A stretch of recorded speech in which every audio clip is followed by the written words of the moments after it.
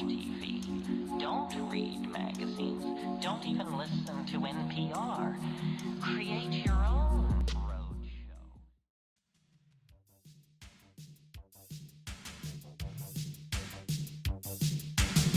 Saturday morning is here, and we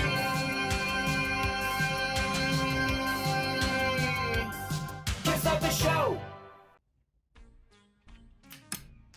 Hi everybody, and welcome to another episode of Saturday Morning Cartoon MAXOUT. We are back. Oh, wait. I forgot we had Cousin It with us. Hold on one second. So, today we have a wonderiferous day of action-packed cartoons, and we have two, that's not right either, 3 new cartoons, and there's one in particular that I am becoming very fond of. I haven't seen the entire episode. I've only seen a little bit of clips here and there in editing, but it looks like an awesome show. That show, of course, is Sky Surfer Strike Force. Who knew that such a cartoon existed? I don't remember watching it, and I don't even remember seeing it. I don't even remember what network it's on, because I didn't look it up or anything, but it's pretty rad, and I hope everybody else is ready for a stupendously, bodaciously radical time. On to the next! I have some more comic books for some of you guys to review and tell me a little bit about, because I know nothing. First up on the docket, we have whoosh, it is the Extreme Prejudice Brigade. Next up is whoosh, X-Men. Woo! This one I don't know that much about either. All I know is this is the Curse of the Mutant saga, and it's fairly new. Not new, but newer than old. And as usual, if you know anything about these comics, send us an email at smc.maxout@gmail.com and let me know about it. But that's all we have for right now. A yizzle! What do they need to do? I say, what do they need to do? They need to go get themselves a heaping bowl of their favorite part of the balance breakfast. And stay right here with us and them from 8 o'clock to 12 o'clock a.m. to p.m. Eastern Standard Time. That's right, and on the only place to be for Saturday morning cartoons right here on Saturday Morning Cartoon MAXOUT.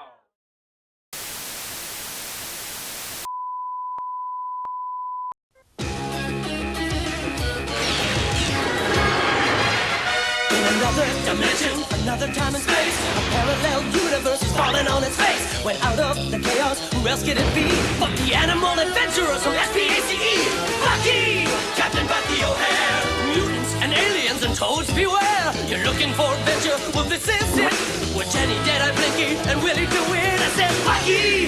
Captain Bucky O'Hare. And now an update on Bucky O'Hare and the Toad Wars. In the battle of the Anaverse, you don't know what's next. You only know amphibians are made in complex. When you check out your scanner and the evil that it poses, there's only one course of action. Let's cook us some toads! Bucky! Captain Bucky O'Hare. He goes when no ordinary rabbit would dare. If your righteous indignation has suffered a hit, and your photon accelerator's broken a bit, and you're losing your mind, and you're having a fit, get the funky fresh rabbit who can take care of it. Bucky! Captain Bucky O'Hare. You say Bucky? I said Bucky! Bucky O'Hare. Let's croak us some toads. In our last episode, Bucky O'Hare has made a horrifying discovery. Warren never looked like this. His own homeworld, Warren, has been conquered by the toads and turned into a giant swamp. It sure smells bad. He warns the United Animals Security Council. This is truly terrifying. The toads have perfected a planetary climate converter. And Genus is the next target of the Toad Invasion Force. The Council finally agrees to add a second ship to the space fleet. Its commander, Dogstar. In his own universe, Willie challenges Doug McKenna and his bullies. We're going to do the big science project together. It's a computerized skeet board that analyzes every move you make. Okay, we'll build it. But if I don't pass, you're gonna be dog food. And as a backup to Willie, Bucky hires Al Negator to be his new warp drive engineer. Allow me to present my credentials. But Al is a spy for the Toads. He steals their defensive security codes. All right, computer.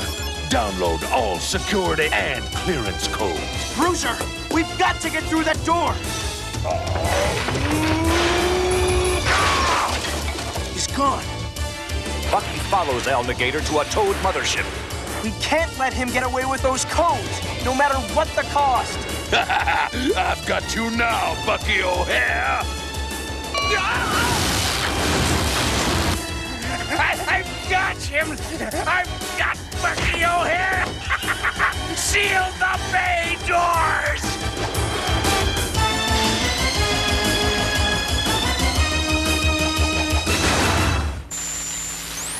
This is Amphibian reporting live for TTN, the Toad Network. That dangerous archfiend, Bucky O'Hare, and his band of mammalian menaces are at this moment being captured by one of our valiant motherships. Toadborn, sir. The Toads in our audience would like to know. I have no time for such trivia. All right, if we split up, we've still got a chance to get those codes back before Al Negator delivers them to the Toads. But by now, wouldn't he have handed them over? Al's a sleazosaur. Money means everything to his ilk. He won't give him those codes till he gets paid. That buys us some time.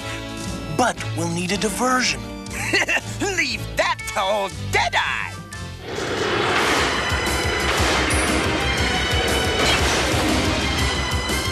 Look sharp, lads. If they won't come out, we'll have to drag them out.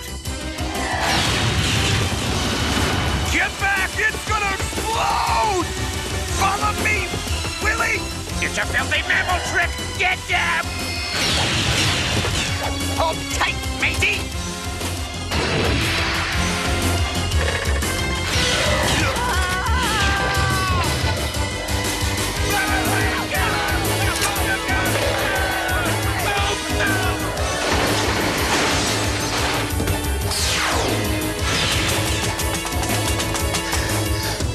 Good luck, Denny! Be careful, Bucky!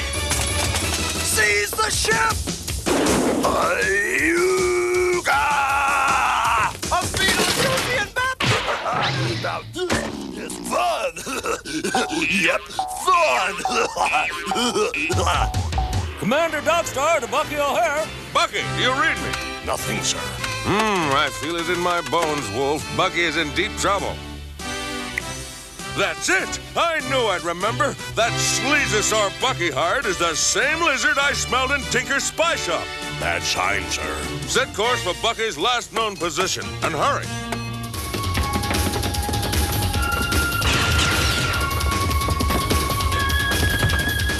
These guys are getting me steamed!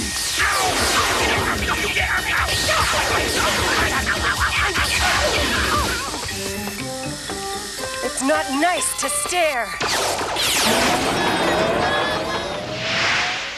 What's that? A void droid! My blasters can't hurt it! It's gonna get us! Willie, use your secret human weapon! But Deadeye, it's only a... Lay the gaff and shoot!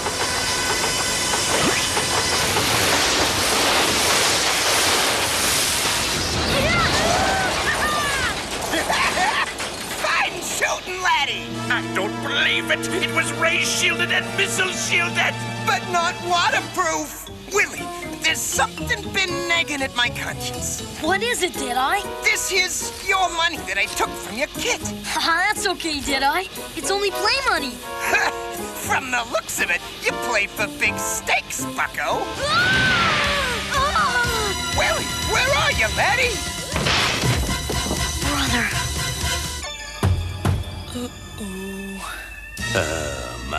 My. What in the anniversary you? Stay right here. We'll be back after these messages. Bucky! Captain Bucky O'Hare! Mutants and aliens and toads beware! You're looking for adventure? Well, this is it! With Bruiser, Deadeye, Blinky, and Willie to win! I said Bucky! Captain Bucky O'Hare! New Bucky O'Hare action figures sold separately. Have no fear, Bucky O'Hare is.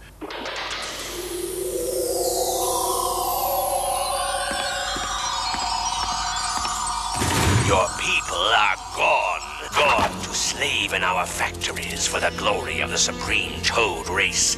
You will never see them again. Yeah? Choke on this, robot? I am no mere robot. I am Toadborg. Soon you're gonna be smorgasbord. Set it as high as you want. You cannot stop me.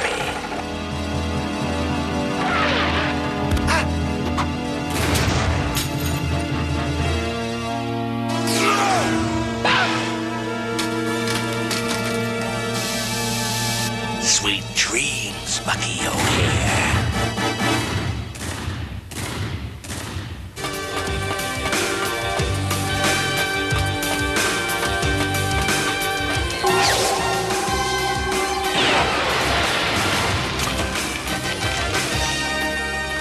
Bucky! He is my prisoner, and you are next. Honestly, you robots are getting so cheeky.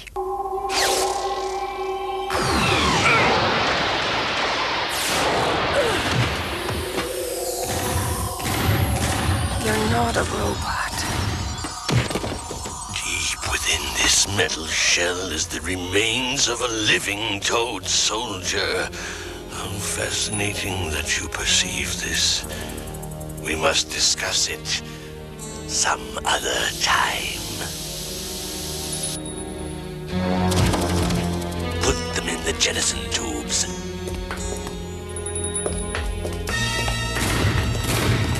They will talk or be destroyed. Dressed like a baboon, but pink-skinned. How curious. And you're the one who stole the defense codes. Give them back or I'll stomp you. Nothing but simoleons will pry these codes from me. Is that all you want? Lousy old simoleons? Huh? What could be more valuable than simoleons? This. Genuine, willies. One of these is worth 100 simoleons. Never heard of them. What? They're the new currency for the United Mammal Space Fleet. They're backed by mammals everywhere. Oh? Give me the willies. Give me the codes. They're on here, but I want all your willies. All of them? Why, that's outrageous. Well, if you're not interested. Wait, it's a deal. Been nice doing business with you. Same here. Wow, I did it. Wait till I tell Deadeye. Willie! Answer me, matey!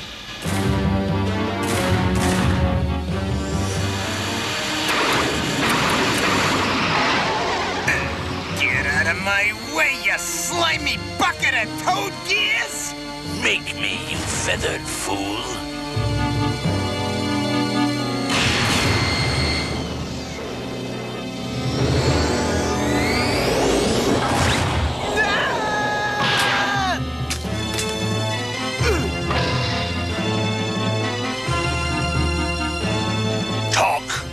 What is the strength of your fleet? Is there room service in this joint? I could use a tall glass of carrot juice. We'll see how cocky you are in the vacuum of space.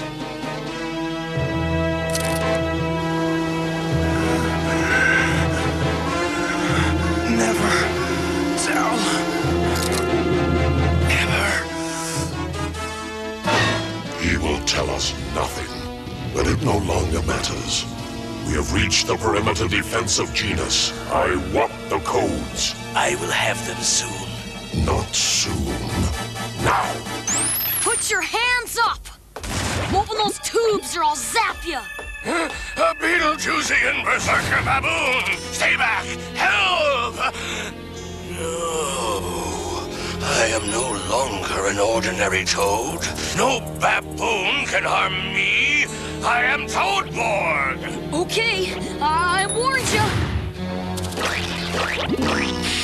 Do you take me for some primitive void droid? Water cannot harm me. Ah! Stay back or I'll destroy the codes. So, Alligator failed. But I have something he did not have. Hostages.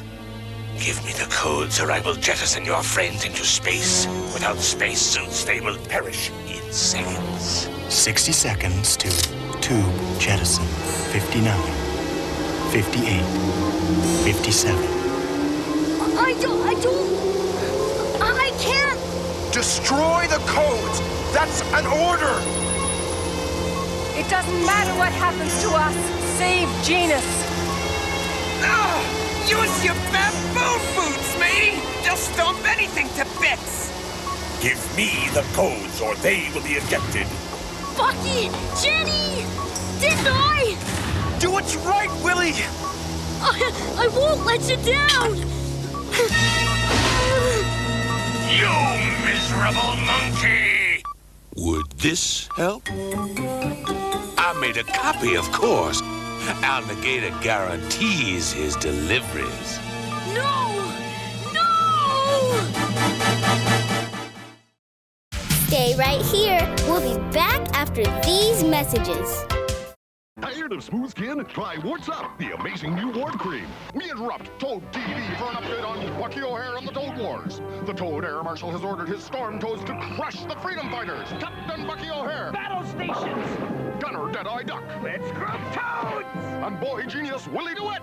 Ever see a toad fly? Yeah, those filthy mammals. Bucky O'Hare and the Toad Wars. New Bucky O'Hare action figures sold separately. And now back to Toad TV. Hey, ready, go! I made a copy, of course. Alligator guarantees his deliveries. No! No! Genus defense codes confirmed. And here are your simoleons. You tricked me, you lion sleaze! You will go out with the other trash. And now, I destroy Genus. Time for me to skidoo too. Invasions are such messy affairs. Mother Aldebaran, I beg permission to use my powers or we're all doomed. Jenny, the prime directive of our sisterhood, says we must never let outsiders see the full extent of our powers. On the other hand, a third-level psychic blast would probably go unnoticed. Thank you. What happened? I don't know. Any ideas, Jenny? I guess they just don't build control panels like they used to. Okay, let's go. We've still got to get out of here and warn Genus. Let's croak toads! But there are no codes in the mothership's computer. The codes remain in my database. I will transmit them myself. But if anything happens to you, we'll be helpless. Then you'd better hope nothing happens to me. Now cease your cowardly prattle while I transmit the codes. It is done. Move into Genus orbit.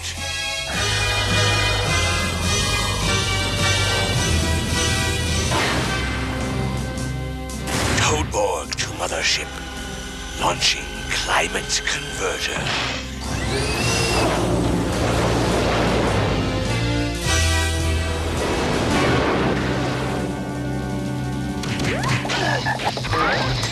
Well done, Bruiser. Deadeye, park the croaker and get inside. Repair status? All systems at 70% of standard operation. Good work, Blinky. Engines full ahead. Go!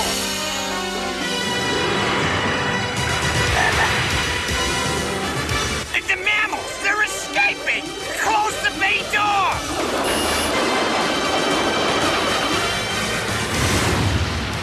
Bucky, there's nowhere to go. Great hornet toads, Bucky. Dogstar? Seems to be a bit of a toad infestation, yeah.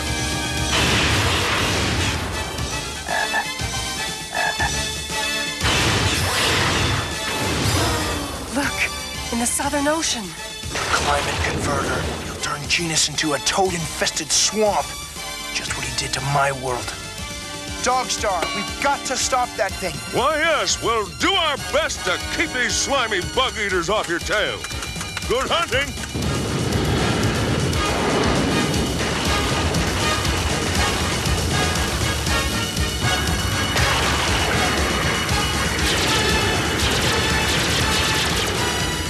Our masers can't get through. We have to find a way to destroy it from the inside. There is no way in. Wait! Good, pull up to it. I'm going in. What if it's a trap?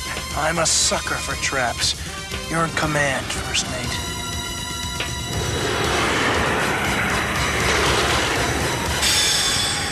Bucky, me boy, you're not going without old Deadeye! Yeah, me too. You're all staying here, and that's an order. But Bucky, wait for me! Are you crazy? No, but you are. How can you turn it off without an engineer? I figured I'd play it by ear. I don't know how you escaped, Bucky O'Hare, but you will not leave here alive. You haven't learned. Nothing can harm me now. That does present a challenge. Oh, poor little toady. To think that Complex wasted all that power on a dumb little toad brain.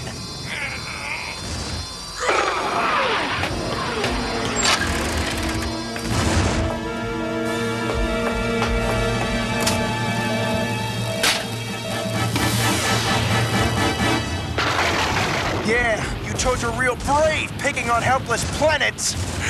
I am not a toad. I am Toadborg.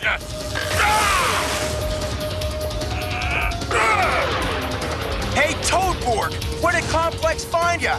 Working in a fly pie factory? I was no worker. I was a storm toad. I was a warrior. Hairy rodent. Willie! Why, the captain will have you hide from mutants, lad. Come on! I've created a negative field that will attract the lightning. The whole thing is gonna blow. No! This is not right. The lightning will destroy it.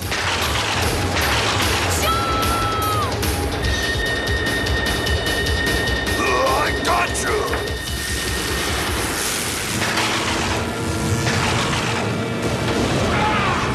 We did it! We saved Genus! I think I'm going to have all my other metals melted down and make one big metal. Air Marshal, we've lost contact with Toadborg. The Genus satellites are turning on us. What? Escape!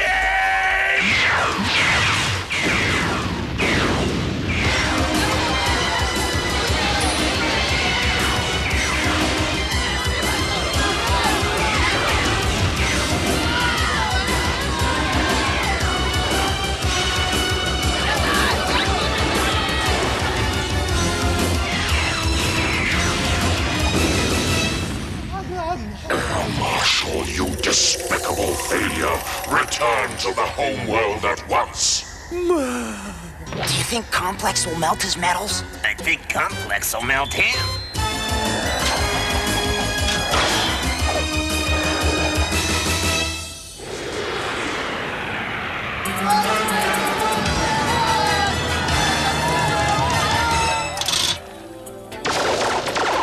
You should be out there, Willie. You're the real hero. I didn't do much. Besides, I gotta get home. Come back soon. Won't be the same without our engineer. And no sleazosaurs this time. I'll make sure of that. Say goodbye to Jenny. I guess she's busy. Willie, I was preparing this for you, an Aldebaran memory stone. Hurry back. You bet I will. Bye. I'm telling you for the last time, Al, I checked the currencies from one end of the universe to another, and there ain't no such thing as a Willie. That stuff is worthless. That pink-skinned baboon gave me worthless money. Me, a sleazosaur?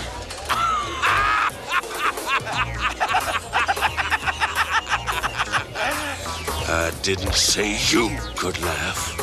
I'll find that creature that gave me the willies, and when I do, he'll pay very dearly indeed. This baby figures out everything. Speed, balance, helps you perfect some radical moves. Well, you've all done an excellent job. Certainly worth an A, but I see you had Willie helping you. That egghead? Heck no. I came up with this myself. I just kind of let him tag along for the kicks. Don't pay any attention to him, Willie. He's just... Willie? Hurry back.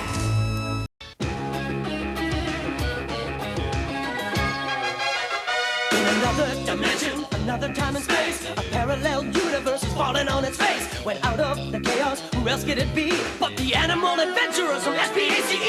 Bucky! Captain Bucky O'Hare! Mutants and aliens and toads beware! You're looking for adventure? Well, this is it. With Jenny, Deadeye, Blinky, and Willie to win. I said, Bucky! Captain Bucky O'Hare! And now an update on Bucky O'Hare and the Toad Wars. In the battle of the universe, you don't know what's next. You only know amphibians are made it complex. When you check out your scanner and the evil that it poses, there's only one course of action. Let's cook us some toads! Bucky! Captain Bucky O'Hare! He goes where no ordinary rabbit would dare. If your righteous indignation has suffered a hit, and your photon accelerator is broken a bit, and you're losing your mind, and you're having a fit, get the funky fresh rabbit who can take care of it. Bucky! Captain Bucky O'Hare! You say Bucky! I said Bucky! Bucky O'Hare! Let's croak us some toads!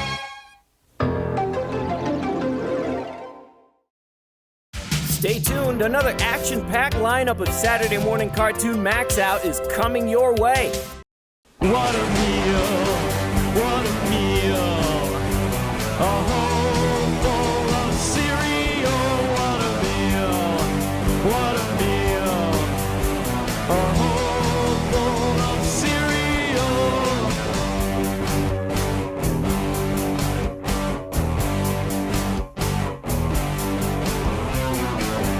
When someone asks me what I like to eat, I tell them what makes my dinner time complete. I've stopped eating all other food. It's not uncivilized, it's not crude. Who needs the 4 food groups when you've got a big box of Fruit Loops? What a meal! What a meal! A whole bowl of cereal! What a meal!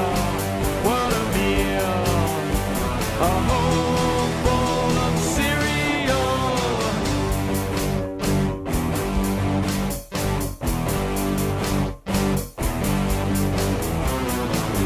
I wanna make one thing perfectly clear. I've got like 50 boxes of cereal here, so I go and buy more at the store.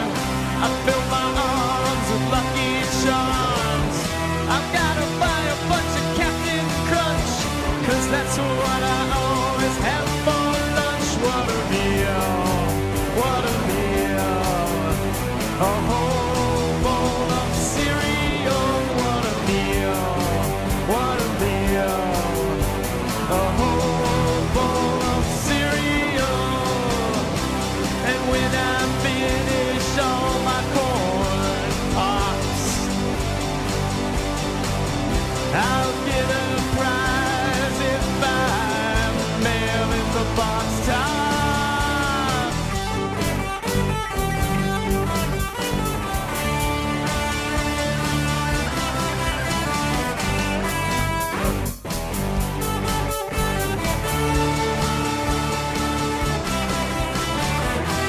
So I go and buy more at the store. I fill my arms with Lucky Charms. I always buy a bunch of Captain Crunch, 'cause that's what I always have for lunch. What a meal! What a meal! A whole bowl of cereal! What a meal! What a meal! A whole bowl of cereal! What a meal! What a meal! A whole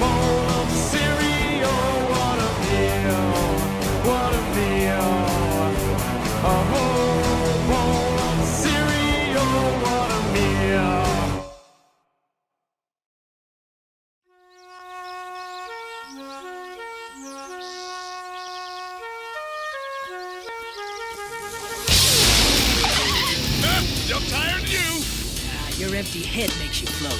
Incoming! Yes! Just call me Vinny the Sky King, master of altitude and the highness of humble. Hey, forget modesty. I'm a bad man with camera. Whoa!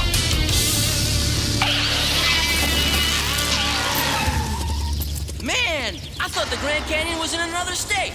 One guess where this came from. Limber. It's them hog-riding hamsters, boss. What you want I should do with them? What else, dear boy? Tear them up. Postpone that lunch, bros. We're about to get munched.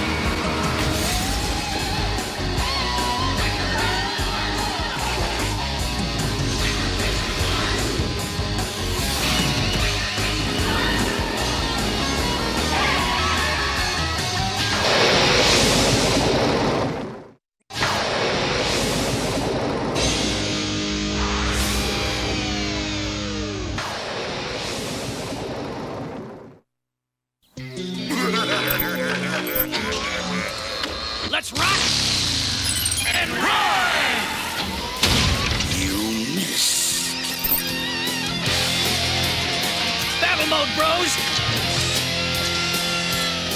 I'm ready. Let's toast that big cheese. Sorry, child. No can do. Hey! Oh! Oh! What's the big idea? This is stupid macho guy stuff. Remember? Oh, I'm a wild man! Get them! Get them! Fight dirty if you have to. Funny, that was just what I had in mind.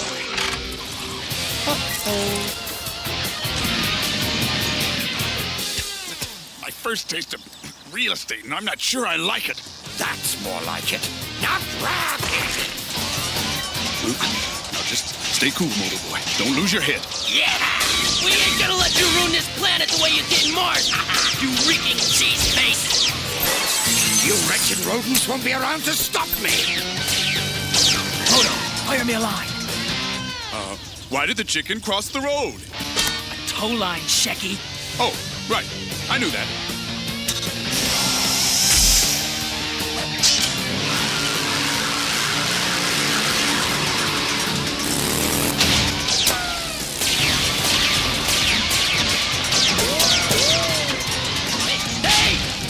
Lindbergh down to earth. I'll go right, you go left. Now, split left. No, the other left. Yeah! He slides. He's safe.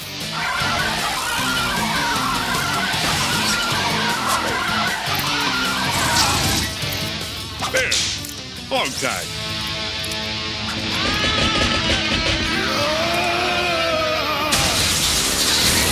Came. We saw. We whipped some tail. Yeah!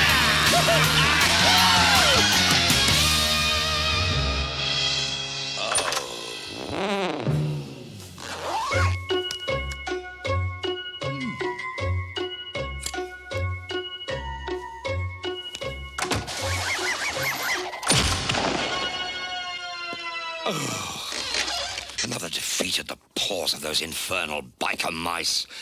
How could this day possibly get worse?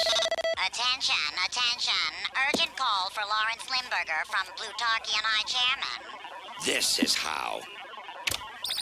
Greetings, Lord Camembert. It is a pleasure to see you looking so repulsive. Never mind the pleasantries, Limburger. Has your stay on Earth caused you to forget the traditional Plutarchian greeting? Oh, please, Your High Chairmanship. Couldn't we just dispense with... Limburger, may I remind you that I am your supreme leader? Now get to it!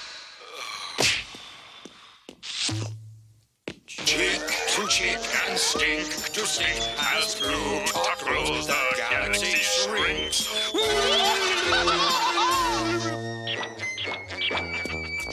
That's better. Now to business. You're a worthless failure, Limburger! Earth should have been mined to dust by now! What's taking you so long? A few delays, a few setbacks, union problems. I assure you it's all under control now. It better be, because I'm on my way there personally to pick up the next shipment of Earth resources. You better have something pretty impressive to deliver. You may rest assured, High Chairman. I will. No, do not worry. Oh, I'm not worried. But you'd better be. I want a huge shipment. Or else... Oh, my reeking insoles. The High Chairman's coming, in person, and he has such impressive ways of showing his displeasure if I fail. Grease Pit! Get in here! You wanted to see me, boss? No, but sometimes I have to. Listen, you greasy poltroon. The High Chairman of Plutarch is arriving next week in person. I need to deliver him something really big in the way of dirt. But what can it be? What can it possibly? Of course, Chicago. I'll rip up the entire city and deliver it personally to the High Chairman. That will knock his foul-smelling socks off. But boss, they'll never let you buy the whole city.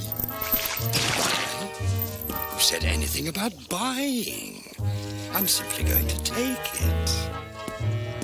The city of Chicago and the biker mice. Soon both will be gone. Forever!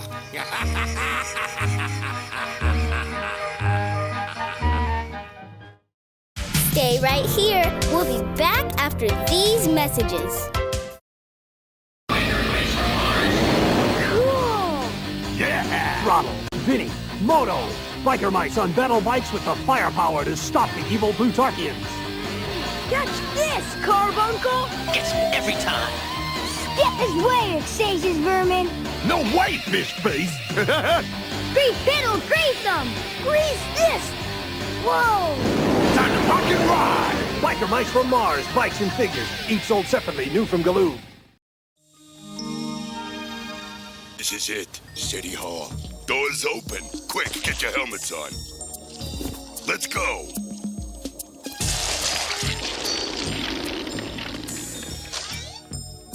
Smile, Throttle. We're on candid camera. Hi, Mom.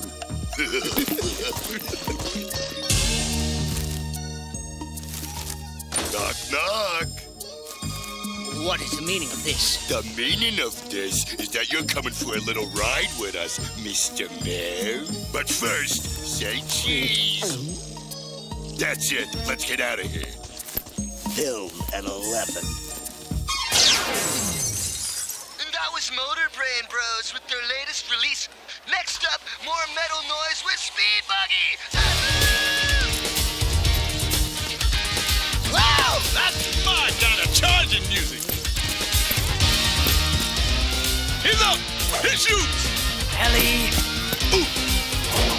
Ow! In your face! The awesome Vinny fires from downtown!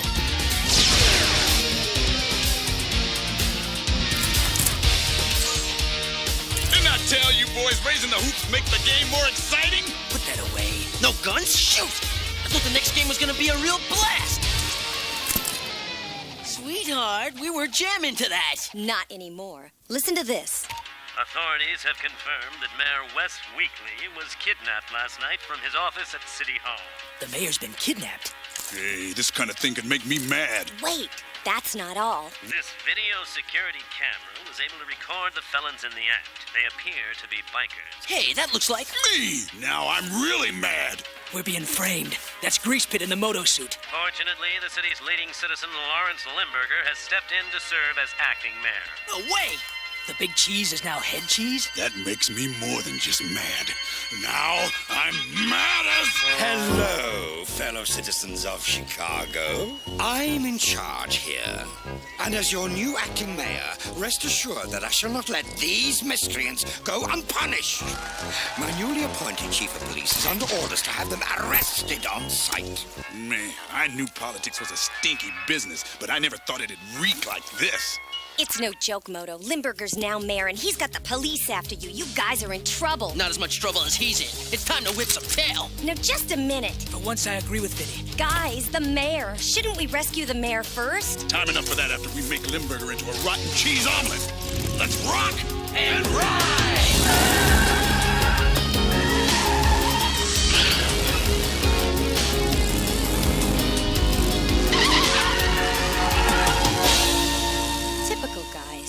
Riding off to save the world by blowing up everything in sight. Meanwhile, I have to do the real work, finding out what Limburger's up to.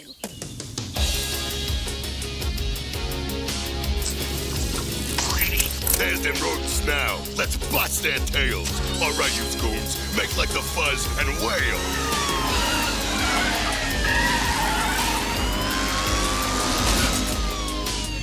Uh-oh, a cop. No, not a real cop. That's Greasepit and his goons. Let's lose him. It's time to rock and ride!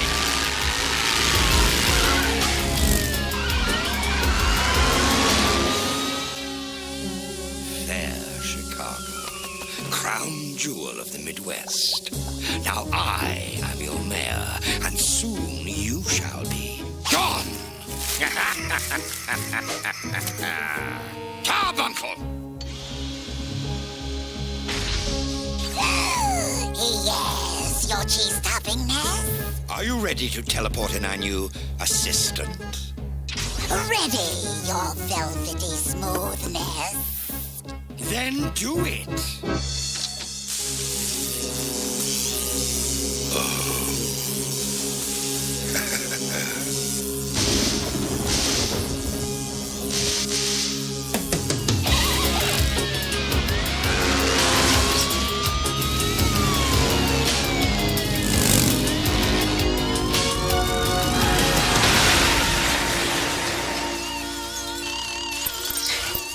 I hate when they do that. We're here. Now, let's play this smooth and subtle. Anybody got a plan? I say we blast our way in, smash everything in sight, blow Carbuncle through a wall, and then grab Limburger and pound his face until he releases the mayor! Smooth, subtle. I like it. Hit it, Rose! Ah, good of you to pop in, vermin. As the acting mayor, I've just finished ordering your destruction. Oh, me too! Me too! Shut up, snotball. Dr. Carbuncle, would you please introduce our guest to our newest business associate? Gladly, your thick sliciness. Biker mice from Mars, meet Electromag. Electromag, why don't you demonstrate your magnetic powers? No! Hey!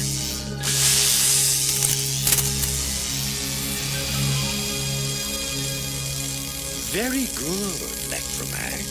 But don't keep our guests in suspense. Just carry out my official order. Obliterate them. We'll be right back with more Saturday Morning Cartoon MAXOUT after these messages. And now, sports tips from the Biker Mice Sports Bros. Here's Touchdown Moto's long bomb. Heads up! Heads off! It's Vinny's three-point play off Greasepit into Electromag! Yes! Sports Bros, rock and ride! Biker Mice from Mars, new Sports Bros, and other figures each sold separately. Time to rock and ride with the Mobile Command Center. It's a strategic base where the Biker Mice can modify their bikes. But look out, Claw Troopers are approaching. Fire! It's always time to rock and ride with the Biker Mice from Mars Mobile Command Center. From character.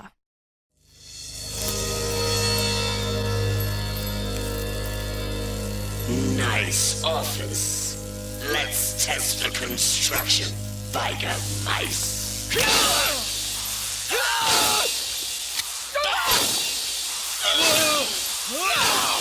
Oh, yes.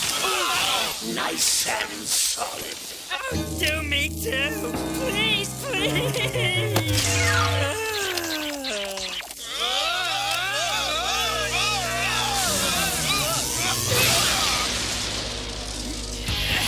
We've got to get out of here. Ellie, oop. Got it. Ellie, oop. Pardon my fist! Oh, yeah. Oh, that's nice. You mice are mush now. No, we can't take him here. I've got a plan. Let's ride.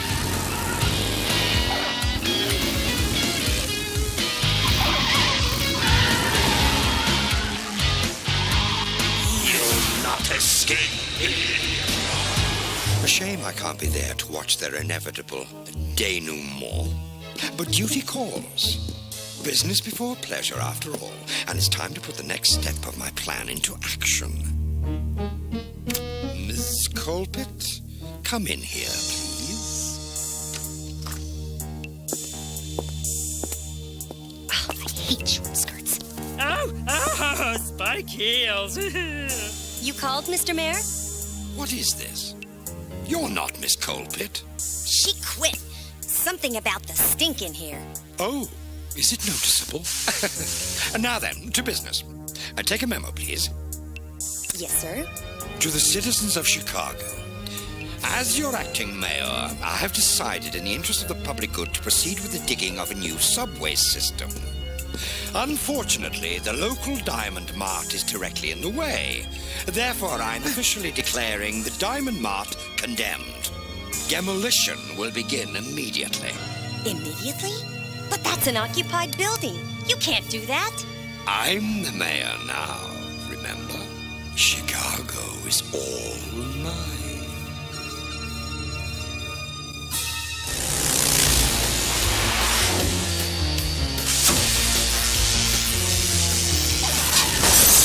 Tougher than a motocross race during a demolition derby. More fun, too.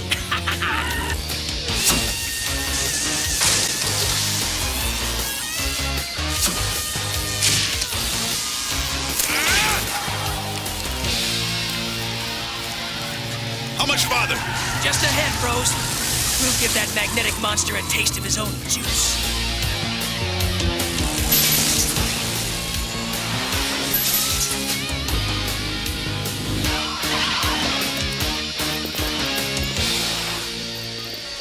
End of the power line, Biker Mice. Time to show you my attractive personality.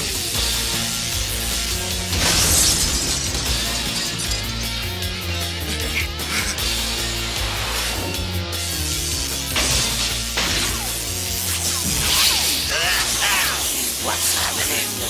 It's working! All the steel in here is diverting his magnetic power. He needs more toys. Let's load him up.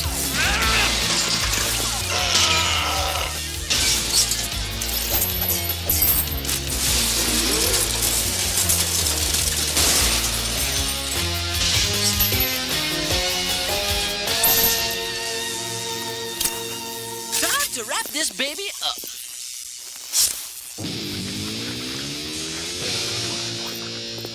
There. Ow! Hot! It's not funny. My lips are a galactic treasure. Would be if you had any. Yeah, mice with lips. What's next? Chipmunks that sing? Button up and ride. We still gotta make fondue out of the head cheese. Guess again. We got more trouble.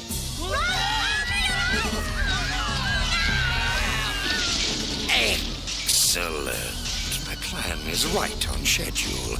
When the High Chairman arrives, I will deliver him the entire city of Chicago. So what now?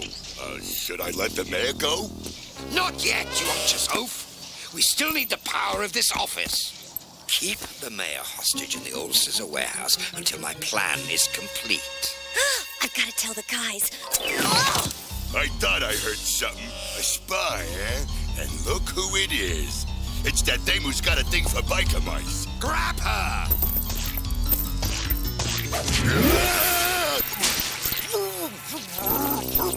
Come back here, you! Forget it, Mayor Stinkface. You're heading for a fall.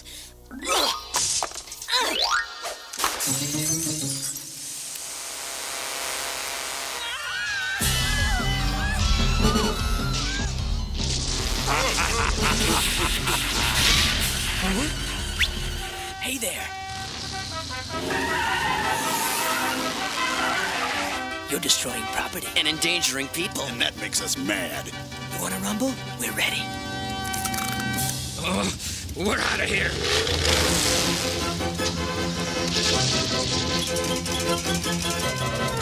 Oh, they're running away. It's my Clint Eastwood squint. Gets him every time.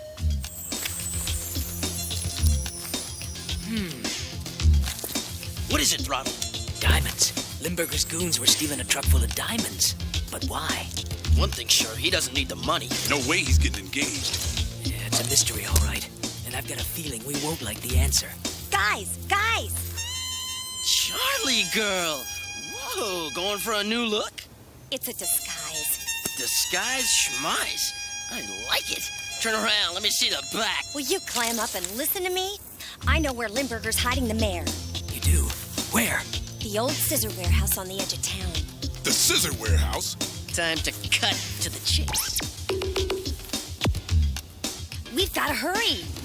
You sure this is the place? Positive. I heard Limburger say it himself. Then we'll just let my fingers do the knocking. Hello? Mr. Mayor, sir? I don't like the looks of this place. What looks? I can't see nothing. Say, do you smell... Grease? Grease pit! That's Police Chief Greasepit for you, biker mice. Oh, by the way, Hughes is under arrest.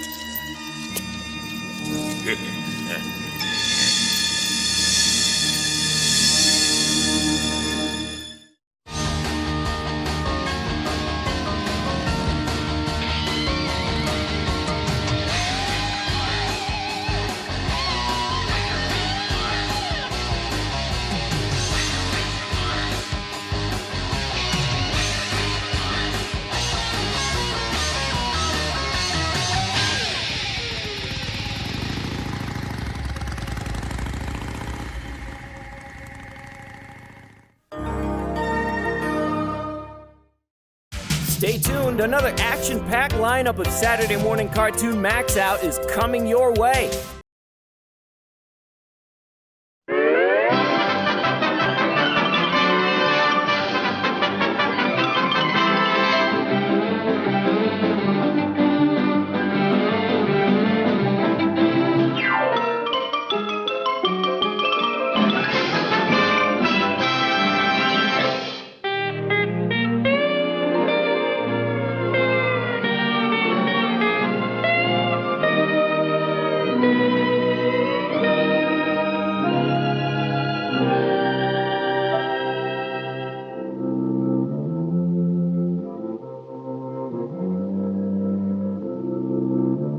And hold the onions. Huh? What'd you say? Oh, nothing. Oh.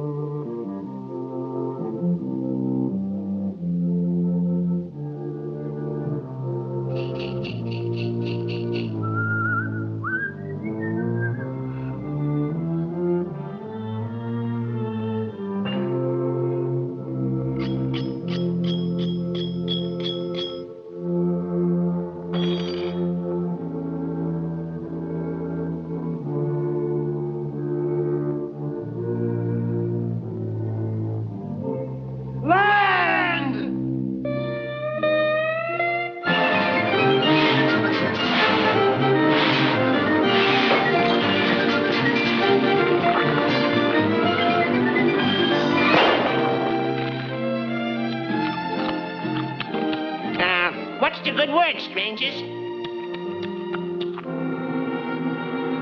Food!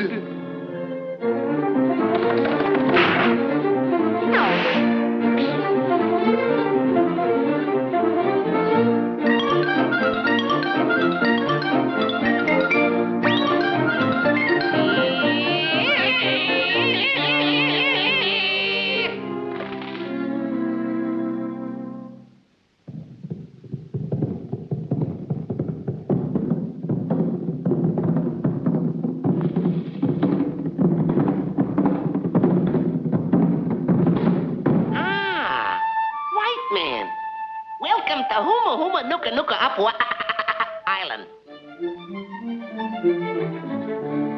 Yorana, Ahatera, Utetane, Inoroha, Motoraha, Iokai Wahine,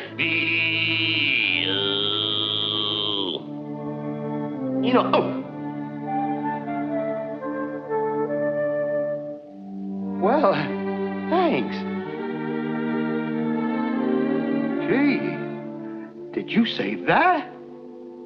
Darn if I hope the water what they did to be away. You had to be a dito here, I don't know to out of ear away. Told them not, the day, but I'm not going to get away. Told them not, told them not, told them not,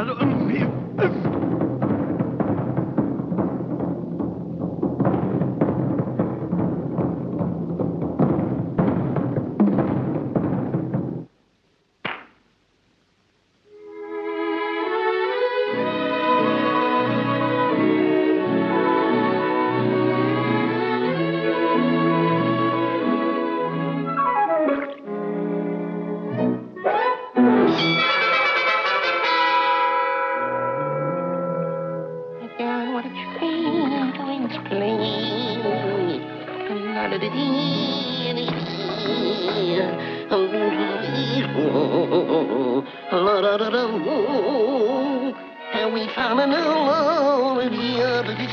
love the back, please, the back. You're cute too, Doc. We're gonna have roast rabbit! We're gonna have roast rabbit! We're gonna have roast rabbit! We're gonna have roast rabbit! We're gonna have roast... Ooh.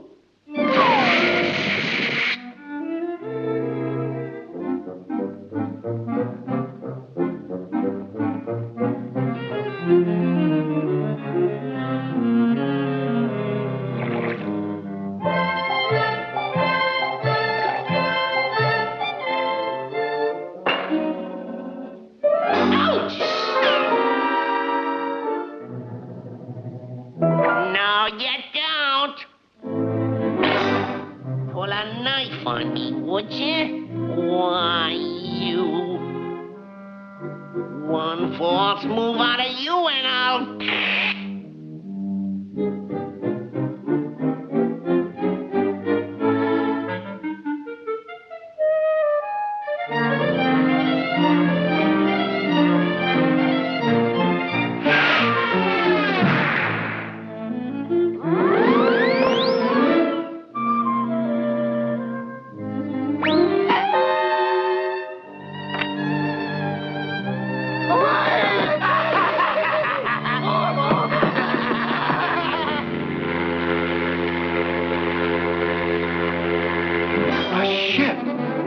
A ship!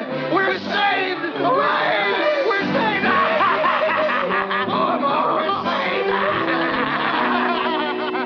We're going on a boat! We're going on a boat! Tra-la-la-la-la-la! Bon voyage! Have a nice trip, fellas! Farewell! Hurry aboard! Don't forget to write! So long! I'll see you again sometime! Bye! Goodbye! Enjoy yourself! Bon voyage! Farewell!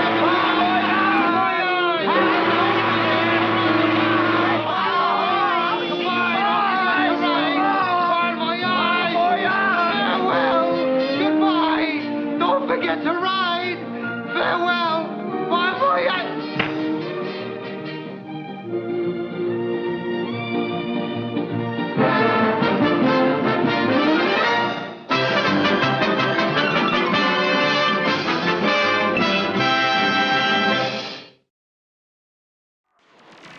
Street boys! You know the planet is in a jam! A diabolical plan of only one man! I'm Paradigm International Funk, and call me a 3 A's or he'd be for jump! Yeah, Invaders, you forgot about the boys and the guy who made us. Zip Zoolander, master of boy spots. We're on your mind the plot! We're sport boys, and we like making noise! Make a shot, the intelligent joy! And I can taste the heat, but don't forget, you're what you eat! Tommy Watson, let me swivel and say, I rock to the dock and I save the day. Daddy's the name and the brain is my game.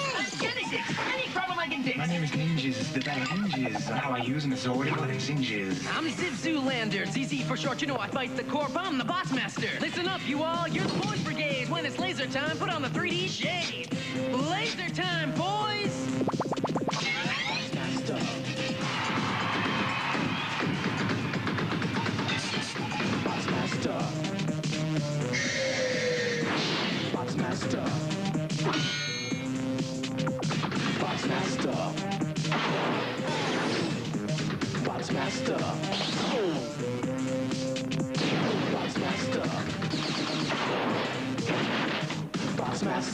Game over.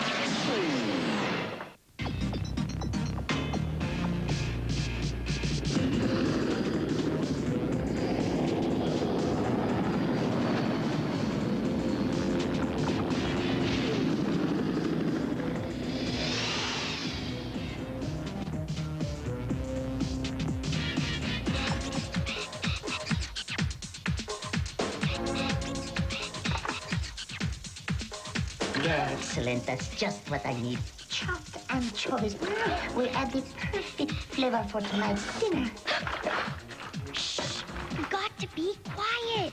If the police spots hear us, we'll be the ones who end up in cans. Now let's sip a Rooney before someone comes along and scans us. Thank you, Freehand. Pepper will do quite nicely. Oh, Blitzy, just wait until you taste the sauce I'm making to go with this eggplant sandwich. Oh, it's a good thing I'm on medical call 24 hours a day.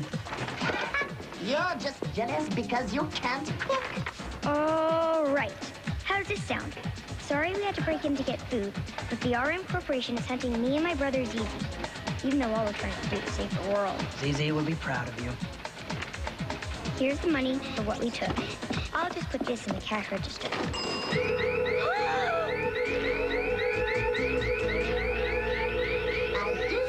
Zap up the store's alarm, Blitzy. Elementary, my dear Watson. We're out of here! Careful, Blitzy! You hurt yourself!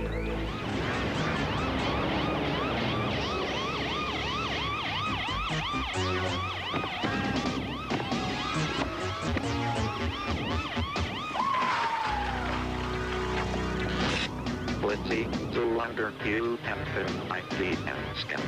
Move away from the grocery cart. Place your hands up and don't move. That goes for the bots with you. Bots! We are no bots! We happen to be brain-operated young Zero puppet Zoids. I'm proud of it, I might add. Back inside!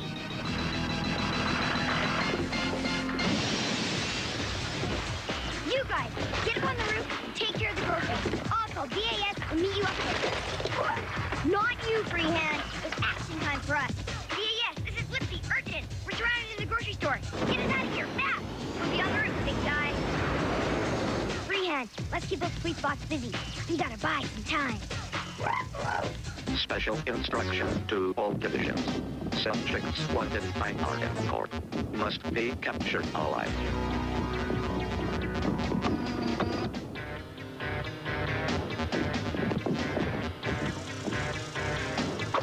Nice catch, Freehand. That should be enough to cover the lenses and jam up the radar.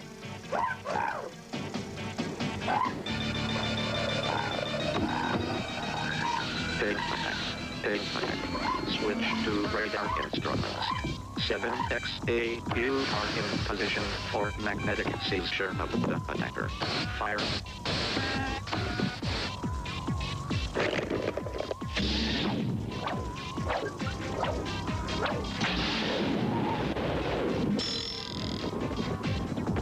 Radar out. Radar out. Do not shoot. Do not shoot. Freehand, you're hurt! Yes, you did very well. But for now, let's get topside. BAS should be here any sec to pick us up. I'll take those boys. You know, Watson, I wish there was a more comfortable way for us to do this. That makes two of us, Cook.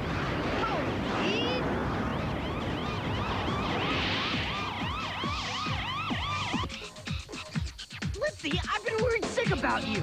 I didn't know what to think. You could have been caught by the police bots and thrown in jail, all for some groceries.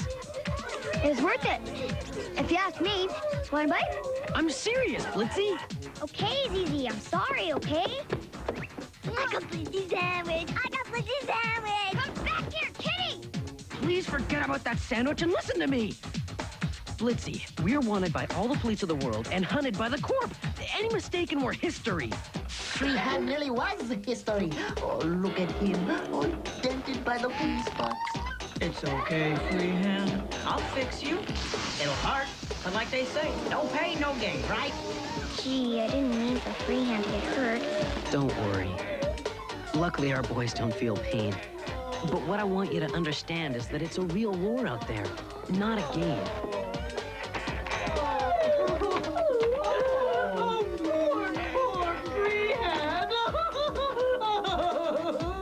I'd give him a hand if I had one. Oh, let's have Opie one. Maybe he'll pull through. What if he doesn't? Oh, wait on us. We'll change the televiewer channel for us and turn the page of the newspaper when we're reading. Stop it! I can't stand anymore.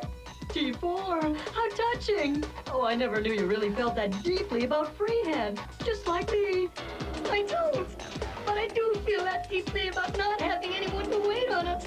And they changed the channel on the televiewer and turned the pages of the newspaper. I think you'll be all right now. Good. Now come with me, Blitzy, and I'll show you what I've been up to while you were out shopping. I'll give you back your sandwich if I can come along. Deal.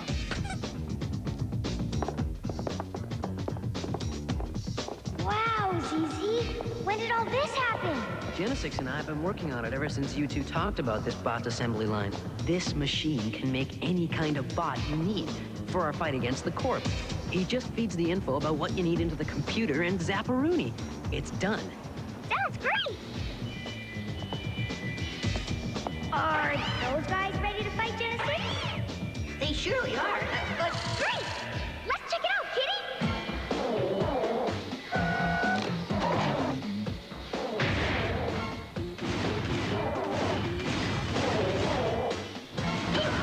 oh no, Blitzy! You shouldn't activate the battle bots here. It's dangerous. Chill your chips, Genesix. This is great. Wow, really fun. It's all right, let her play. I think she likes it.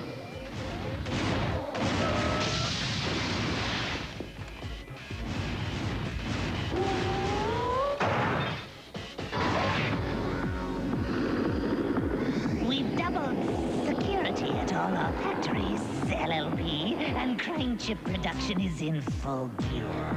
We'll be ready to start installing the chips through our free upgrade program very soon. And none too soon, with Ziv Zoolander on the loose.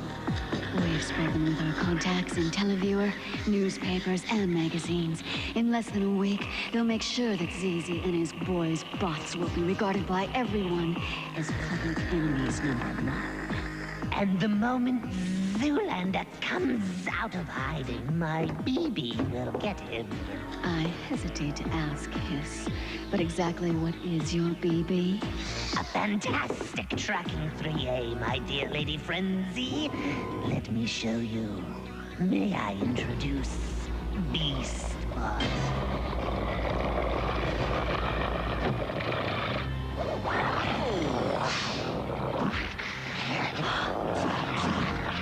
And what does it do, aside from trying to scare Lady Frenzy? I'm not scared by beasts, LLP, bot or human. You see, every human being has a specific chemical composition. I bet Zoolander's gathered from his own medical files into Beastbot. Baby here will detect Zoolander the second he appears anywhere within our city and track him down. Perfect. Capture him and have him brought to me. Alive, if possible. Isn't he something, Denard? Since you made him, you should know he is a conglomeration of zygotopic computer banks and... What I mean is, he's remarkable. Ninjas will be the most fantastic martial arts boys ever made. Complete with ninja stealth and acrobatic abilities. Just as soon as you help me out, Nerd. Me? All you have to do is search your databank for the name of the greatest ninja warrior who ever lived. Let me see. That would be Great Dragon Lee, born July 15th, 1951 in Kowloon. Deceased April 1st, 2017. He attended grade school at... Skip all that, Nerd. Just tell me where I can find his Hall of History profile. At any local museum's good Hollow library. Great, let's hit it. We'll do a DNA scan of this Dragon Lee. Then we'll just have to feed it into ninjas, and my newest boys will become the best ninja warrior of all time. Come on, Nerd, move it. Me? You want me to go outside in broad daylight and risk being hurt by the police bar? We're going outside in broad daylight, but don't even worry about being spotted. Remember, I'm Civ Zoolander, freedom fighter and master of disguise.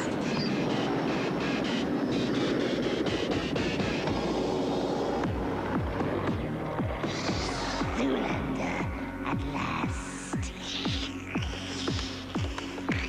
My dear Lady Frenzy, you'll be pleased to know Zoolander has come out of hiding, and Beastbot has locked onto his chemical composition. Oh, it's going to be a perfect day. Believe it or not, even as we speak, Zoolander is walking into the City Museum. In no time, Zoolander will be in our hands. Lady Frenzy, there will be no... Stay right here. We'll be back after these messages. Your voice unleashes Voice Bot. Voice Bot, Transformer attack! Your voice transforms him into your own personal warrior. Ready for command. Search and destroy! Search and destroy. Attack vehicle the warrior at your voice command. Voice Bot. Laser time, boys! Now the show you know in 3D is so real, you can touch it. Evil like the Hiss wants to rule the world with his evil bot. But Ziggy and the boys say, we think not! Bossmaster, each goal separately. Game over. Laser time, boys! Now the show you know in 3D is so real, you can touch it. The evil Dr. Hiss has got a plan, but 3D action's gonna save the land. He wants to rule the world with his evil bots, but ZZ and the boys say, we think not! Transforming bots pack a deadly punch, but Big Jungle Fiver's gonna eat him for lunch. Put them all together, snap, snap, snap. Now you know the car's gonna take the rap. Botsmaster, each figure sold separately. Game over. And Cool's teaming up with a good balanced breakfast. Teaming up with Mr. T cereal. It's getting on the team that knows how cool breakfast can be. You get a crispy corn taste with a touch of brown sugar. Teaming up with Mr. T. It's Cool. Teaming up with Mr. T. Golden sweet crispy teas. One bite and you're gonna be eating with the team that's teaming up with Mr. T. It's Cool. Teaming up with Mr. T.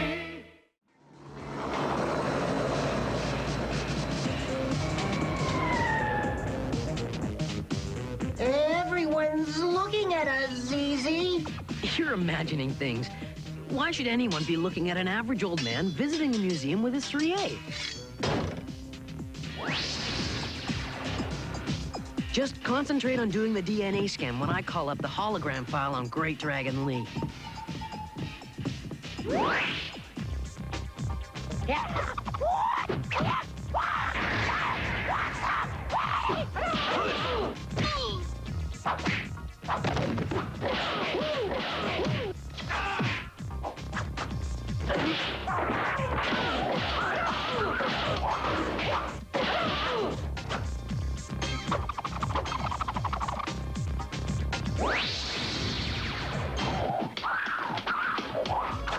The greatest ninja warrior who ever lived, Dragon Lee.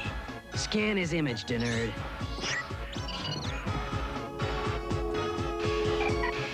Done. Now can we get out of here?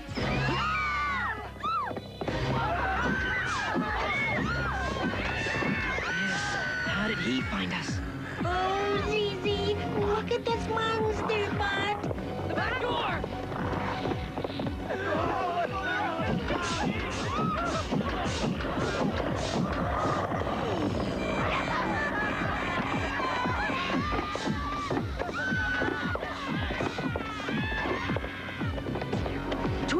Twig, this is ZZ. I'm here, buddy. better come and get us, pal. A lean, mean corp beast's on my tail. Request location data.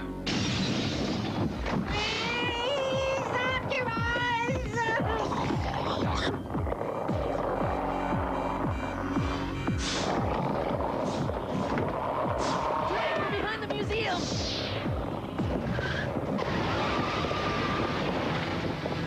Twig! Come in, Twig! My computer's broken! Nerd, get the DNA scan back to the lab. Tell Blitzy what's happened. She'll know what to do. What about you, ZZ? If we're both caught, then I'm really done for. Now get going!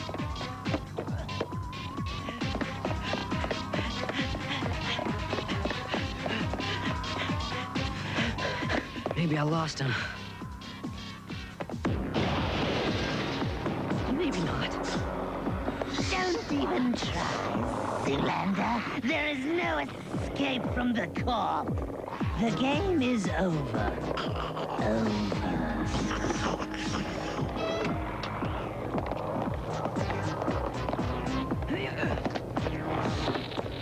To the MDB factory.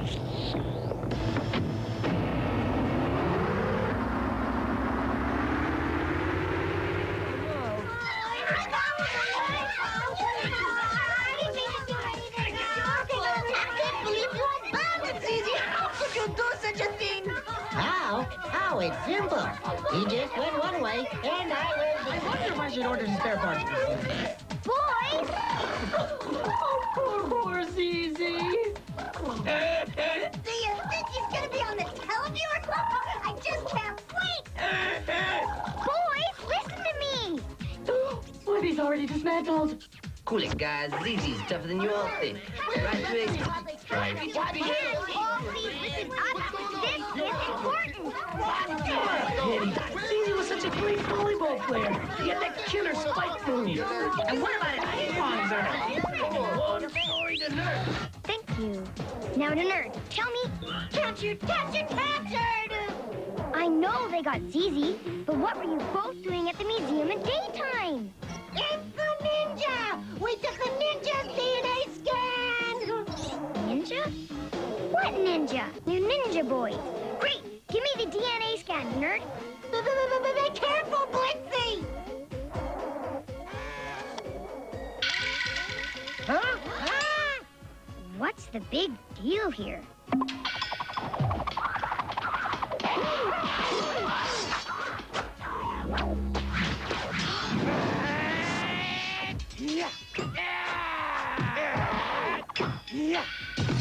My name is Ninjas.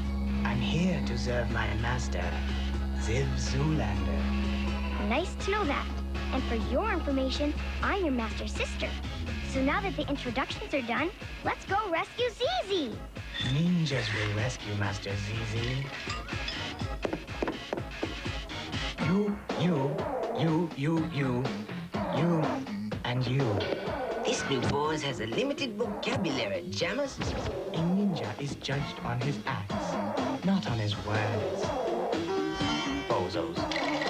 Hey, come on, man. I know Bozo. Tell me, smart boys, why should we listen to you anyway? Because I'm asking you to, Jammers. Come on, guys. You want to save ZZ, don't you? We'll do anything to save him. Good. So let's go.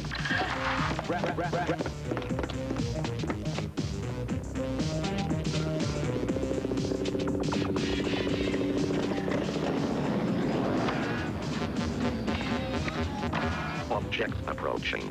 Identify. Object ID. Volleyball. More precisely, it's my volleyball! Please ID yourself.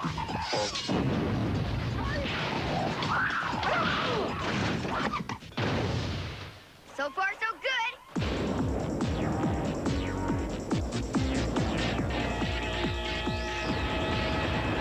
You're a madman, Hiss! Next time we meet, remind me to bring you a straitjacket! Now, laser time, boys! We have to make one of these heads speak. Let me give it a shot. Come on, bot. Tell me everything.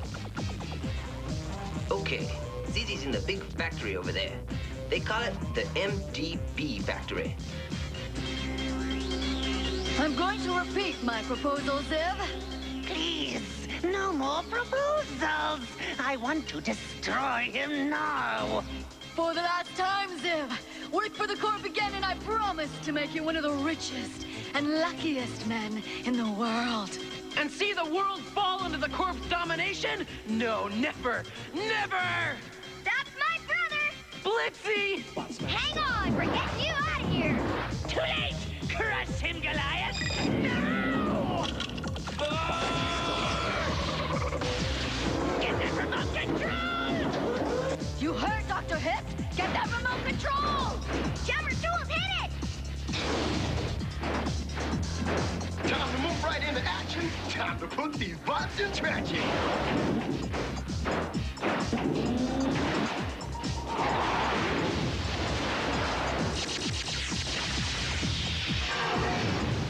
And are you guys going to miss the game? Are you kidding? You're talking to the Source Boys! Let's go, boys!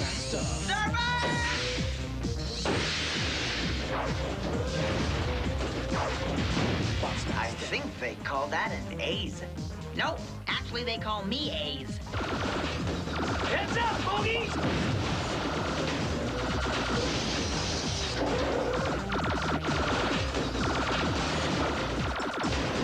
Beast Spot, get him destroyed!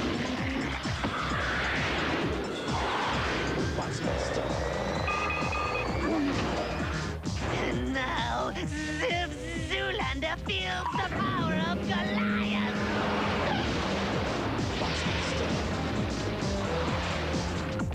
Botsmaster.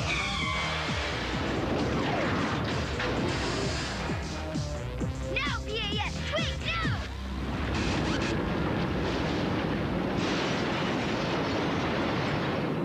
Time to go, brother. Game over, boys. Let's go home. Hey, what about me? Like I always say, perfect split-second timing. You've gotten away this time, but I promise you... Oh, shut up. Both of you!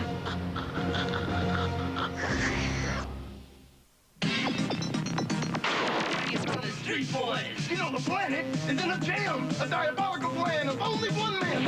A Paradigm International Funk and an army of 3 A's or he beat for jump! Yeah, baby, you forgot about the boys and the guy who made us. Ziv Zoolander, master of boy spots. We're on your mind to fly! We're sport boys and we like making noise! Make a shot, guys, the intelligent boy! And that's a tasty heat, but don't forget, you're what you eat! Come here, Watson. Let me swivel and say, I rock to the dock and I save the day. Is the name and the brain is my game. Genesis, any problem I can fix? My name is Ninjas, the Battle Ninjas. How I use them is all ninjas. I'm Ziv Zoolander, ZZ for short. You know I fight the Corp. I'm the boss master. Listen up, you all. You're the boys brigade. When it's laser time, put on the 3D shade. Laser time, boys.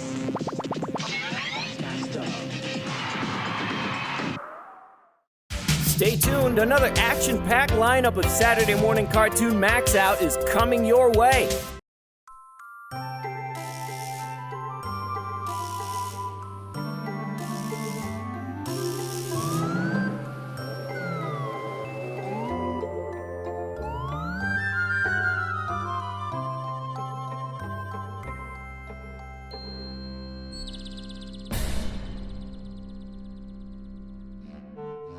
Once upon a timepiece, there sat an ordinary fly. Now, this fly wasn't bothering anyone. He wasn't even trying to find out what time it was. But the timepiece happened to be a sundial that stood in a king's garden, and the king was averse to flies. Gotcha! The poor fly was imprisoned in a Leyden jar, and each day at sunset, the king would pay his captor a visit. This'll teach you to sit on my sundial. To the king's surprise, the fly spoke. Let me go, O sire, and I will grant you a wish. Gadzooks, it speaks. Release me and you can have anything. Anything? Well, I'm only a fly. Make it within reason. Just then, the king's royal minister entered the room. Your subjects are at it again, my liege. These signs were stuck in the moat. How Help stamp out kings. Down with highnesses. Who is responsible for this? No one knows. Obvious, Lousley. A group of radicals are upset with my tyrannical way of ruling. I'll see if I can get their names, sire. If only I could overhear those rascals when they're plotting. You can! I could if I were a fly. Lo, the fly in the jar waved a wing, and the king was transformed.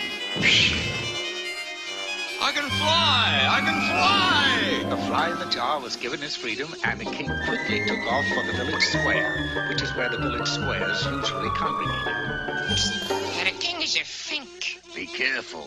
The walls have ears. The walls didn't have ears, but they did have flies, one in particular with a crown on his head. I still say the king is a fink. The following day, the fink sail was brought to the castle in chains. So you admit that you called me a fink?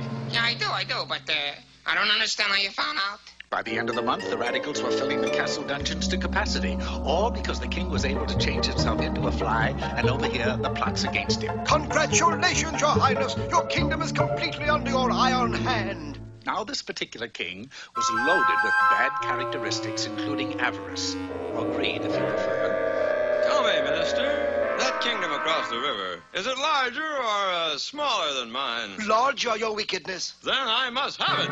So saying, he called upon the king who ruled the kingdom across the river. Nice kingdom you've got here. We like it. I don't suppose you'd care to sell it. No, I wouldn't. How about a trade? It was then that a lofty tower caught the evil king's eye. What do you keep up there? Just my daughter. She was locked in there by a witch about a month and a half ago. Uh-huh.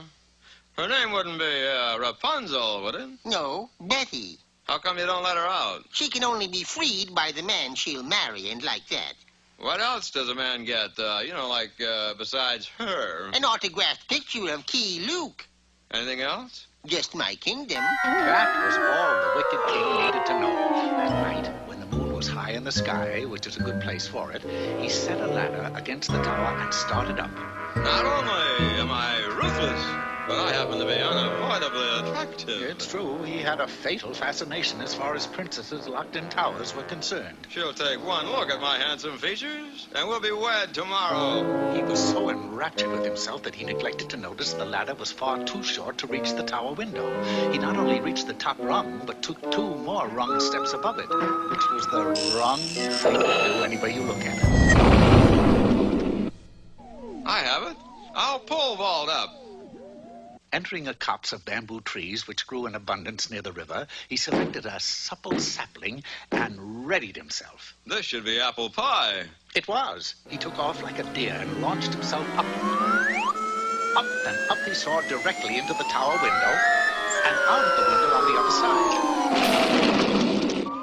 side. I can't keep this up forever. Suddenly, from a nearby rosebush came the familiar voice of the enchanted fly. You know, I could sit here all night and watch you. You're funny. Take care. I don't ridicule easily. No offense, but couldn't you get up into the tower a lot easier if you changed into a fly? Great gobbledygoo. You're right. An instant later, the king was a fly and quickly zoomed up into the tower. Once inside, he changed back to himself and cried to the princess. Darling! Sweetie! The princess was anything but beautiful. Gad, I wouldn't marry her for all the kingdoms in the world. Once again, he became a fly, and off he darted over the river back to his castle. But in his haste, he decided to fly through the village. What's more, he took a shortcut through a tailor's shop. 7! I killed 7 with 1 blow! Yes, this was a gallant little tailor. And although it was the end of the king, it was the beginning of another tale. But, oh dear, we don't have any time for that now.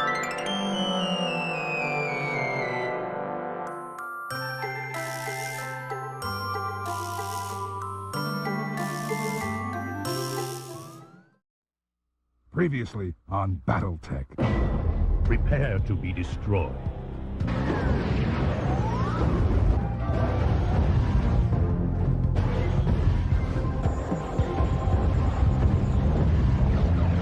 Somerset's been attacked. Presenting Major Adam Steiner, Highness. By your request, I hereby volunteer to lead a unit to liberate my homeworld, Somerset. Captain Miles Hawkins, Federated Commonwealth. You smugglers are busted. You can continue your duties aboard the dropship Kwai-Dan and jump ship Katana, but under my command. The ship is going back where it belongs. The Draconis come now. They're taking it back in pieces? You've got jump jets and all we can do is float. Great plan, schoolboy. I will serve under you for now. Welcome to the first Somerset Strikers. This is the Inner Sphere. Thousands of planets colonized by humankind. Once it was united under the Star League. But for the last 300 years, it has been consumed by savage wars. Until a new enemy appeared. Mysterious invaders known as the Clans. Powerful and ruthless, they struck like lightning, attacking every sector at once. But they made one big mistake. They attacked my home planet. Now in the spirit of the Star League, ancient enemies have reunited. And we're gonna take back our galaxy.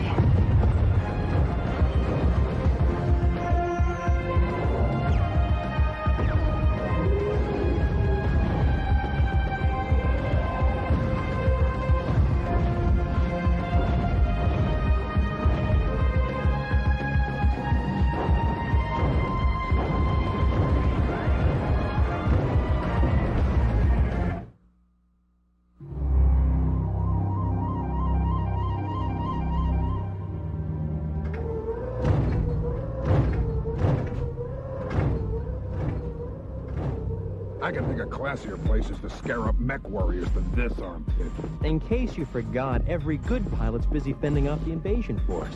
Which leaves us with nobody to fill out our unit. Except for the low-life mercenaries who hang out on this Kerensky-forsaken rock. Ibis.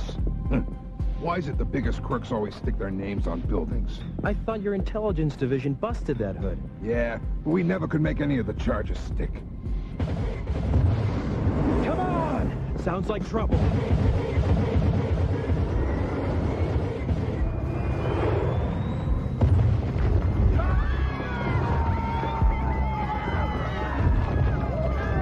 Clear the streets, people! Security mech's coming through!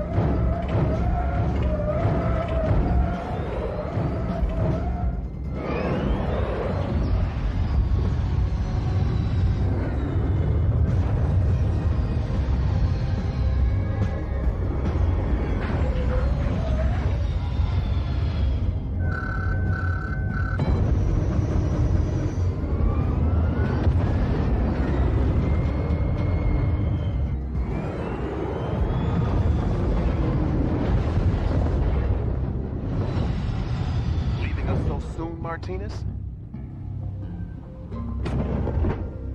Room service not to your liking?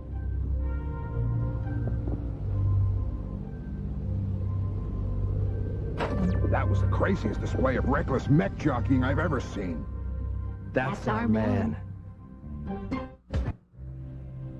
Lousy feds. They got no regard for the legitimate businessman. Trying to shut me down. And over what? A few minor infractions? I am a warrior of Clan Jade Falcon. The dealings of the merchant caste are of no concern to me. My point exactly. With you guys taking charge of this system, I'm thinking I can run things without undue interference. Plus, you get 10% straight off the top. Off the books, of course. I will admit the idea of gaining a foothold in this sector intrigues me. Such a victory would earn me great honor from my galaxy commander. So, we got a deal? A deal? You refer to a trial of possession for your planet, Quia? Deal, trial, whatever you want to call it. What forces do you bid to defend yourself? What do you mean, bid? All I got's a lance of 5 mechs. Very well. I shall use only 2 Omnimex, and we will engage your forces at the hills due north of your city. Okay. All you gotta do is waltz in and I'll hand you the keys. You will address me as Star Colonel Kristen Redmond. Quiaf? Sure, whatever. Af? Well bargained. And done. What am I offered for one late-model Fed-Rat spy? Slightly damaged. How about an even trade, Titus? Martinez for my battle mech. Valton, right. You got some nerve busting in here unannounced. You think one crummy spy's enough to get your rig out of hock? Martinez here had enough evidence on him to shut you down but good, Tybus.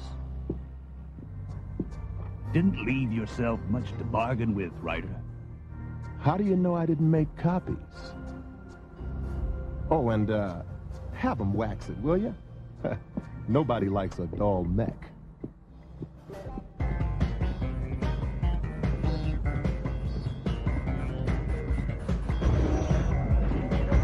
Bolton Ryder? Might be. You owe him something? Major Adam Steiner, Captain Miles Hawkins, 1st Somerset Strikers. Major Steiner, huh? You'd think the name could have brought you a better rank. Can we talk for a second? Pony up for a game. You can talk all you want. That was a very impressive display of mech piloting this afternoon. You here to talk business, or do you just want to stroke my ego? We did some research on you, pal. Strong service record, but you got drummed out for insubordination. My CO couldn't cover his poker debts, so he gave me a dishonorable discharge. Serves me right for hustling the old man. Look, I'm raising a unit to go after the force that's been invading the inner sphere. How would you like to rejoin the service as a lieutenant? I gave up fighting for your relatives a long time ago. Wait a minute, you think I'm talking about some little border dispute? This is the survival of the entire inner sphere. Easy, Major. This mercenary sleaze bag's not worth the effort. Nice plan, you Major. Your mech's overheating, pal. That strategy might work one-on-one, but you'd be a sitting duck in real combat. You're right. Guess I'll just have to settle for real money. So, Ryder's taking bribes from Fed rats, eh? Hey, that's Captain Miles Hawkins, a FedCom Intelligence Secretariat operative. He busted that track smuggling operation last month. Now that's Major Adam Steiner. No intelligence record, but get this. He's a distant cousin to the Archon, Melissa Steiner. Royal blood makes a good bargaining chip. Keep him around. As for Ryder, I got one last job for him. After this gig, Tybus can go suck an egg. Val Ryder's finally a free man. Hey, you guys see that? We better check this out. Quit wasting your time, schoolboy. You know, I'm beginning to think the best mech jocks in this rock are either in jail or the graveyard. Welcome to Dust Bowl. Adam, I'm picking up atmospheric disturbances near the southern mountains. Looks like 2 mechs dropping from orbit. Their configurations match the troops that invaded Somerset. Lieutenant Ramirez, Cadet Kiley, report to Mech Bay on the double. Commence combat drop landing procedure.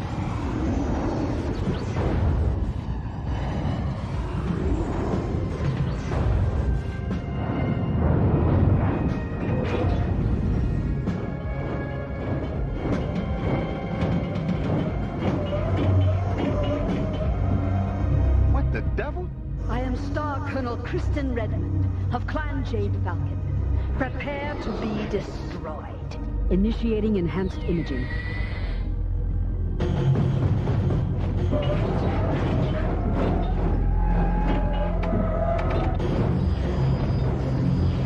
Hey, where are you going? Tybus says lots of luck, Fed rat traitor. Reborn cowards. How dare they turn their backs on honorable combat?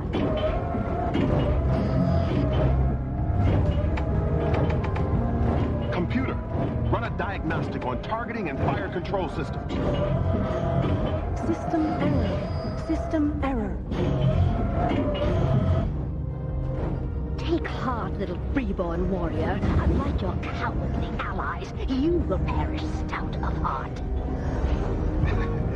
Couldn't we just say old age? These forces were never part of the bid. Great. So much for the element of surprise. We need to soften them up while we're still out of their targeting range. You were saying? Guys, according to my readouts, that salvo flew 2.3 kilometers. That's 3 times our range. They're heading straight for you. We need to close up that gap. Kylie, think you can lead them our way? I thought you'd never ask.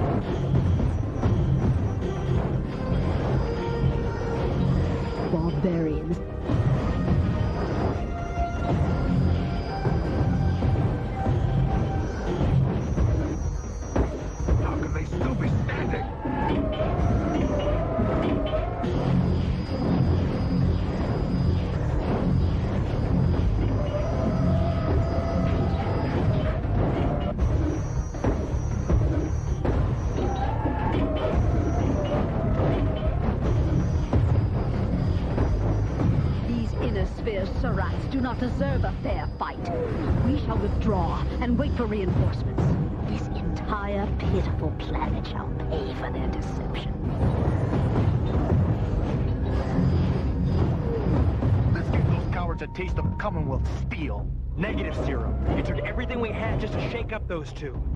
Who knows what else they got out there waiting for us? Major, I've sighted a downed mech. Let's check it out. Zero, Kylie, head back to the dropship and wait for instructions. You guys have all the fun. We'll be right back with more Saturday Morning Cartoon MAXOUT after these messages. Battletech. Okay, here's a challenge. You're in the cockpit of a mall. You're surrounded by hunchbacks. What do? Hit them where? Take your best shot. Battletech. Each Battletech Max will separately within you. Battletech. A battle between good, the Star League, and evil, McFly. A battle between Nikolai Malta, Galaxy will be mine, and Adam Steiner. Never! Brave soldiers in gigantic robot vehicles with one weakness. It is blast panel! Battle damage. Battletech. No guts, no Galaxy. Adam Steiner comes with Axeman. Other mechs sold separately. Well, if it ain't Mr. Congeniality. Titus, I'm gonna nail that sleazebag. Easy, buddy. We'll get you a medpack. You will need this to protect yourself from the enemy. The Major said the invaders retreated. I wasn't referring to the invaders.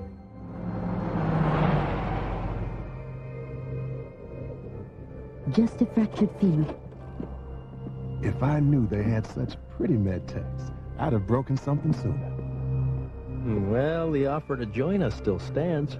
Can't say much for the pay, but I like the medical benefits package. Didn't I tell you not to waste your time on this loser? You carrying a weapon, Doc? Not by choice, I assure you. I realize this is a combat unit, but my job is to save lives, not take it. We know you're in there, Ryder. Friends of yours? You're all invited to enjoy the hospitality of Boss Titus. I swear, Star Colonel, I got no idea where those other mechs come from. You have already sealed your fate with your deceitful trap, Titus.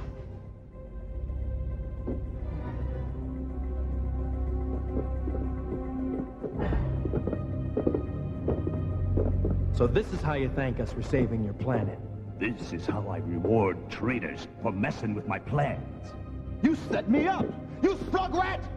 The raid. When and where? Any idea what this guy's talking about? Don't mess with me, Fed Rat. I know who you're working for. Captain Hawkins is no longer with the Intelligence Secretariat. He's with me. Nice try. Maybe you guys would like to get your story straight with your partner.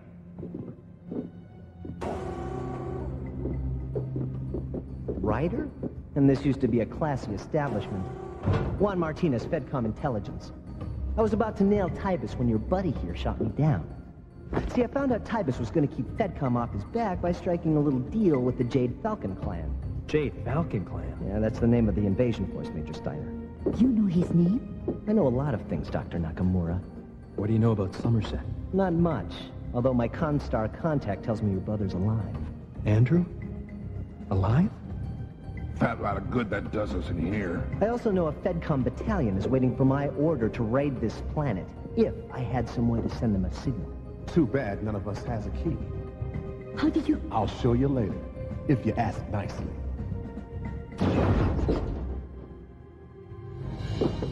There's a Comstar transmission station not too far from here. I'll use it to contact my unit. If you're looking for your battle mechs, they're this way.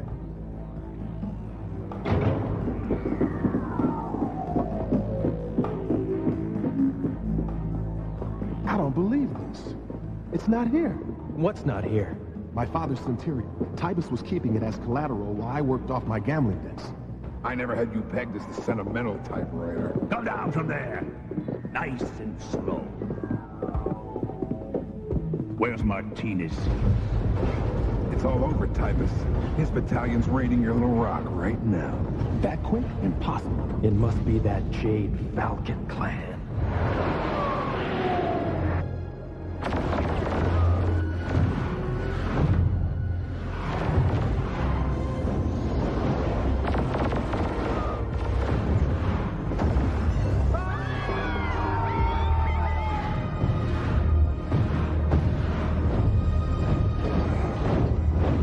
It's definitely the Falcon's boss.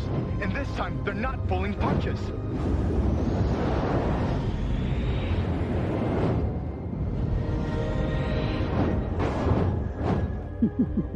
Now Tybus and his kind shall reap the wages of deceit. Call up your goons, Tybus. We're your only hope. No, we had a deal. Sounds like the deal's off. How about it, Tybus? All right, you win. Rachel, Adam, I need Ciro and Kylie out in the field pronto. We'll link up at coordinates 834476. I roger that, Adam. They're already on the job.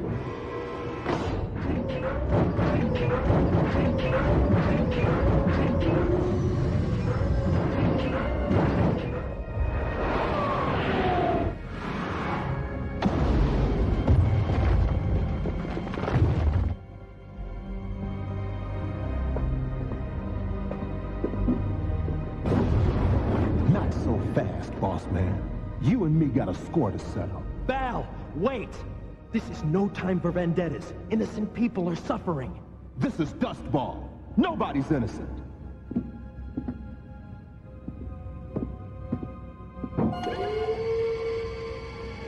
Recognize it?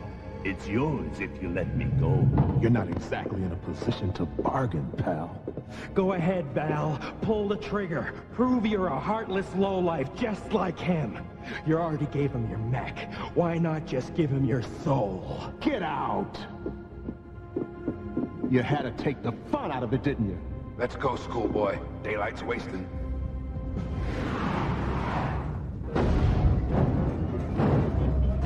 All right, listen to me, strikers. Those clan mechs have been baking in the sun for hours. Draw them away from the city. Run them ragged, they'll overheat. Rachel, you got an estimate on how long and how fast? Already working on it. All units, initiate enhanced imaging.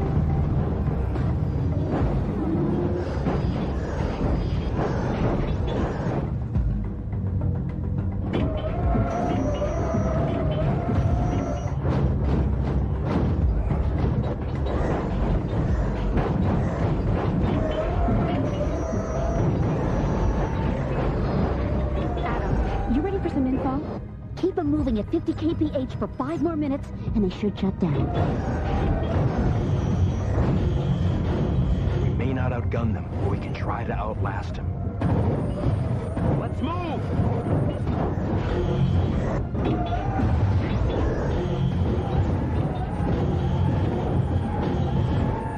Adam, I'm picking up a stray clan mech. It's heading straight for you. Captain Bolton Ryder reporting for duty, sir. Captain? This is the firing line, Major. Are you really in a position to haggle? Just give it to him, Major. Trust me, Captain is no big deal. All right, Captain. You got the command of the medium lance. Great. Where are they? Well, actually, you're it. Huh? I salute you on your strategy, Major. Now my mech's overheating. 8 warning. Fusion plant shutdown imminent. I don't get it, Adam. According to my calculations, those clan mechs should have given out by now. Then change your calculations and add one more item to the list of improved clan equipment. My heat's through the roof. I'm toast. It's either punch out and surrender or stand here and get slaughtered. What's it gonna be, Major? Tell me this isn't a mirage. Major Steiner, this is Captain Martinez. Do you require assistance? More barbarians to destroy for the glory of Clan Jade Falcon.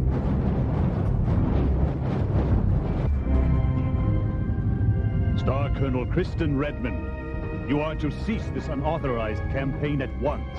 Spare me your petty jealousy, Nikolai. Was it not enough to steal all the glory for yourself on Somerset? You have been ordered to pull out. On whose authority? On my authority. Galaxy Commander Chistu. I gave no clearance for this operation. There is but one thing more odious than insubordination. Failure. Hey guys, they're turning tail. You lucked out, schoolboy. You didn't have to make the tough call. This time.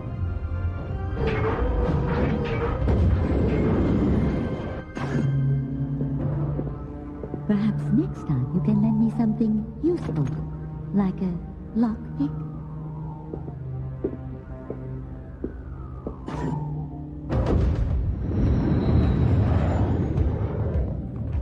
So, we leave Dustball with a new striker and some valuable intelligence.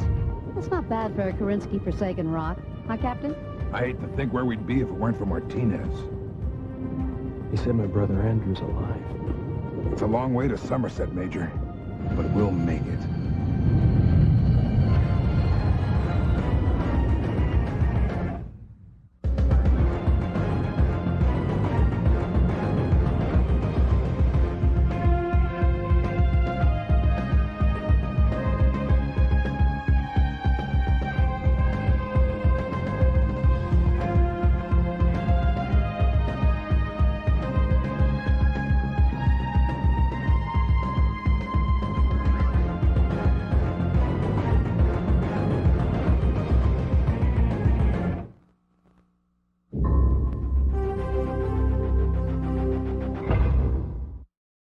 Stay right there. Another action-packed lineup of Saturday Morning Cartoon MAXOUT is coming up next.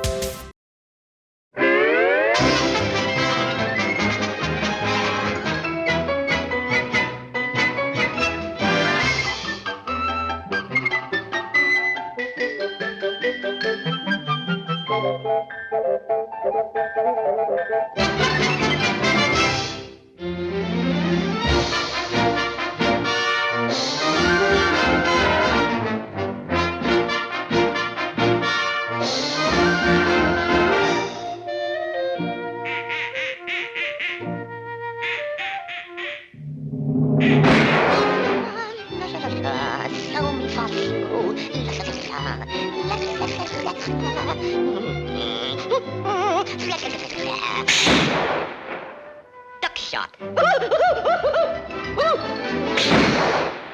More duck shot. Confidentially, those hunters couldn't hit the broadside of a duck. Ah! They got me. Yipe!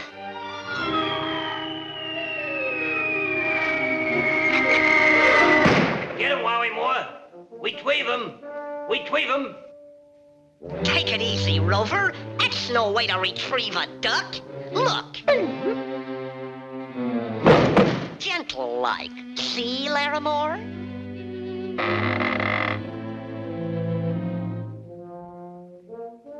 Hello. Sorry I had to plug you, Mr. Duck, but I'm a sportsman. A great, great sportsman. A great sportsman, eh?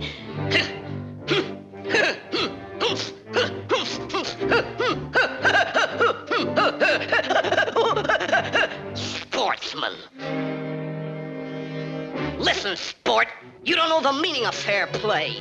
What chance has a poor, helpless, fluffy little winged creature like me against you? You with your bullets, and your shotgun, and your knife, and your duck call, and your hunting coat, and your hunting dog, and all kind of stuff like that there. What protection have I got? A bulletproof vest, I suppose. How does that get there? How'd you like to meet me in a fair fight, Mr. Sport? All things being equal, man to man, Marquis of Queensberry rules. Huh? That's different, eh? Yeah, that's something else again. Yeah, you don't like that, do you, sportsman? No. You don't like it. Like it. Ladies and Connor.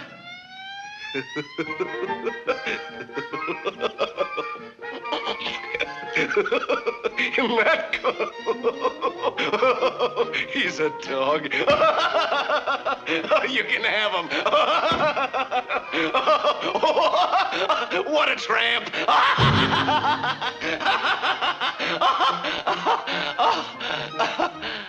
Elmer Fudd. Hello.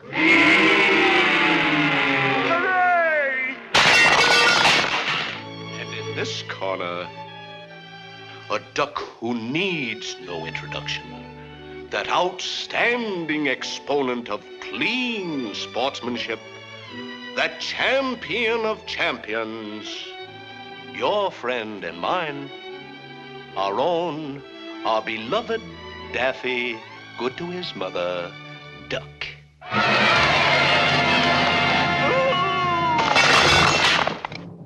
Now, boys, fight clean. Oh, brother! No rough stuff. None of this. Or this. Or this. Or like so. Or this. Or this. Or this. You understand? Yeah, you mean none of this? Or this? Or like so? Or this? Or this? Or this? Huh? How about a little of this? Absolutely, You know, there's something awfully screwy about this fight, or my name isn't Larimore. And it isn't.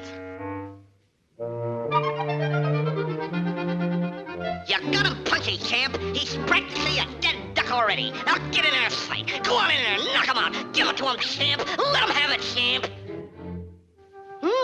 Getting a little sin on top. How about a little something to stimulate the scalp?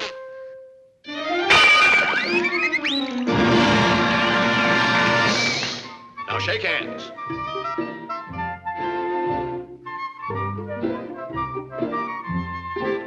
Which hand do you take? That one. Nope. Wrong. Guess again. All right, all right.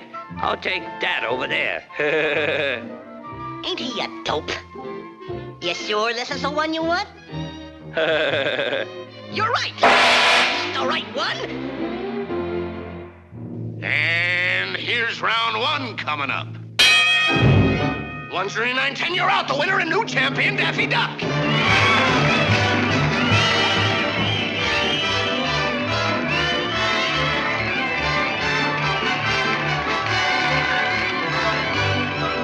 I'm not the one to complain, Mr. Wefferly, but I thought you said no rough stuff. None of this, or this, or this, or like so, or this, or this, or this.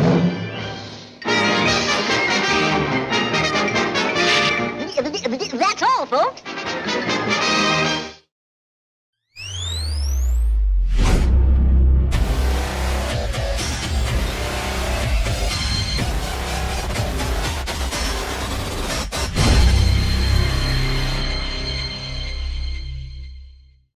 All Star Max and Star Wolf. Scramble!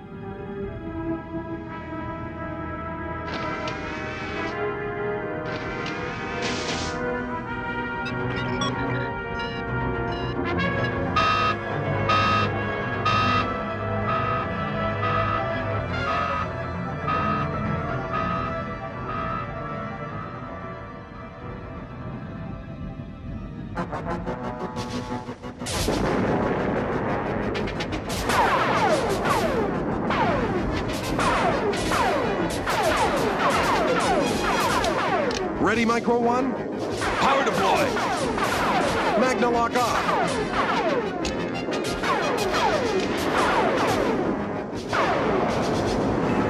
Ready, Wolf 2! Ready, Dash! I get no human readings on the two smaller craft, but there's somebody in the big one. Here we go! We're hit! Wolf 2, launch! Power deploy! Drones 1 and 2, move in.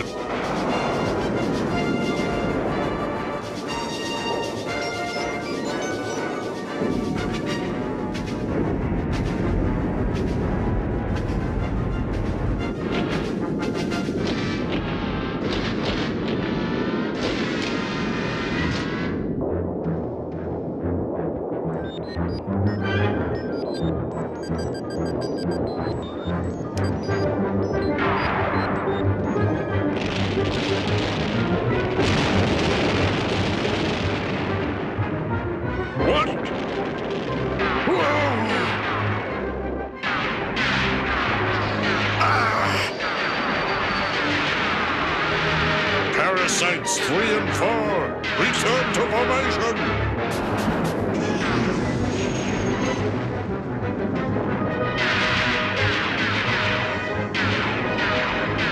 I'll be back, Starcom.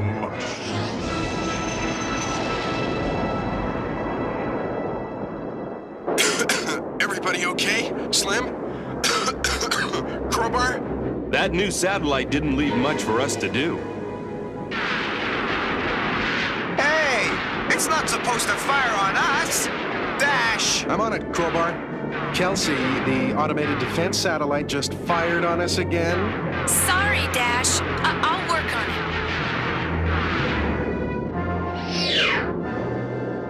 Whew.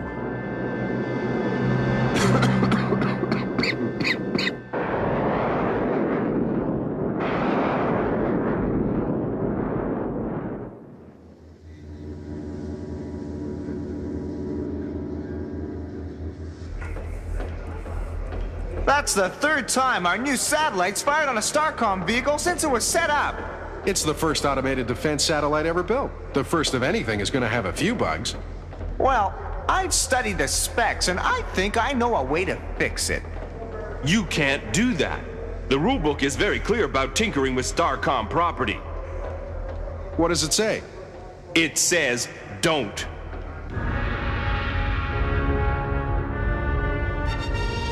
Starcom has deployed a new satellite weapon. We were ambushed. It took out 2 robot drones. I would like to have that satellite, General Von Da. I'll get it for you, Emperor Doc, right away.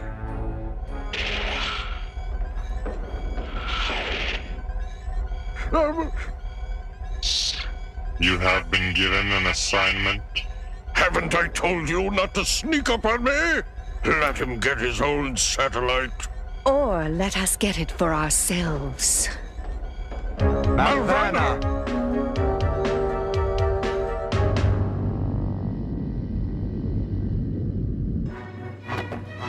Fill him out. Kelsey. No. If you want to tinker with Starcom property, you have to fill out Starcom's forms. Those are the rules. Bye.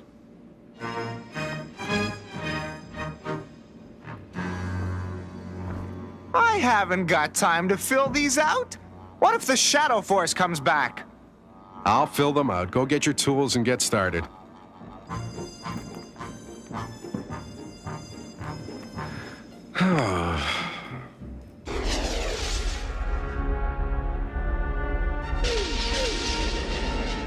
You are sure about the satellite's firepower? Yes, I told you yes. Then we'll take it. Emperor Doc will be pleased. So what? I'm through taking orders from him. I, too, am tired of taking orders from Emperor Doc. But there is a way to break free of him. Starcom's defense satellite? With it, we can smash Starcom. Then we'll use their vehicles and weapons to break free of Dark. Torvek's loyalty is programmed in. He'll never go along with stealing the satellite for ourselves. We won't tell him that part.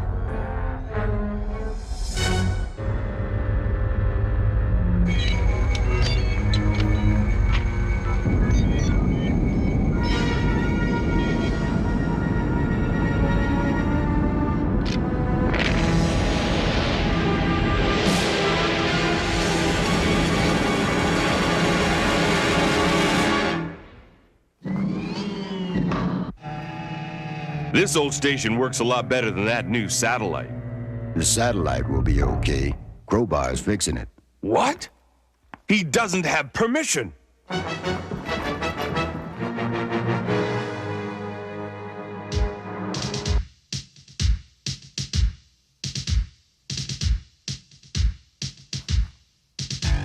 How much longer?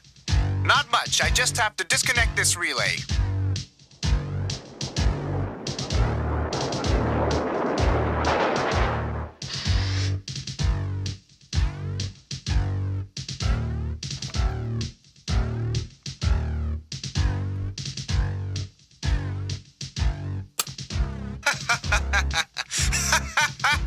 Cut it out.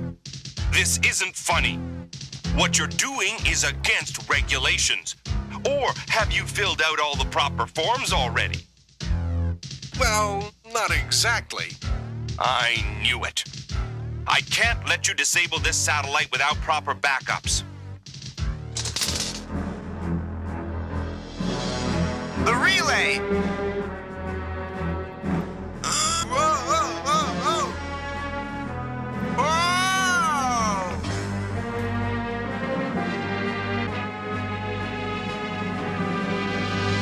It's already disabled, Slim. Crowbar, you have to reconnect and go through proper channels. I'm almost finished. What if we're attacked? The auxiliary system will give us plenty of warning. Yeah, plenty. According to the book, According to the book, it shouldn't have been firing at us in the first place.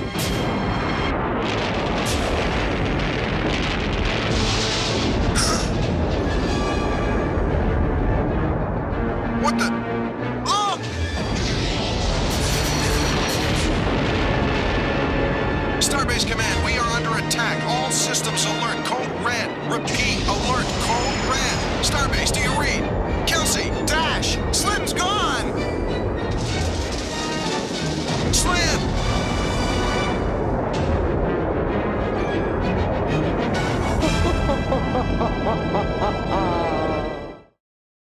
Stay right here. We'll be back after these messages. They're fighting to save the Earth. Shadow Force has a new airborne threat, the Shadow Parasite Attack Fighter, a one-man gunship with a weapon system that can blast anything out of the air. Almost anything. Starcom's new F-1400 Starwolf can knock it down. Starwolf, high-speed, high-performance fighter that powers open to take on anything Shadow can dish out. Shadow Parasite Fighter and F-1400 Starwolf don't even need batteries. Figures and vehicles each sold separately. Earth's first line of defense has a breakthrough in space technology, MagnaLock. It defies the law of gravity. Activate Starcom equipment. Control Starcom weapons. Figures and vehicles each sold separately. MagnaLock, a mighty power for Starcom. A deadly threat in the hands of the Shadow Force. Who will survive? Starcom!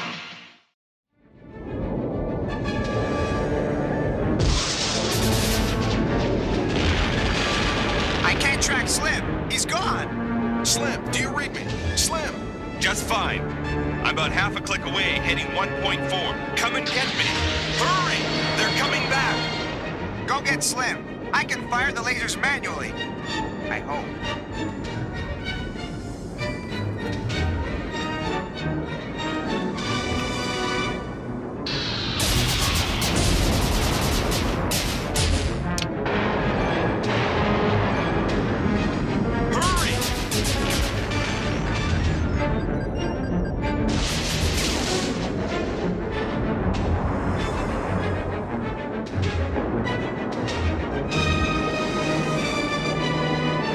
MAGNALOGUE on. Hang on, we've got one more stop to make. Get ready, Crowbar. Oh, okay. Starwolf, launch. Power deploy.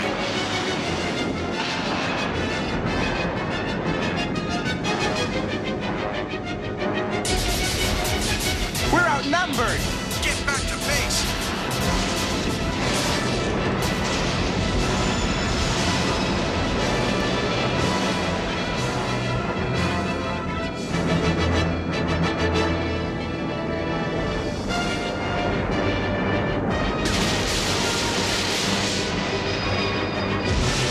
The ring station.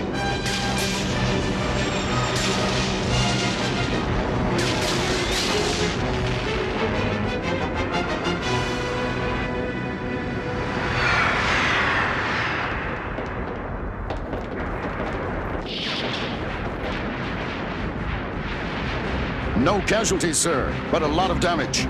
Try the rear auxiliaries and get some spare support struts. I see you're all right. Sectors 1 and 2, check. Damage control to Sectors 3. Medical unit, stand by. Whoa!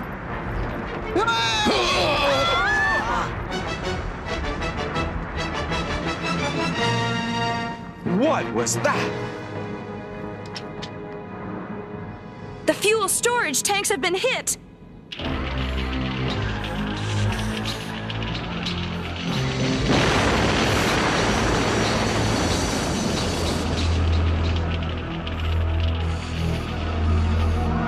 If the fuel runs out and the orbital stabilizers shut down, we'll crash into the rings. The base will break up.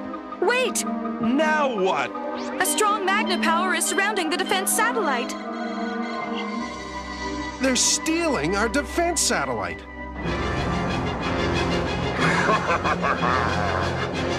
We got it.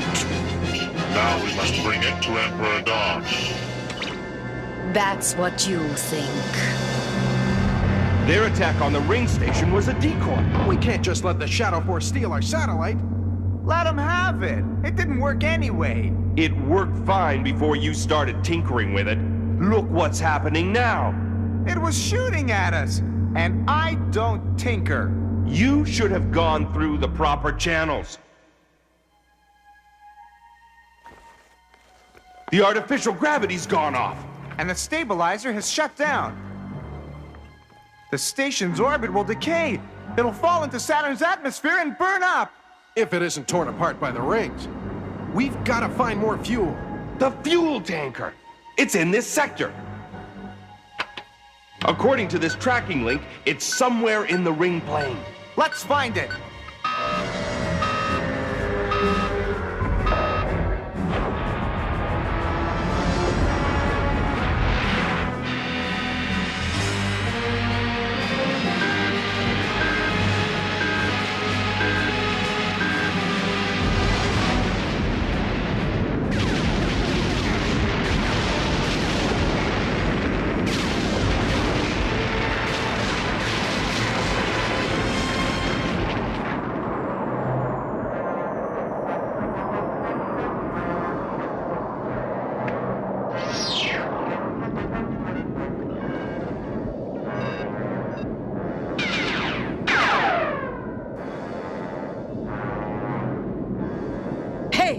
Which one of you sorry creatures fired on me?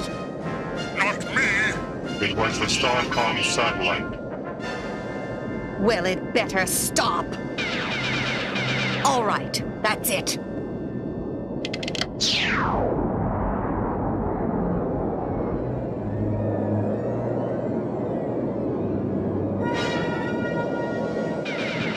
The Starcom satellite is malfunctioning. What? What do you mean? Someone has removed the main relay circuitry. The backup system is firing randomly. MAGNALOGUE off! How dare they give me a broken satellite? I'll make them sorry they ever invented it. Let's go!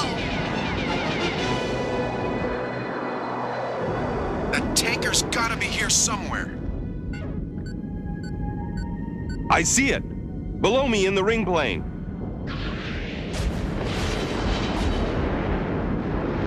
Now who's firing on us? No time to fight. Dive through the ring plane. It's our only chance. Go. I'll hold them off.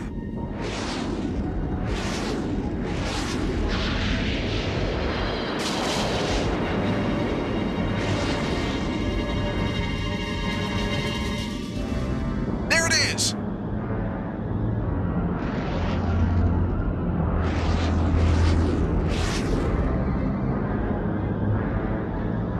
Magnalock, on!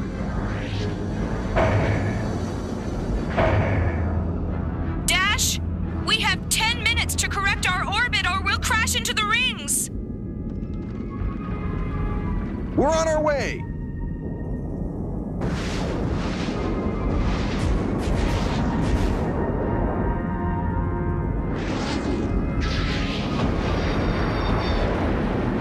What's the matter with you two? Can't you hit one little spaceship?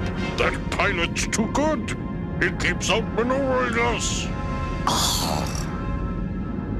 If you want something done right, do it yourself. See you at the ring station.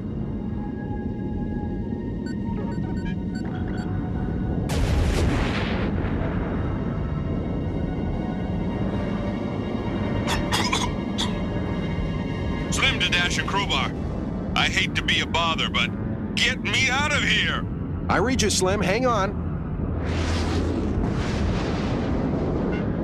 Dash, we don't have time to rescue Slim and get the fuel back to the station.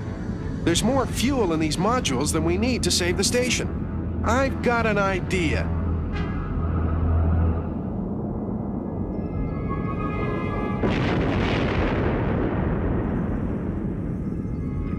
My engines are out. I can't get ignition. Just one clear shot, that's all I need. Almost in position. Now, Crowbar. Magnalock, off.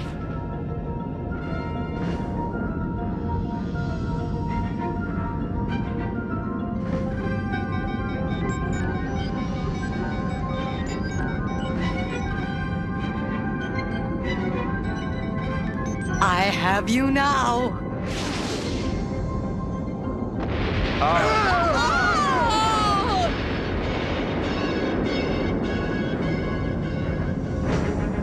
I'm out of control!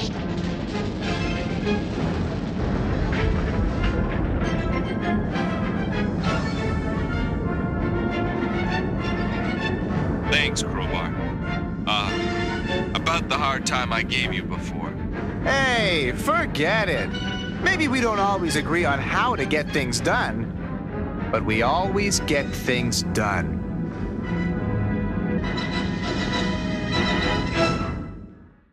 Stay tuned, another action-packed lineup of Saturday Morning Cartoon MAXOUT is coming your way. My Shadow Force space fleet will spread darkness throughout the universe. Emperor Dark has a deadly new weapon, the Shadow That Battlecruiser. But STARCOM is ready with a high-performance, high-altitude StarMax bomber. Armed with the latest high-tech weapon, it opens up to hold the men and hold the ammo. But can it hold up Emperor Dark's Shadow Force? Figures and vehicles each sold separately. The fight for freedom rages. Earth's first line of defense has a breakthrough in space technology, Magnalogue. It defies the law of gravity. Activate STARCOM equipment. Control STARCOM weapons. Figures and vehicles each sold separately. Magnalogue, a mighty power for STARCOM. A deadly threat in the hands of the Shadow Force. Who will survive? STARCOM!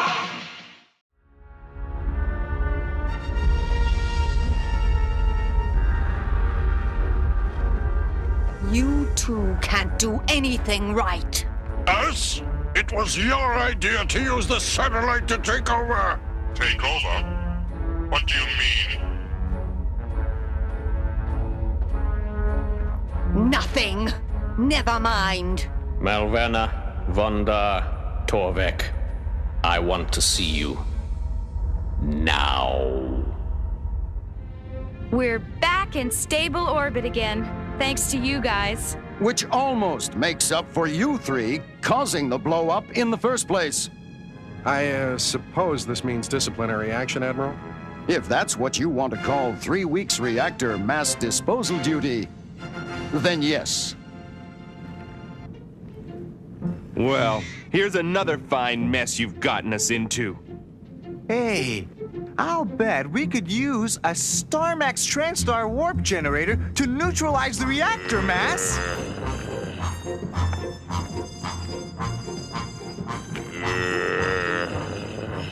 Easy, Slim. Let me go. I'll Magna lock him to a comet. It was just an idea.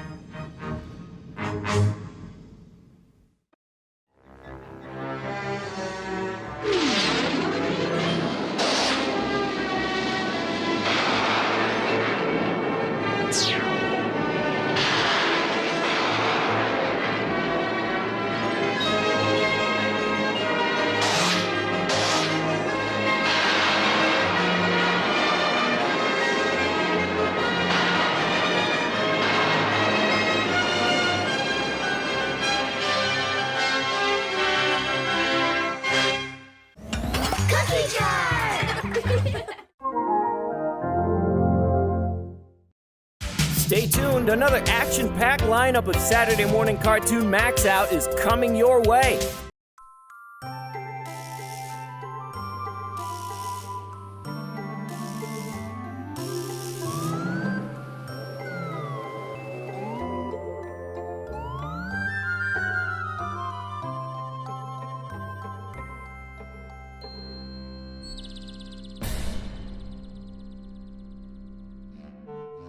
Once upon a timepiece, there sat an ordinary fly. Now, this fly wasn't bothering anyone. He wasn't even trying to find out what time it was. But the timepiece happened to be a sundial that stood in a king's garden, and the king was averse to flies. Gotcha! The poor fly was imprisoned in a Leyden jar, and each day at sunset, the king would pay his captor a visit. This'll teach you to sit on my sundial. To the king's surprise, the fly spoke. Let me go, O sire, and I will grant you a wish. Gadzooks, it speaks. Release me and you can have anything. Anything? Well, I'm only a fly. Make it within reason. Just then, the king's royal minister entered the room. Your subjects are at it again, my liege. These signs were stuck in the moat. Help stamp out kings. Down with highnesses. Who is responsible for this? No one knows. Obvious, Lousily. A group of radicals are upset with my tyrannical way of ruling. I'll see if I can get their names, sire. If only I could overhear those rascals when they're plotting. You can! I could if I were a fly. Lo, the fly in the jar waved a wing, and the king was transformed. I can fly! I can fly! The fly in the jar was given his freedom, and the king quickly took off for the village square, which is where the village squares usually congregated. The king is a fink. Be careful. The walls have ears. The walls didn't have ears, but they did have flies, one in particular with a crown on his head. I still say the king is a fink. The following day, the fink sail was brought to the castle in chains. So you admit that you called me a fink? Yeah, I do, but I don't understand how you found out. By the end of the month, the radicals were filling the castle dungeons to capacity, all because the king was able to change himself into a fly and overhear the plots against him. Congratulations, your highness. Your kingdom is completely under your iron hand. Now, this particular king was loaded with bad characteristics, including avarice, or greed, if you prefer. Tell me, minister, that kingdom across the river, is it larger or smaller than mine? Larger, your wickedness. Then I must have it. So saying, he called upon the king who ruled the kingdom across the river. Nice kingdom you got here. We like it. I don't suppose you'd care to sell it. No, I wouldn't. How about a trade?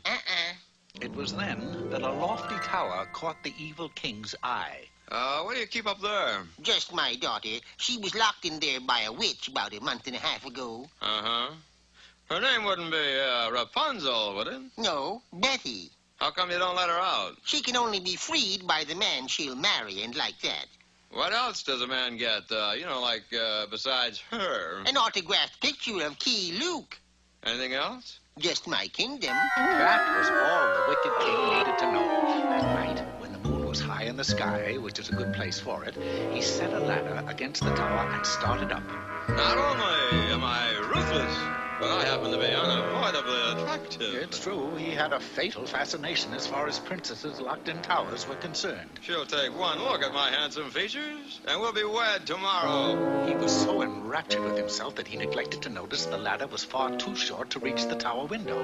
He not only reached the top rung, but took 2 more rung steps above it, which was the wrong thing to do any way you look at it.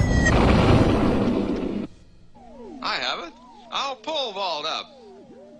Entering a copse of bamboo trees which grew in abundance near the river, he selected a supple sapling and readied himself. This should be apple pie. It was. He took off like a deer and launched himself up. Up and up he soared directly into the tower window and out of the window on the other side. I can't keep this up forever. Suddenly, from a nearby rosebush came the familiar voice of the enchanted fly. You know, I could sit here all night and watch you. You're funny. Take care. I don't ridicule easily. No offense, but couldn't you get up into the tower a lot easier if you changed into a fly? Great gobbledygoo. You're right. An instant later, the king was a fly and quickly zoomed up into the tower. Once inside, he changed back to himself and cried to the princess. Darling! Sweetie! The princess was anything but beautiful. Gad, I wouldn't marry her for all the kingdoms in the world. Once again, he became a fly, and off he darted over the river back to his castle. But in his haste, he decided to fly through the village. What's more, he took a shortcut through a tailor shop. 7! I killed 7 with 1 blow. Yes, this was a gallant little tailor. And although it was the end of the king, it was the beginning of another tale. But, oh dear, we don't have any time for that now.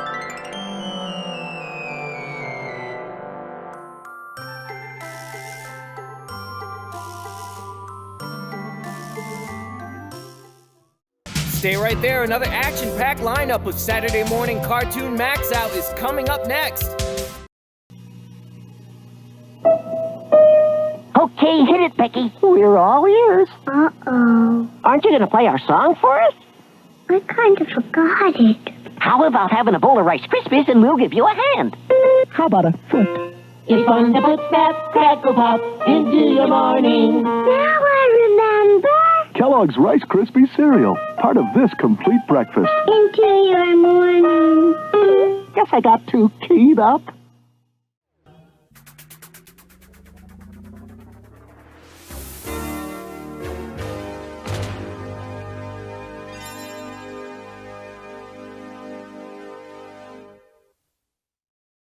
Stay tuned. Another action-packed lineup of Saturday Morning Cartoon MAXOUT is coming your way.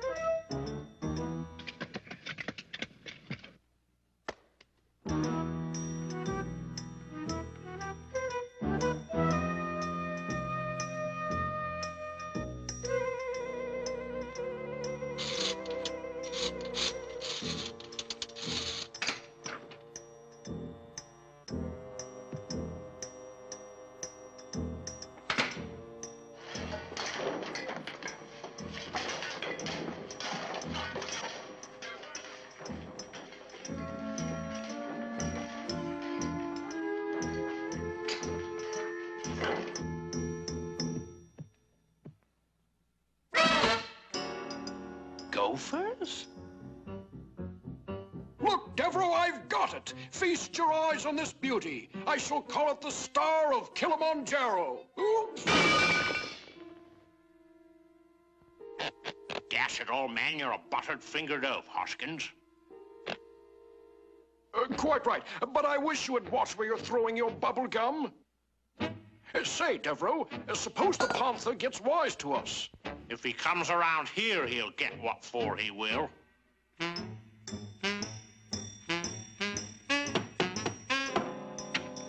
By any chance, have you seen any gophers with diamonds in? They just could be trying to hide something. Did you see the look on his face when I let him have it? Quite clever of you, Devereaux. You're quite a jokester, eh, what? So, he hasn't had enough. I'll give it to him again. Now, see here, Devereaux, if you think I'm letting you have all the blithering fun, you're up a stick. All right, then you're acting like a spoiled child. I'll open the door quick-like, and then you let him have it. 1, 2, 3, fire! Close the gate, Devereaux!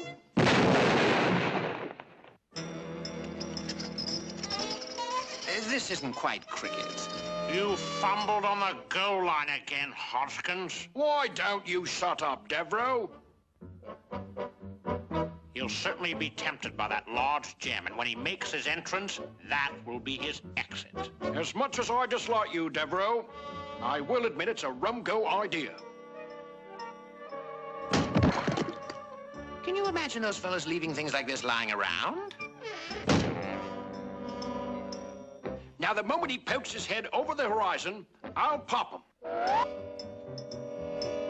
See anything yet? I see him, but there's something quite odd.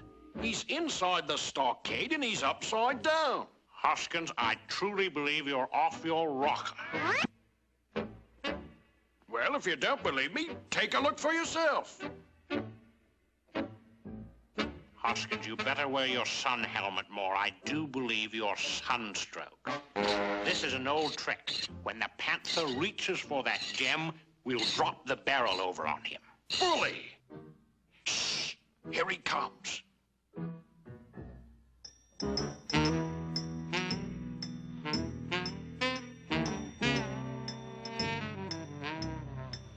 My, what a beauty. Ha ha! We've captured the beast. I've got to hand it to you, Devereaux. It's a good thing I carry a small shovel with me for just this sort of emergencies. I must say this is like shooting fish in a barrel. I'd like to see the look on his face when... That should finish him. Hoskins, I wish there were words to express my contempt for you.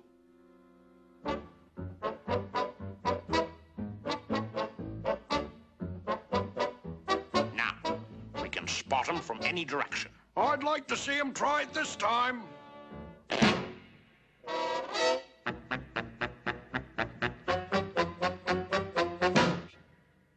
Gone? I have deep suspicion that you're the culprit, Hoskins. Devereaux, it's been you all the time. I haven't wanted to say it, but you forced me to. Hoskins, I'm going to force you to confess. Threaten me, will you, Devereaux? You're rotten and dishonest. Hoskins, let me have it. Devereaux, you've got it. The same to you, Hoskins. Here's one back again. And another for you.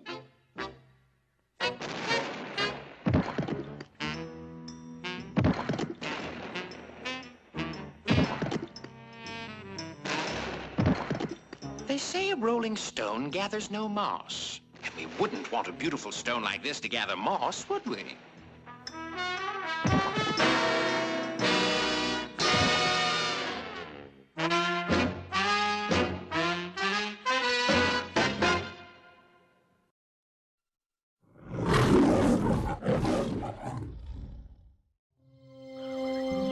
We'll get you down, Whiskers.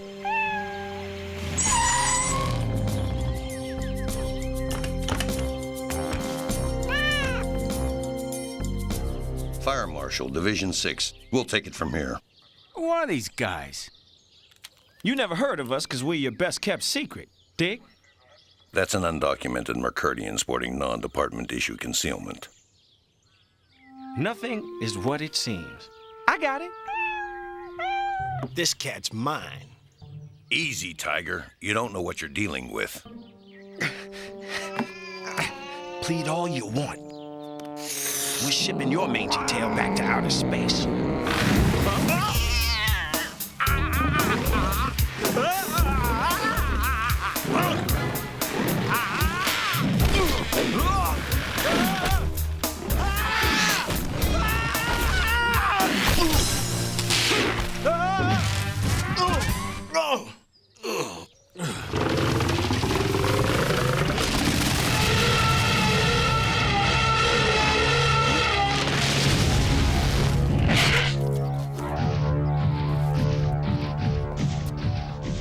Here.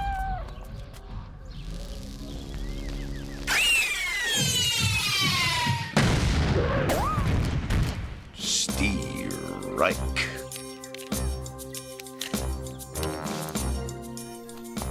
Gentlemen, watch the birdie. You've got a lot to learn, Slick. Uh-huh.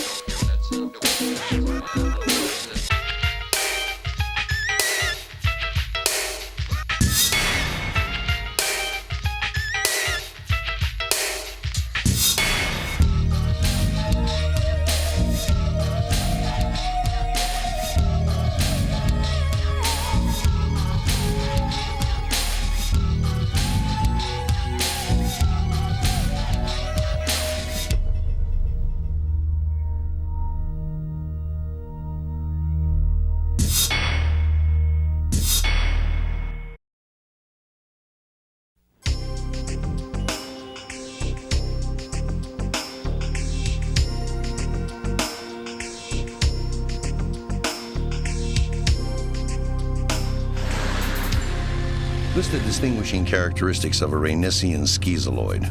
No sweat. Cheesehead dude with 17 digestive systems. Wrong.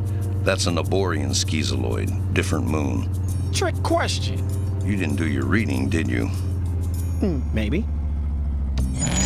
You're not in the NYPD anymore, Junior. If you're gonna tangle with a schizoid, you better know how to cuff them. By the wrists? Schizoids don't even have arms. I know how to apprehend this alien. With a rolled newspaper and a short leash. Stop, you're killing me. I'm gonna choke on a biscuit, you're so funny.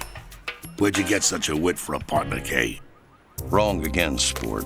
This is not any newspaper. This is the hot sheets. Nothing is what it seems. Right, Frank? I'm living proof, baby. Read them, know them. Okay. Shellfish arrive from outer space. Little far-fetched, don't you think? Jumbo Martians with cocktail sauce. Okay. Hope you like the beach.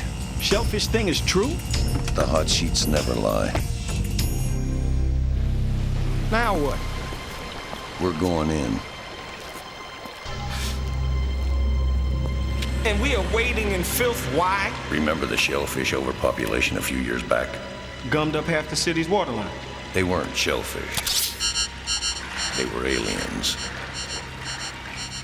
Human beings tend to label that which they don't understand. Makes them feel like they've got a handle on things.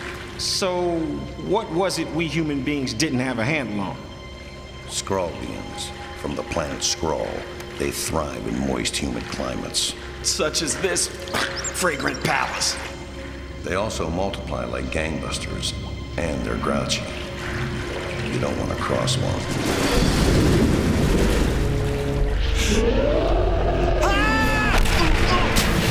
Told you not to cross one. Use this.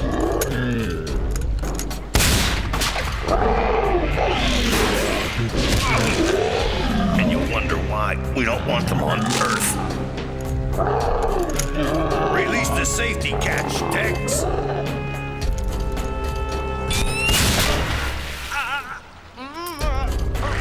You'll need to recalibrate. Recalibrate. Reject. Say hello to my oyster shooter. No!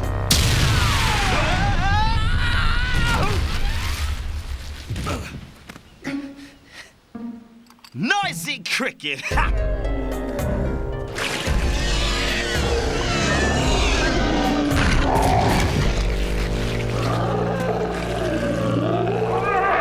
Shelled you like a peanut.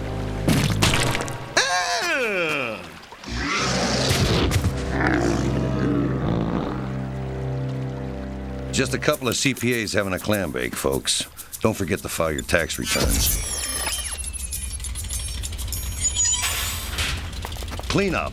Aisle 7. Bring a scooper. It lobbed on me. Never use a noisy cricket on a Scraldian. Why not? Blows them up. That's a bad thing? Dude was gonna mess up your haircut. No, the dude was only gonna sting me.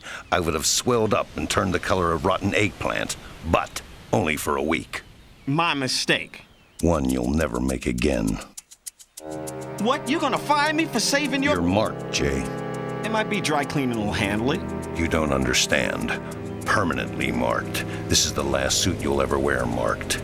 You're a dead man marked.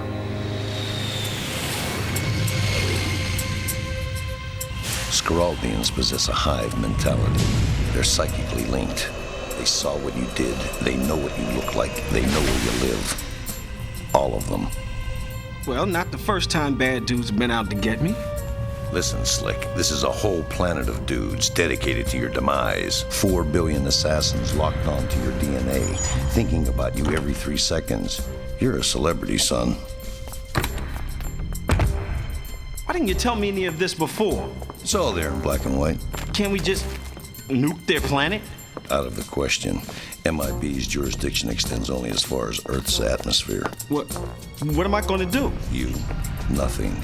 Leave it to me. What are you gonna do? Leave it to the twins. They always come up with something. Never mind Battery Park. They're in the Brooklyn Zoo orangutan enclosure. It seems carnelians like the girl there. Jay, heard the news, kid. Sorry about the Scraldian thing, but if anybody can get you through this, it's Kay. Effie, shake down Bobo the squat. I don't want him doing deadly. Whoa, Zed. Chief, what do you mean, if? He may not show it, but this is breaking his heart. B, have the twins line up another rookie. Huh? Standard procedure. Kay, I hear you may be in the market for a new partner. Consider me. I'm itching to get out of the lab. You told Elle? Not me. It's always sad when the new guy goes. But I'm not dead yet. Don't. They're upset enough as it is. Look, this is ridiculous. Even if I am marked, who knows when the Skrull guys will strike? Could be today, could be 40 years from now. Probably today. Well, we're gonna have a look in your trunk, sir. Problem? Code 51. Visitor trying to smuggle illicit goods. Seems like sort of a exoskeleton.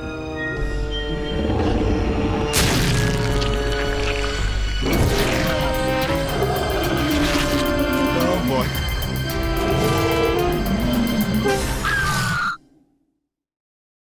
Stay right there. Another action-packed lineup of Saturday Morning Cartoon MAXOUT is coming up next. Oh, that outfit's adorable. It's perfect. I think it's time to have some fun at Burger King. MIB agents, aliens have invaded. Careful, some are full of surprises, others not what they seem, but all can be found here. This is classified. 2 new MIB toys each week. One inside every Kids Club meal you buy. 12 in all.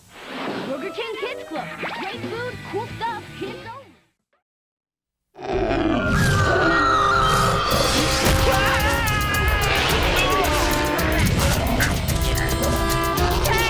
got just the thing. What? What thing? Shoot it!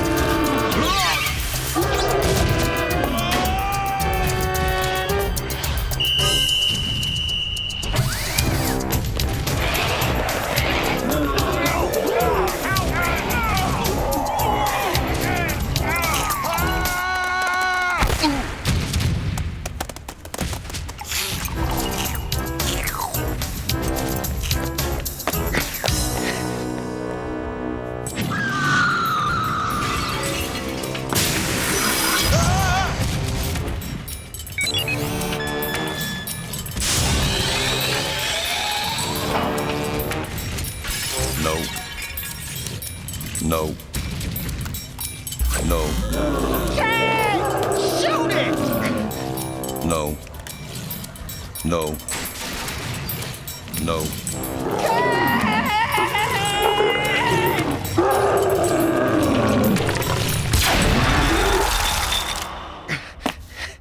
Yes. Aye, sir. Good thinking. You know about these. I read the hot sheets. So keep me in mind, huh? We'll do lunch. This mean you're Mark II? I iced it. I didn't blow it up. Let's see if the twins have come up with anything. Bob, what do we got?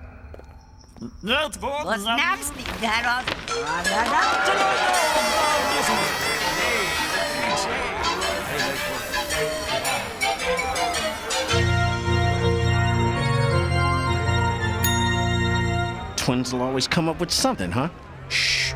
You'll hurt their feelings.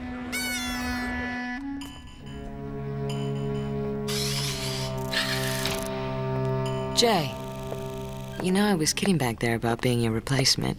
Well, you all seem to be taking my predicament a little lightly. Only because you're not going anywhere. Kay won't let that happen. Yeah? Well, I can't afford to be so sure. You got anything for me? One of these? Aye, sir. Cool. Anything else?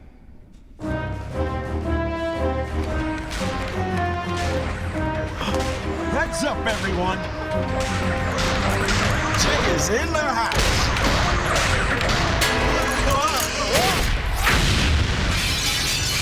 Why did you have to go and do that? What's it matter? They're coming to off me either way. Yeah, but now they'll probably put you in the soup. The soup? Okay, emergency. Distress signal from the Arquillian ambassador. The signal came from a seafood restaurant. Can I at least drive? Not today. But I may not see tomorrow. Maybe later.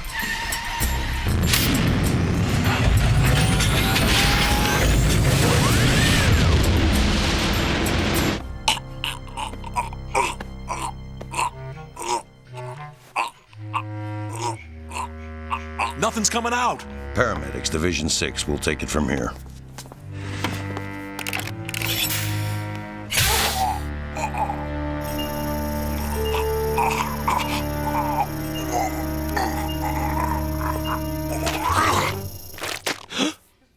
Alien projectile vomit twice in one day?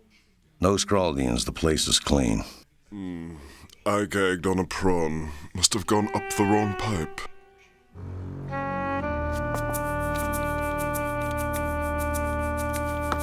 Your attention, people. Tonight's dessert menu features... Idea. We take your neuralizer, zap the next chowderhead we see, and wipe all their memories clean. Hive mentality, see? Nice try. Neuralizer's designed to modify human memory cells. Scraldians possess a different genetic makeup. This experience has made me realize how delicate life is. We are all so vulnerable. One moment we're eating seafood, the next we're eating dirt. I owe you my life, Kay. Could we please change the subject? What's with him? Blew up a Scraldian. Blew up a Scraldian? Why didn't he just jump off the Empire State Building? Ow! Watch the face.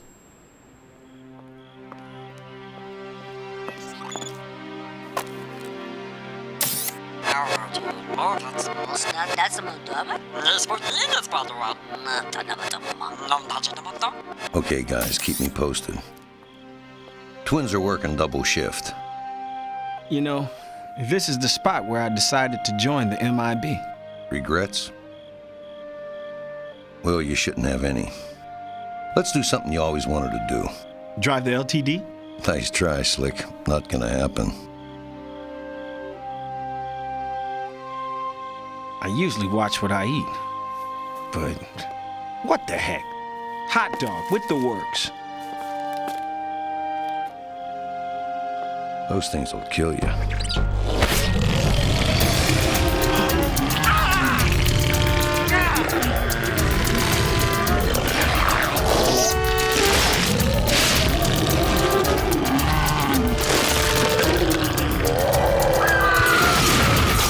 Told you those things will kill you.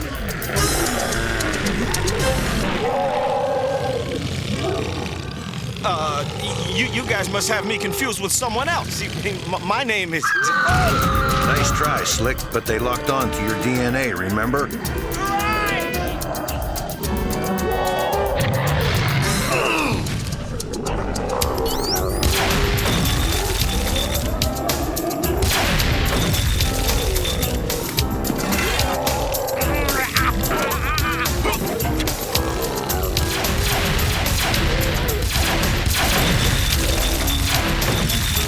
Got one too. Pardon gift from Elle. I think she liked me. You're not dead yet. Let's hit the road.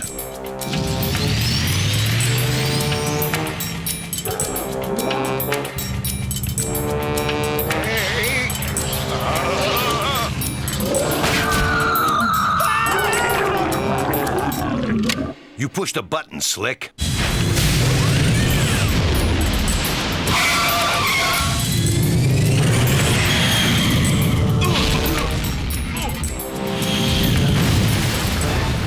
Never push the button.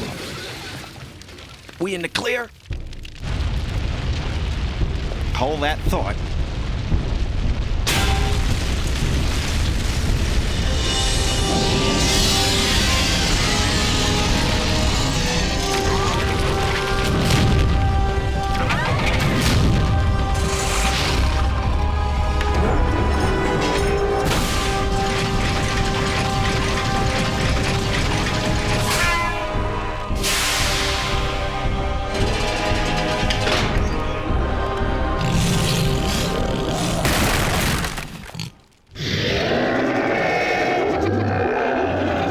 What'd they say?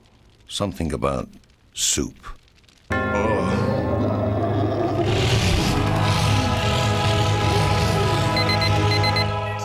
That's me.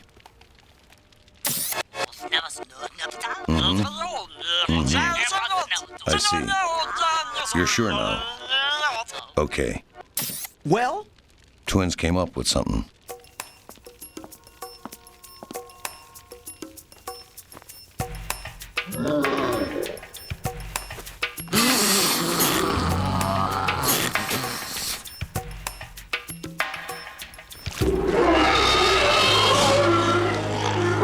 What was that? The worst thing you can do to a Scroldian. Worse than blowing them up? Much worse.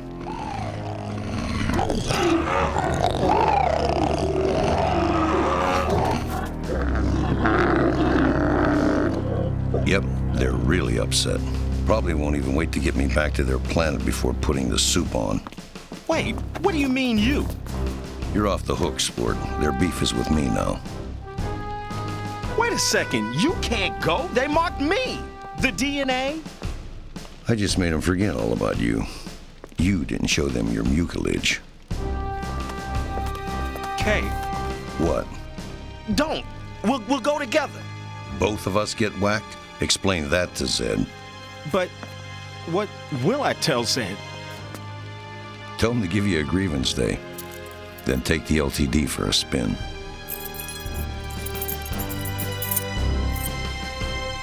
Goodbye, partner.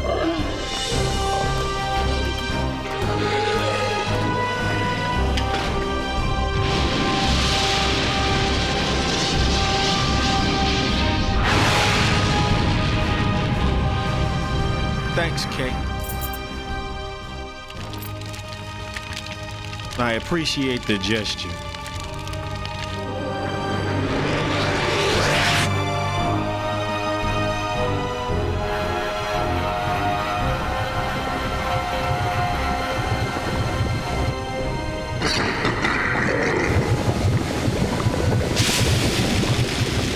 must be what, 3,000 degrees?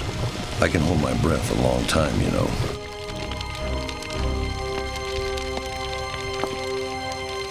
What do you say, sport? No time to stand around blubbering.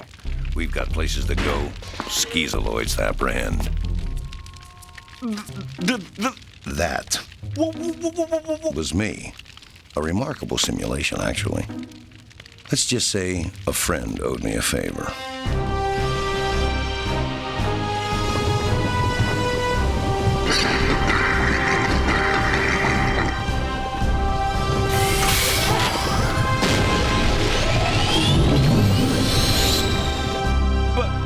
But the switch, when? Minutia. What's important right now is that with a little wax, the twins will get the LTD looking like new. Which means, Scooter, I can't let you drive it.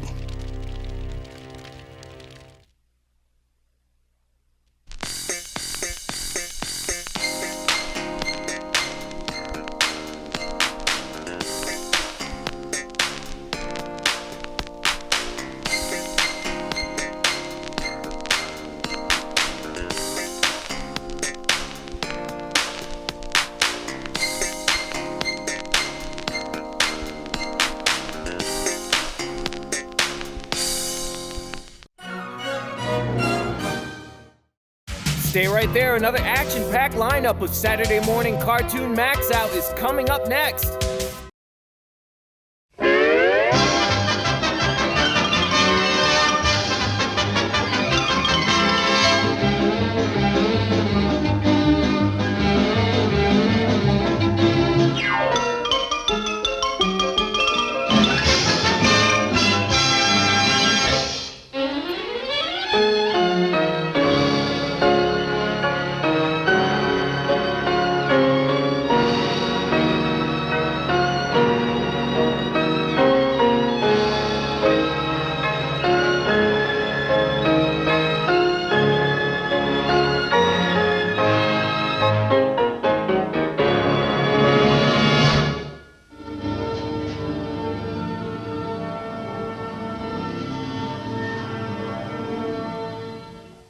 Greetings, music lovers.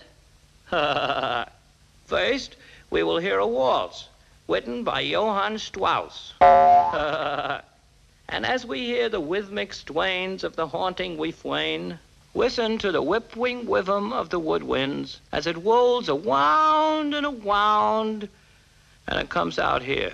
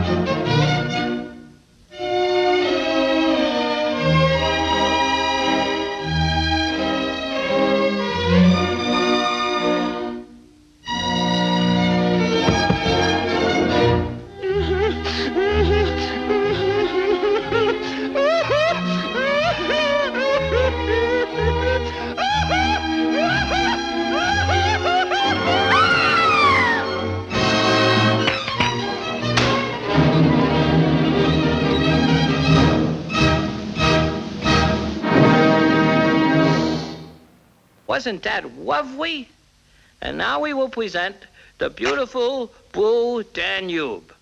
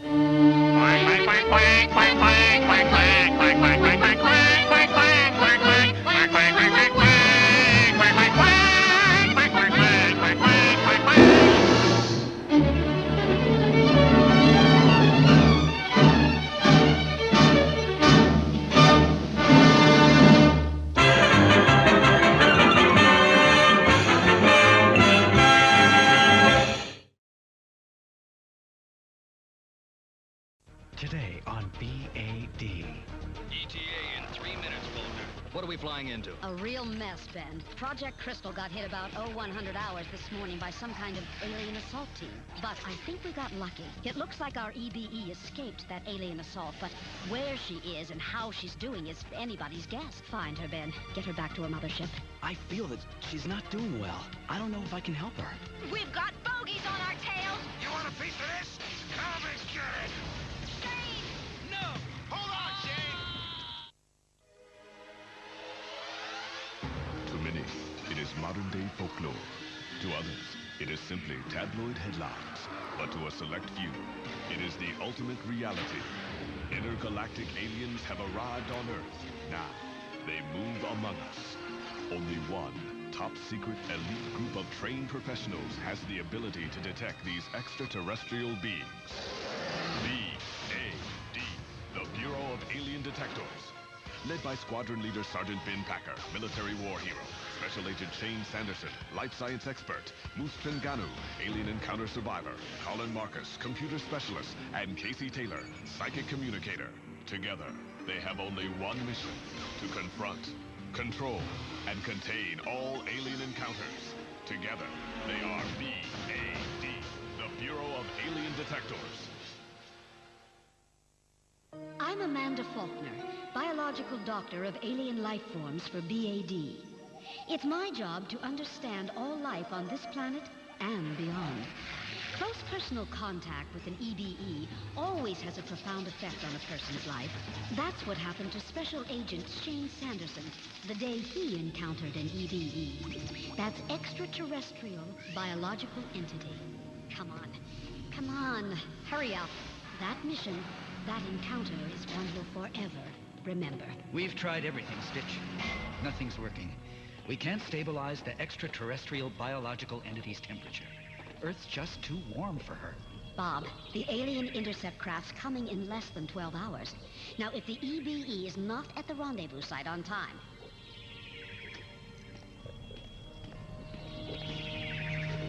What'll they do to our little informational exchange program if something happens to their first ambassador? Forget what they'll do to the program. What'll they do to the planet?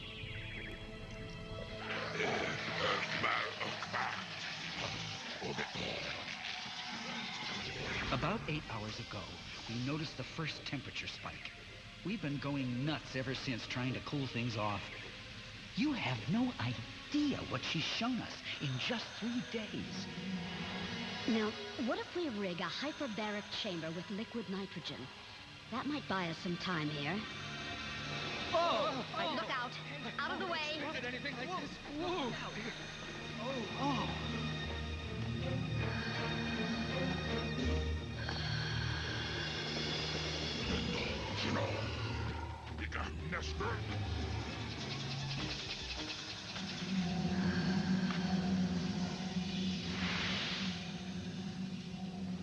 Wow! Look at that! Amazing! How did she do that? Hello, I am Dr. Faulkner.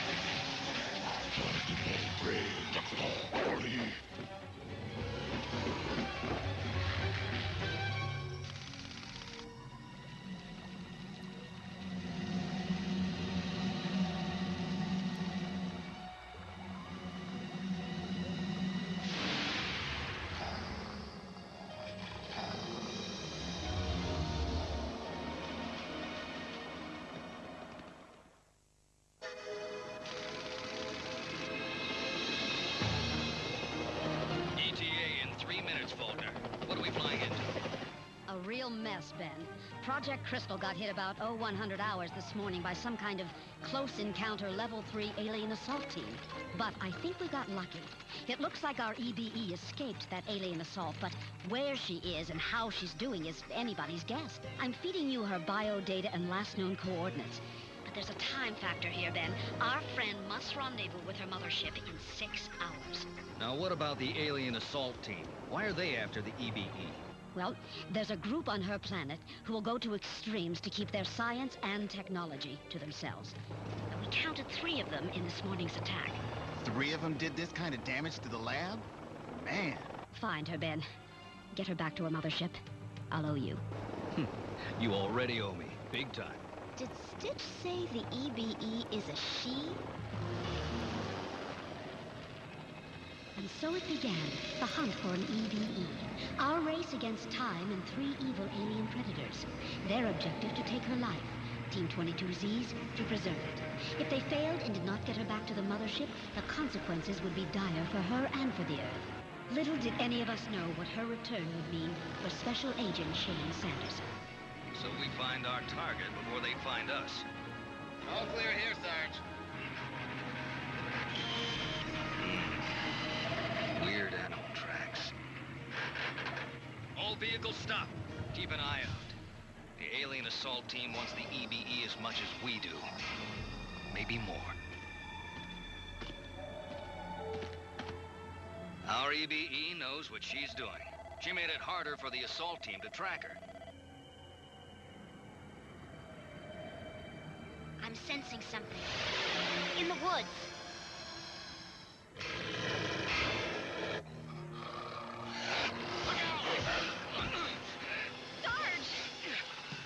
Sarge, hold on!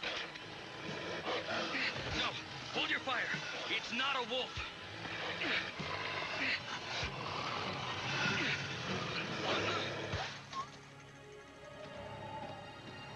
Sarge is right. It's our alien, the EBE.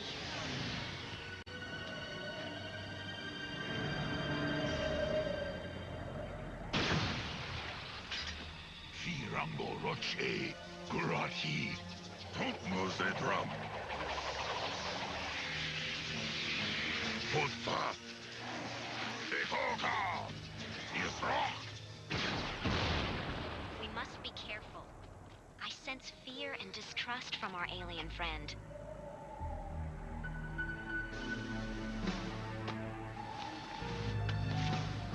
Are you crazy?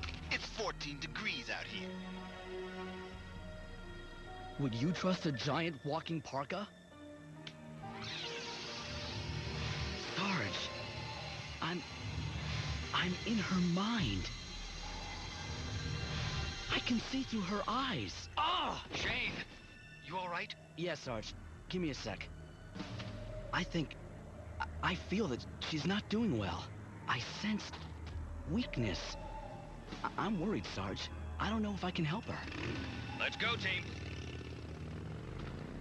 Special Agent Sanderson, you're the life science expert. Keep her alive. That's an order. Now move out.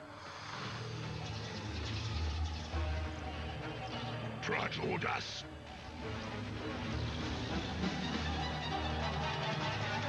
Yendo,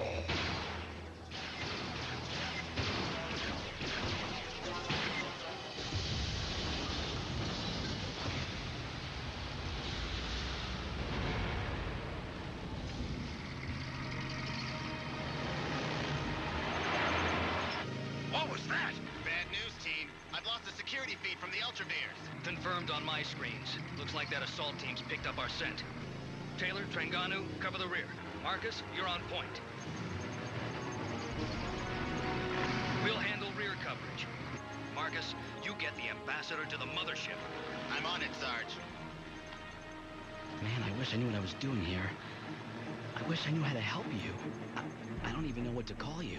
Do I sound like a moth or a bug to you? I must make about as much sense.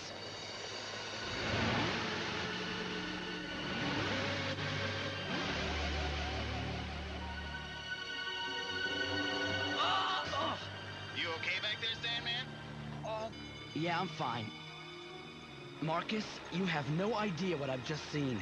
Where I've just been. You are hurt. No, it's just a scratch. Hey, you understand English? I understand you. I hear you in my head. Authentic telepathic communication between species. I can't believe this is happening. What? I don't hear anything. I am a scientist, like you, Shane. You know my name? Of course you would. You can reach inside my head. What do I call you?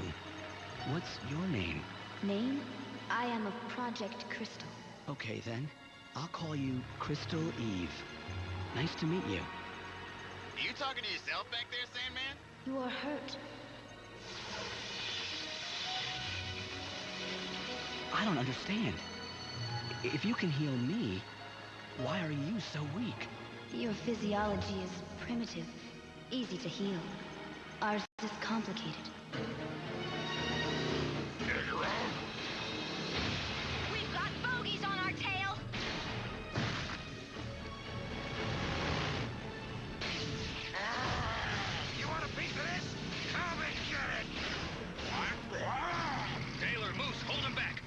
Marcus, go! Go! Gotcha, Sarge. Sanderson, the blasters. I'm way ahead of you.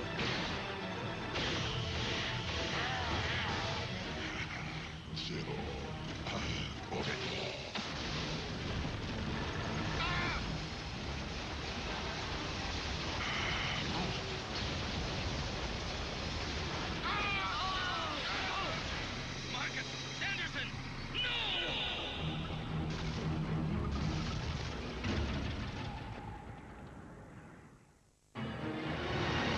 They got Marcus and Sanderson!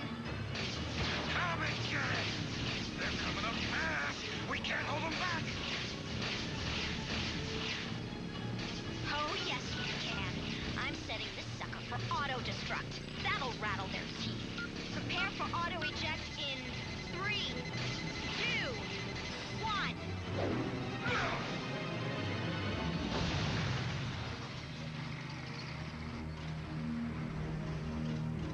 Marcus! Sanderson!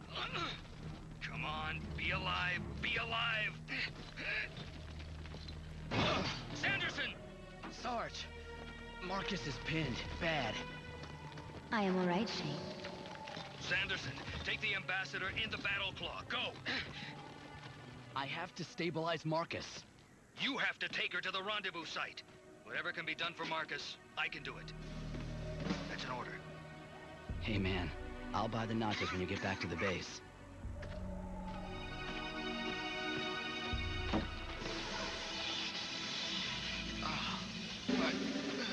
What happened? Didn't I just get clobbered by a ton of rocks? Crystal is a natural healer, a sort of organic, empathetic power. But she sacrifices her own strength. Sarge? Get her to the site. Keep your headset open. Go! We'll follow on foot. Thanks, Sarge. Marcus, you ready to move out? Yeah, Sarge. Hey, didn't I just get hit by a ton of rocks? Moose, you okay? Yeah, if my ears will quit ringing. Sarge, I got Moose. Good work. Sanderson's got the EBE with him in the battle claw. We've got to keep those bug eyes off his backside. We're moving, Sarge. You know, Case, something's hot at 3 o'clock.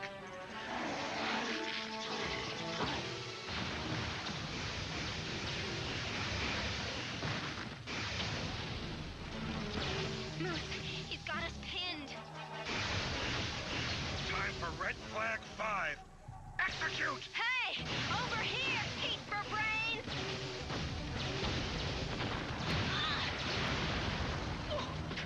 Elemental morph!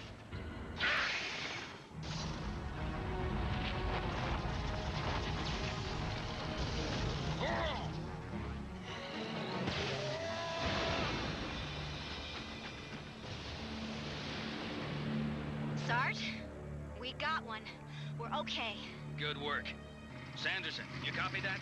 Yes, Sarge. I'm just up to an old logging bridge. If I cut across there, I can make it to King's Peak and buy us some time. Do it, if Dr. Faulkner is right. That leaves us with 2 more bug eyes out here.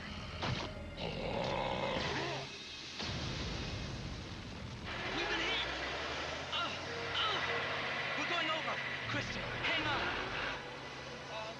I can't control it!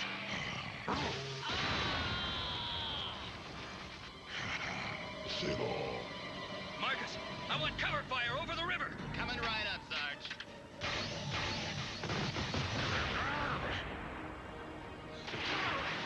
Shane! I've lost them!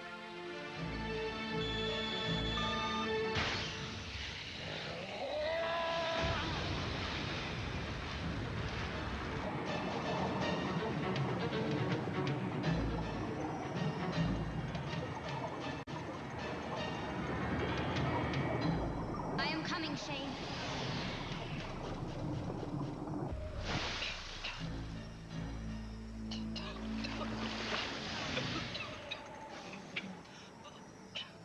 She's got Shane. He's alive. He's got to get out of that Parker, or he's gonna freeze solid. That water is ice cold. Sarge, he's not responding to his headset. The fall, the water, or something must have shorted it out. He's gotta get her to the pickup site. Break out your snowboards, come on! Let's go, team.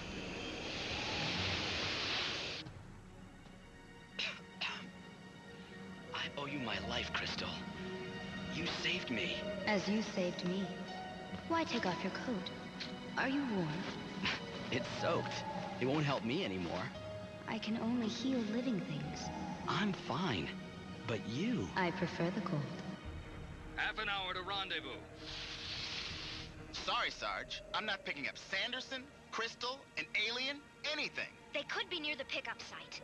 Might be some magnetic field interference. I still calculate one double jawhead out here somewhere. We have to find it before it finds Sanderson.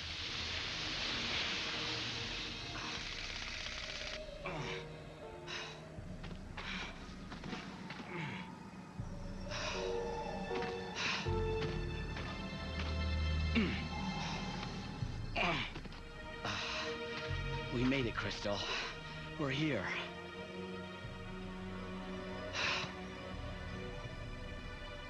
Why are you slow? I'm kind of chilly. Don't worry, I'll be fine. You are dishonest. You are dying. No, Crystal, don't. You need your strength. You have to be well. Shane.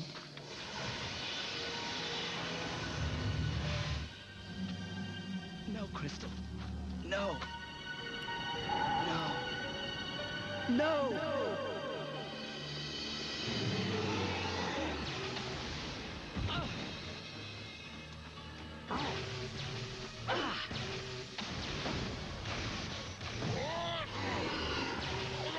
Time for a little follow the leader.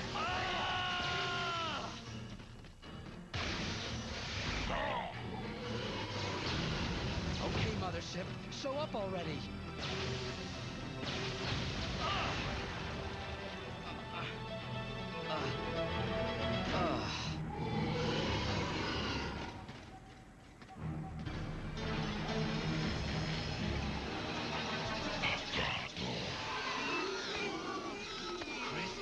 Sanderson, get down!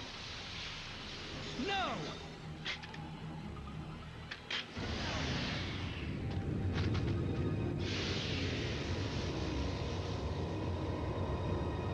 Look, the mothership.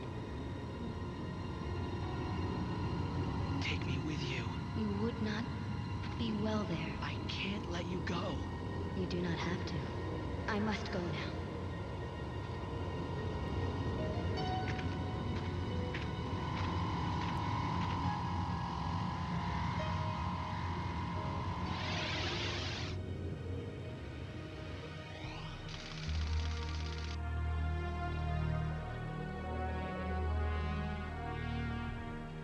Brand new Ultraveers. Dibs on a window seat.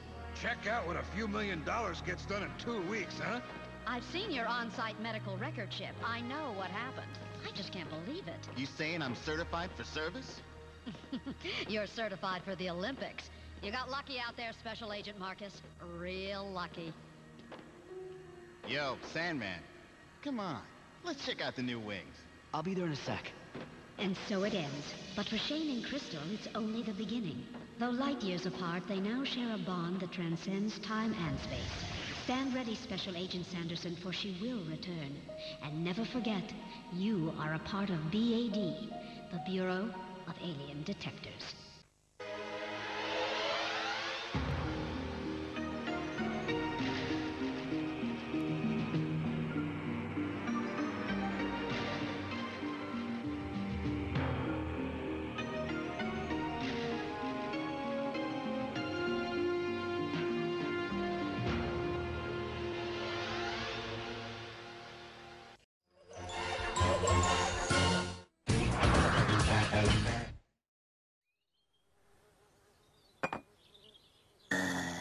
Goody two-shoes. Betty by Bo's time again.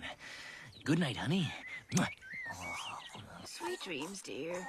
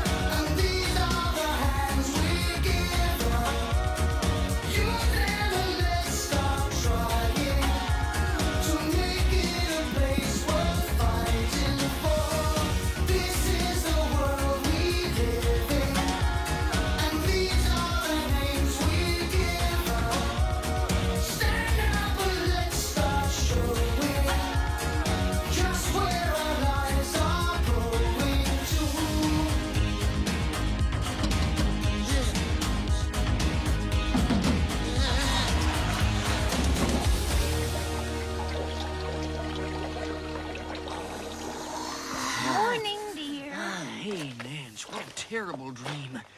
I am parched. That's better. I could use another one of those.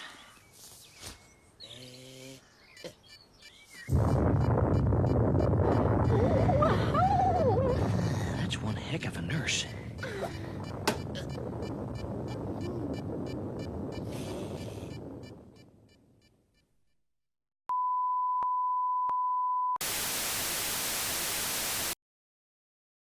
Well, everybody, that was our show for this week. We hope you guys liked it. I know that you did. And if you haven't already, make sure that you hit that subscribe button. No, make sure that you, bam, max smash the like button and then hit the subscribe button. And if you haven't yet, make sure that you head over to the Instagram page that we have, that we put pictures on, that is very fun. You should go over there and you should follow us over there as well. And we have a Facebook page that we are not on very much, but we're there too. And last but not least, go and check out the KJ and the Izzo channel and give us a little like, smash, and subscribe over on that side as well. And that is going to do it for Action Max and Feature Max for the coming month. Because next month is October. So we are going to be entering into Halloween land. The best land that there is. There is no other land better. Maybe Christmas.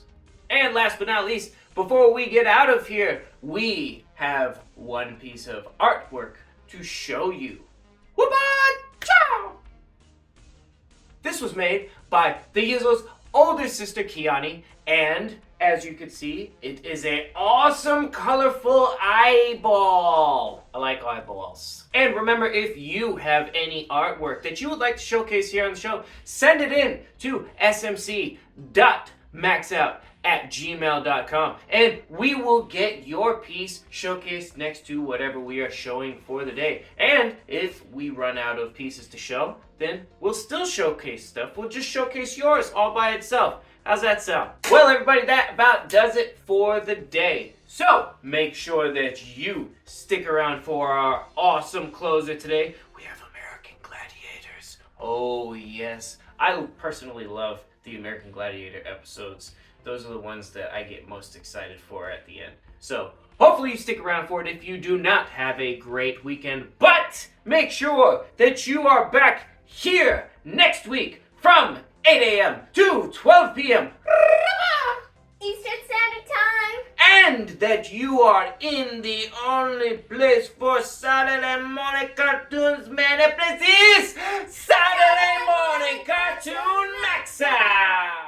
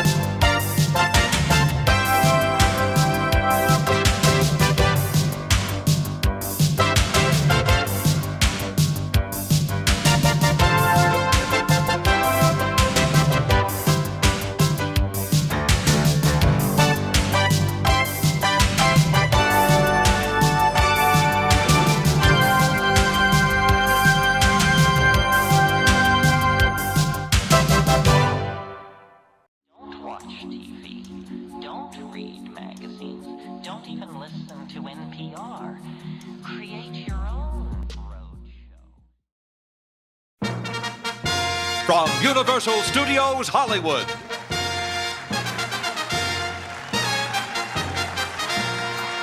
This is American Gladiators. Selected from a nationwide search, 20 men and women have come to Hollywood to challenge our force of American Gladiators for a single honor, to become American Gladiators champions. Now, here are your American Gladiators: Gemini, Lace, Nitro, Gold, Laser, Blaze, Thunder, Ice, Turbo, and Diamond.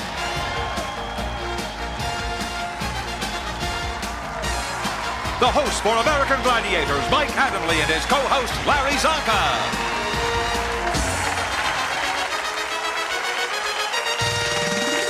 Again, everyone, I'm Mike Adamle. Glad you could join us for a brand new season of the American Gladiators. And once again, we have scoured the countryside and have come up with some outstanding contenders. 20 men and women who will put their athletic skills on the line in quest for over $150,000 in cash and prizes. We've got 2 brand new events. We've expanded our Gladiator team by 4, and they are awesome. And I've got a brand new sidekick. He's Hall of Fame fullback from the Miami Dolphins, number 39. You know him, you love him. Don Shula, can't live without him. Larry Zonka. Good to be here, Mike. Good to have you, Larry. I know you've had a chance to go backstage. You've talked to some of the contenders, and you've talked to some of the gladiators, and you've made an observation. Well, the observation is this. They're very nice people backstage. But when they come out here, they mix it up quite a bit. I'm very impressed. And with that in mind, let's meet the contenders for today's preliminary round. In our women's preliminary, please welcome Marla Smith of Newton, Massachusetts, a choreographer. And her opponent, Kelly Peacock of Van Nuys, California, a microbiology major at UCLA. In the men's competition, this is Dale Thompson of Ontario, California, a deputy with the Los Angeles Sheriff's Department. And his opponent, Rob Bottigie of Fairport Harbor, Ohio, a laborer and former high school football standout. Contenders, good to have you all here. You, Kelly, a heptathlete from UCLA. That's got to help here. Oh, I hope so. I'm going to look at it just like a heptathlon, take one event at a time, do my best, and try to have a lot of fun. Rob, tell me about your avocation of collecting football cards. I've got $50 that says you don't have a Larry Zonka in your pocket. You're right, Mike. I don't have a Larry Zonka in my pocket. I do have it at home. Zonka, you've got a fan. I got a fan over there. Marla, let me ask you something. Are you going to use any of that psychology today to try to psych out some of the gladiators? Sure, I'll be analyzing the situation each moment, and I'll try and surprise them. Take my advice, analyze it quickly. Dale, a couple of years was defensive back with the Denver Broncos. Well, see, I played back there with the small guys, back in the secondary. This is a little different now. I have to take them head on. I'm scared by just looking at them. Mike? Contenders, gladiators, best of luck. Time to get it on.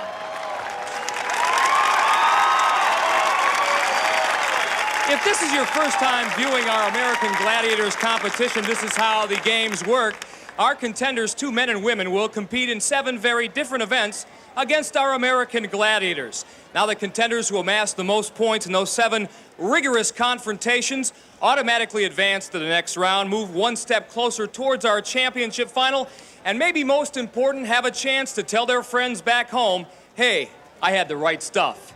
Coming up, our first event. It's called the Men's Joust. Here's Zonk with an explanation. And Mike, in the joust, a contender has 30 seconds to knock off a gladiator in an attempt to earn 10 points. Turbo's up first for the gladiators, and he'll face Dale Thompson. Dale's a husband and father of 4, and he's played some football with the NFL and the Canadian Football League as well. Matter of fact, Larry, Dale was a member of the Denver Broncos back in the mid-'80s for a couple of seasons. Now he'll try his hand at something entirely different and not doing too well early on as Turbo quickly makes short work of Dale Thompson. Well, quickly is the right description, Mike. You can see here just one solid shot to the forehead followed by another, and that's the end of the story for Dale. So now it's Rob Battigi's turn. Rob not quite as big as Dale, and it really doesn't matter against a guy like Turbo who goes about 6'3" and 260. Rob at about 5'10", 190. He'll have to rely on quickness and cunning to get the job done. He'll have to be very quick and very smart, giving up that kind of weight and strength advantage to Turbo. Turbo hasn't been up there before, but shows that he's very adept at this new competition. Does very well. Fortunately, Rob didn't last quite as long as Dale did. Here's Mike. Turbo, what's all this stuff about starting slow and then kicking in the afterburners? You polished off those 2 contenders in a total of 9 seconds. Well, Mike, as you know, the longer Turbo runs, the stronger it gets. These guys are just lucky they didn't let me get warmed up.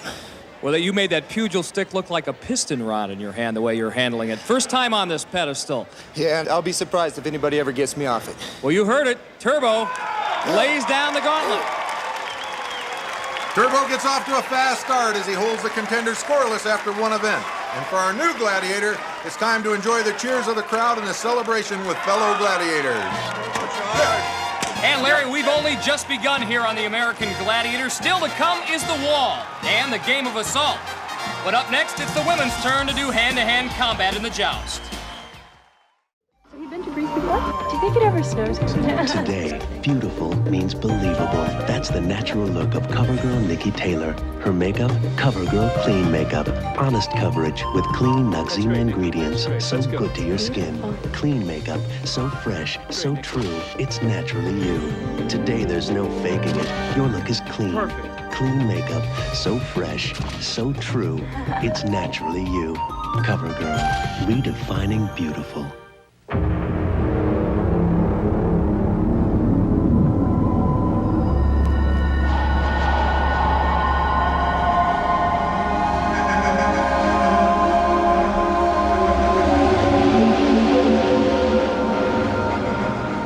In a world of sweeping changes, there is one certainty. The financial strength of the Prudential, rock solid in securities, insurance, and real estate. When most jeans makers look at women, they see men. I need jeans with a little more room in the hips. Why else would they keep trying to sell men's jeans to women? More snug in the waist. Well, I like a little looser fit in the thighs. I need jeans designed for a woman. At Lee, we make jeans that fit the unique contours of a woman's body. Lee Relax Fit Jeans. It's time to make an appointment. Scalpel. It'll be good for your health. Trust me, I'm a doctor. Oh, sorry. The doctor's in. Say, how about a free examination? Get ready to take your medicine. If you think that's bad, wait till you get my bill. I hope you have protection. Dr. Giggles. It's a good thing I make house calls. Rated R. Now playing at theaters everywhere. This Magnavox portable CD player with pure digital sound is the best thing to take on vacation. Unless you compare it with this clever Magnavox 5-inch TV. Great pictures anywhere. The best is this compact yet intelligent Magnavox camcorder with autofocus.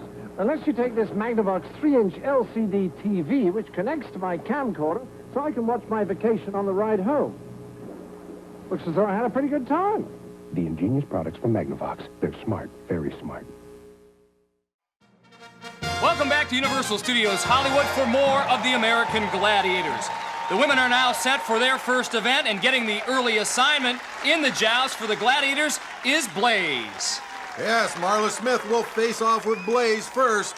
Marla, 24 years old, stands 5'6" and has some background in competitive bodybuilding and gymnastics, and she's going to need all of that now. Blaze, of course, has proved herself adept at hand-to-hand combat with the pugil stick based on her previous experience on last year's show. Quickly, she goes up top for Marla's head, and that helmet gets her off balance. Good night.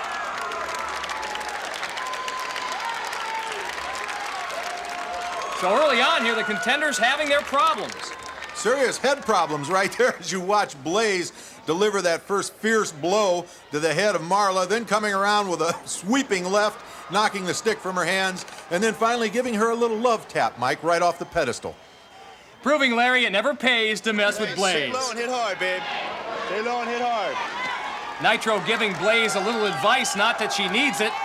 She dispatched of Marla Smith fairly quickly, and now she's going to try to do the same to Kelly Peacock. Kelly Peacock, a heptathlete at UCLA, and Kelly stands all of 5'8" and weighs 133 pounds, Mike. Kelly, one terrific athlete, finished second in the Pac-10 heptathlon meet in 1988 behind the winner, Wendy Brown, who was a competitor here last year, but Kelly in trouble early as Blaze again goes above the shoulder and for the head and finally knocks Kelly's pugil stick out of her hand. Mike, you have to give Kelly credit here. She wades in, delivers a few blows. Blaze comes back viciously with some hits to the head, and then comes around with a roundhouse and knocks the pugil stick right from Kelly's hands.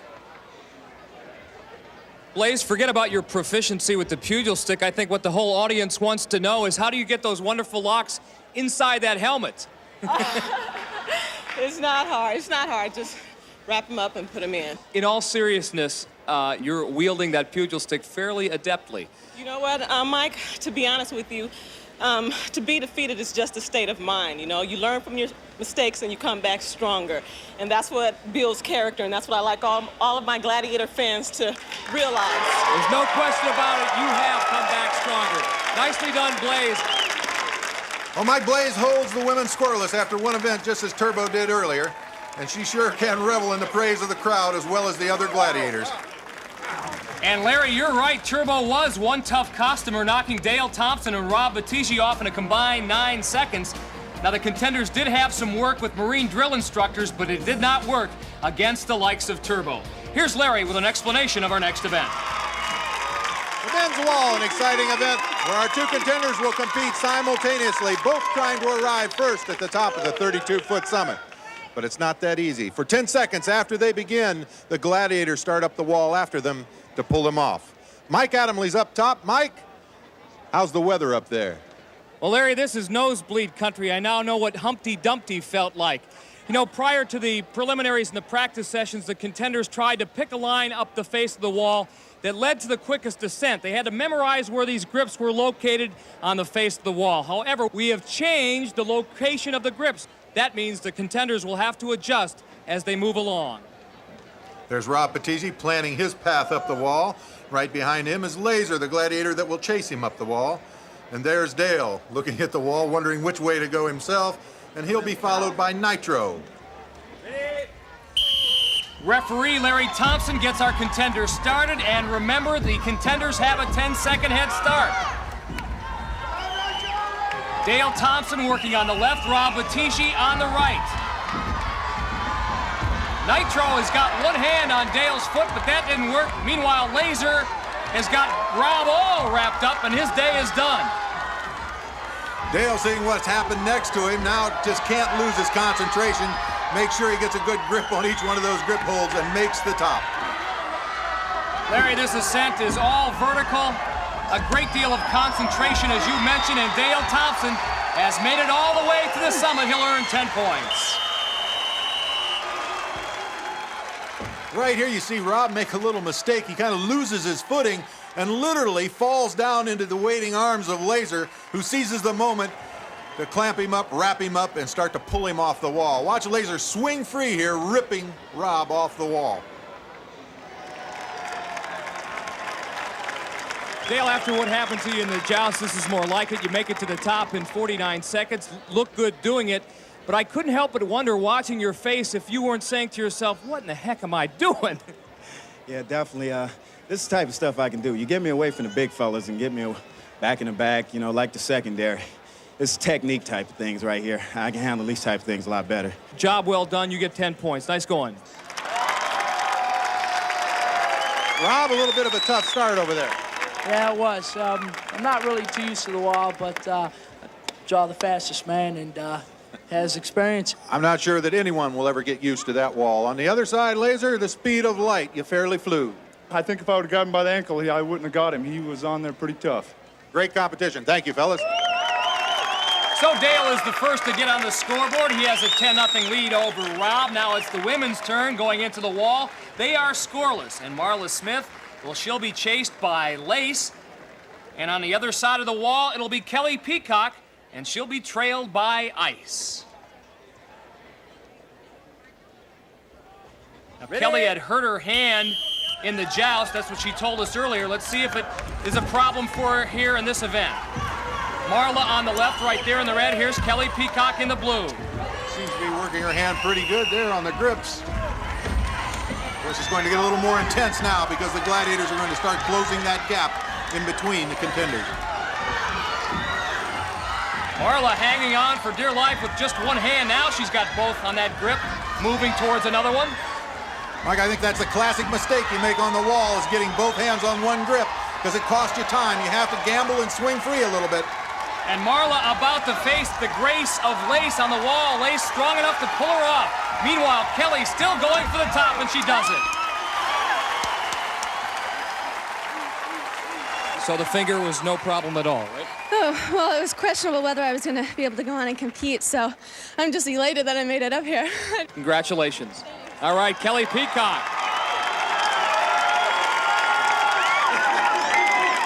Marla had a good start, really went up the wall pretty well, had a little hang-up up at one of the outcroppings, and then what happened? Well, I was holding on to the same grip with both hands, looking for the next one. She scooted up, and I held on as long as I could, and she pulled me down. We must have looked good coming down together, huh? Yeah, thank you very much. Well, Marla, from my vantage point up here, you did look pretty good. What's it like to be a contender being pulled off the wall by the Gladiator? Watch here. Lace has the death grip, and that was it for Marla. Kelly Peacock gets 10 points in the wall, but still to come, the human cannonball. And next up, it's the assault.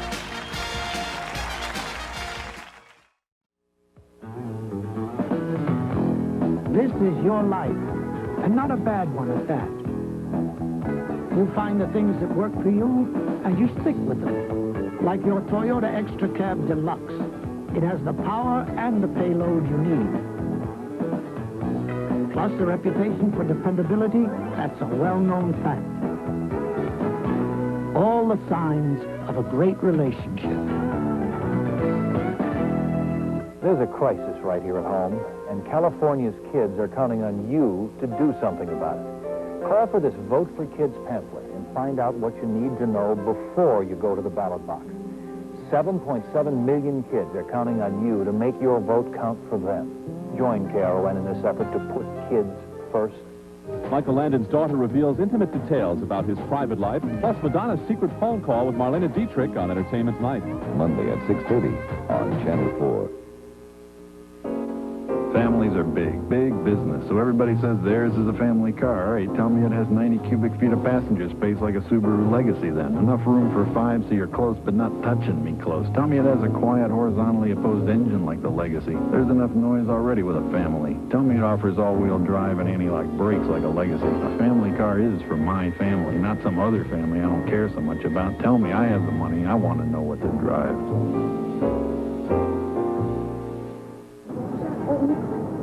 Jim, give me a Bud Light. We're all out.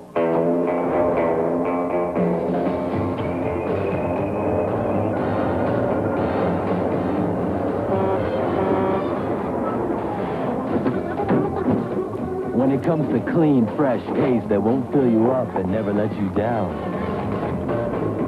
Bud Light delivers.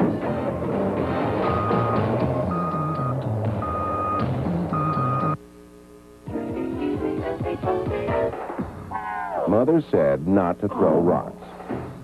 Mother said not to play in the dirt. Mother never had a Jeep Wrangler. Right now, we have more Jeep Wranglers in stock than Mother has cookies. And with the $500 cash back offer, Jeep Wranglers are as low as $10,910. Hey, that looks just like Mom. Welcome back to Universal Studios Hollywood, where the assault is the next event for the men. And after 2 events, Dale Thompson has a 10-0 lead over Rob Batigi.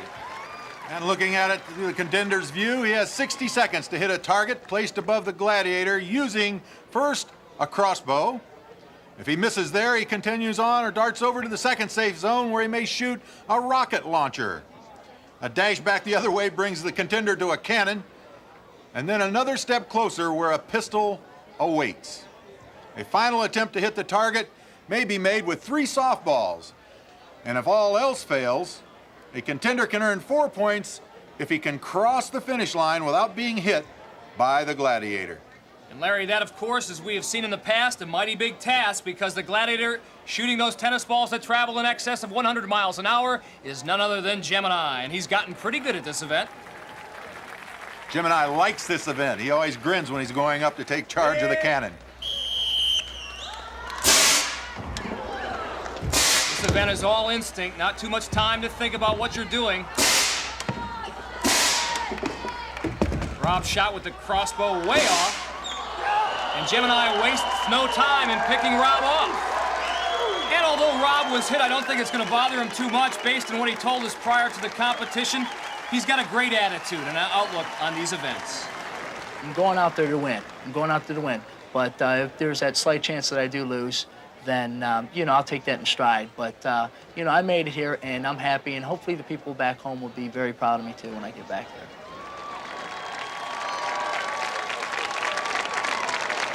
I think the folks back home in Ohio will forgive you, Rob, but you better get on the scoreboard in a hurry. Next up, Dale Thompson staring into the competition circle with a chance to increase his lead going against Gemini. One thing that Dale has going for him is very obvious, his speed. He got to that first safe zone in a hurry. Now his aim, that's another story. Well, being a member of the Sheriff's Department, you'd think he'd have a little more concentration when it comes to that aim. Perhaps he's not used to this kind of weaponry. Setting up with the rocket launcher. Ooh, that just missed. Just underneath the target. Said Mike, he uses the speed, but he also has a few fakes in there, giving Gemini the double target to look at. Dale still has plenty of time on the clock, just under 30 seconds. This is a great run so far, if he can only hit that target. That one is way off, and now the clock is a factor. 10 seconds. This is Dale's final chance, but he knocked that barrier out of the way, and he was wide open to be hit, and was. Yes! That's it! Yes! Gemini's happy here. Dale goes in, moving the boundary with his shoulder, and exposes himself to the shot by Gemini. So after 3 events, the score remains Dale 10, Rob 0. And the women are up now, where Kelly also leads Marla by a 10-0 count after 2 events. But gold is on the pedestal and ready to fire, and that could spell trouble for the first contender, Kelly Peacock. Kelly using a little bit of a stop-and-go technique, keeping one eye on gold all the time. See that tape on the fingers of Kelly's left hand. Oh, and that time she got nailed right between the eye. Thank goodness for those protective goggles. Let's hope she's all right. It looks like she is. You see, Gold's shot catches Kelly right on the protective goggles. Gold now training her sights on Marla, who's in need of some points. Marla down 10-0 coming into this event.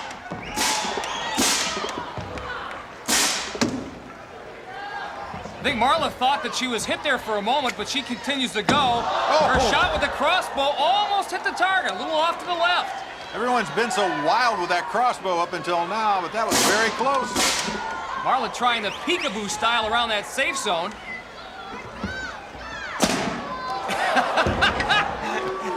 Well, it takes practice, folks. There's no question about that. Obviously a lot better with a crossbow than the rocket launcher. Marla's shot with the cannon is off. Gold is bound and determined to pick her off, and finally she does. So Gold goes 2 for 2. First Kelly Peacock, and now Marla Smith. Well, Mike, it's the old mistake of not watching the balls after leaving a safe zone, and Marla gets a hit right on the elbow. So no change in the women's score after 3 events. Kelly still leads 10-0. Ditto for the men, where Dale's on top 10-0, as we now get set for the human cannonball. Here's Larry. Rob, you don't have any points yet. Pressure's on. You gotta come up with something here, obviously. You got any plans? All I'm gonna do is get a nice vertical jump, and hopefully I can knock my buddy Nitro down over the other end. Well, it's gonna take some knocking to pull Nitro off that pedestal. Good luck. Thank you very much. And Larry, each of our contenders gets 2 swings, 1 at each of the gladiators, with each successful swing being worth 5 points. As you see the view from Rob's helmet cam, Rob will be trying to knock Nitro off the pedestal. Dale will have to do the same to Gemini. Mike, that's a long swing, and there's a lot of momentum that builds up. The gladiators are gonna have to deal with a real force coming down upon them. And Larry, for those reasons, that's why this is the gladiators' least favorite event. Rob on the right, Dale on the left. Dale knocks off Gemini, but unfortunately Rob is still scoreless as Nitro won't give up the pedestal. And Larry, I don't care if you weigh 100 pounds or 50 pounds, you can generate a lot of power when you swing at a man who's standing 40 feet away. Watch here through Rob's helmet cam, the velocity in which he hits Nitro. Boom! I'll tell you, Nitro got it in the head with Rob's knee as well, but somehow, some way, he managed to keep his balance. Terrific job by Nitro as Rob gets the free ride around the arena. It takes a lot of guts. As Nitro's fans enjoy the jubilation of his first victory, but now our 2 contenders switch sides, and Rob takes on Gemini, while Dale moves over to challenge Nitro. And Larry, this is an event where it doesn't help to have a fear of heights because the contenders are on a platform, as you can see from the helmet cam of Rob Batigi, about 17 feet off the ground. And that platform that they're standing on, very, very narrow. That's a long swing, Mike. A lot of momentum builds up. There's a great impact, although Gemini appears to be looking forward to it. Hit me with your best shot, baby. I'll take you on.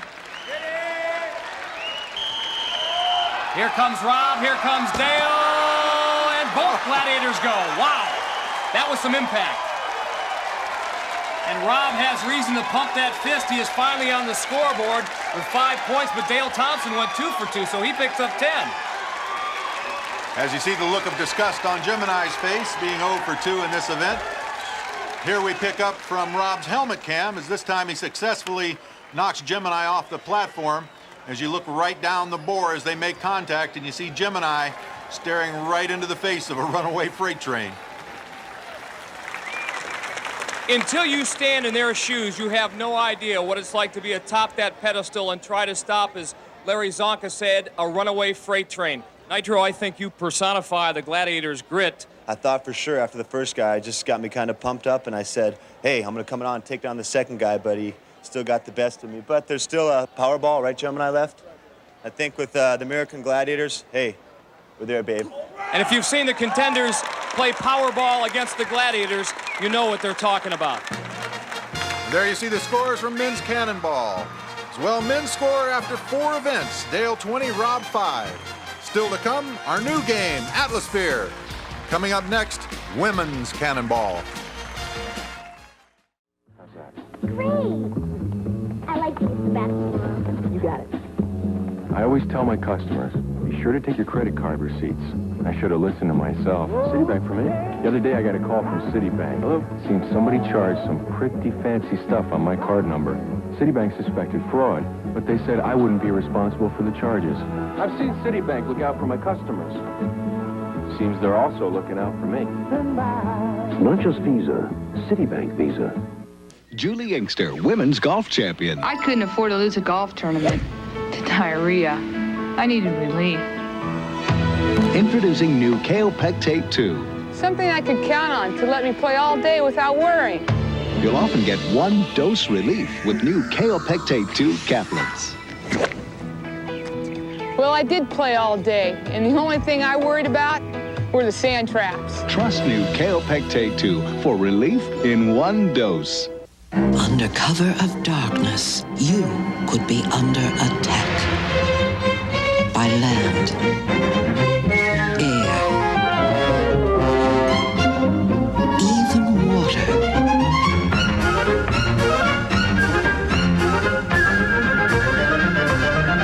Unless your home's under the care and protection of Ortho.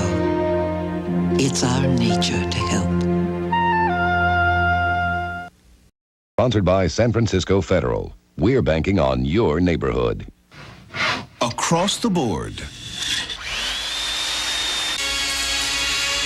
Home Depot has lowered the price of home improvement. Right now, you can get 21 extra bags of groceries into a Dodge Caravan, or 14 extra family pets, or almost enough extra equipment for a Pee Wee League football team. Because for the price of a regular Caravan, you can get a Grand Caravan. That's 25 extra cubic feet of space at no extra charge, for savings up to $26.50 during the Dodge Award Celebration Sale. Because the only thing better than America's best-selling minivan is more of it. See your nearest Dodge dealer today. How good could a fat-free cake make you feel?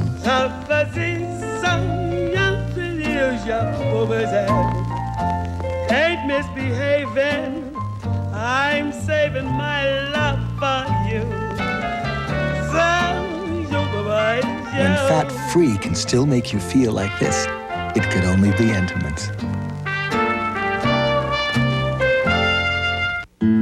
We've heard some of you are waiting for a rice-a-roni with a bit less salt. Well, here you go. Introducing a rice-a-roni with a third less salt and lots of great taste. Good thing there's plenty to go around. The San Francisco treat. Welcome back to Universal Studios Hollywood, where Kelly Peacock holds a 10-point lead over Marla Smith as the girls get set for human cannonball. Here's Larry. Marla, you're without points right now. Big competition. You can pick a few up here. Do you have any plans? Sure, I'm going to try and bring all my energy together, and I'm going to knock her down. Well, that's the right attitude. It's going to take some knocking. Goal doesn't come off there easily. Good luck. Positive thinking on the part of Marla Smith, and I'm sure Kelly Peacock is feeling the same way. Kelly draws ice here in this first swing. Marla going against gold.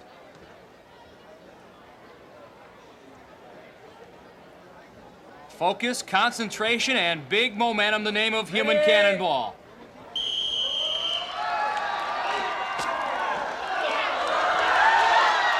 Well, Marla's positive thoughts worked out as she was able to knock off gold.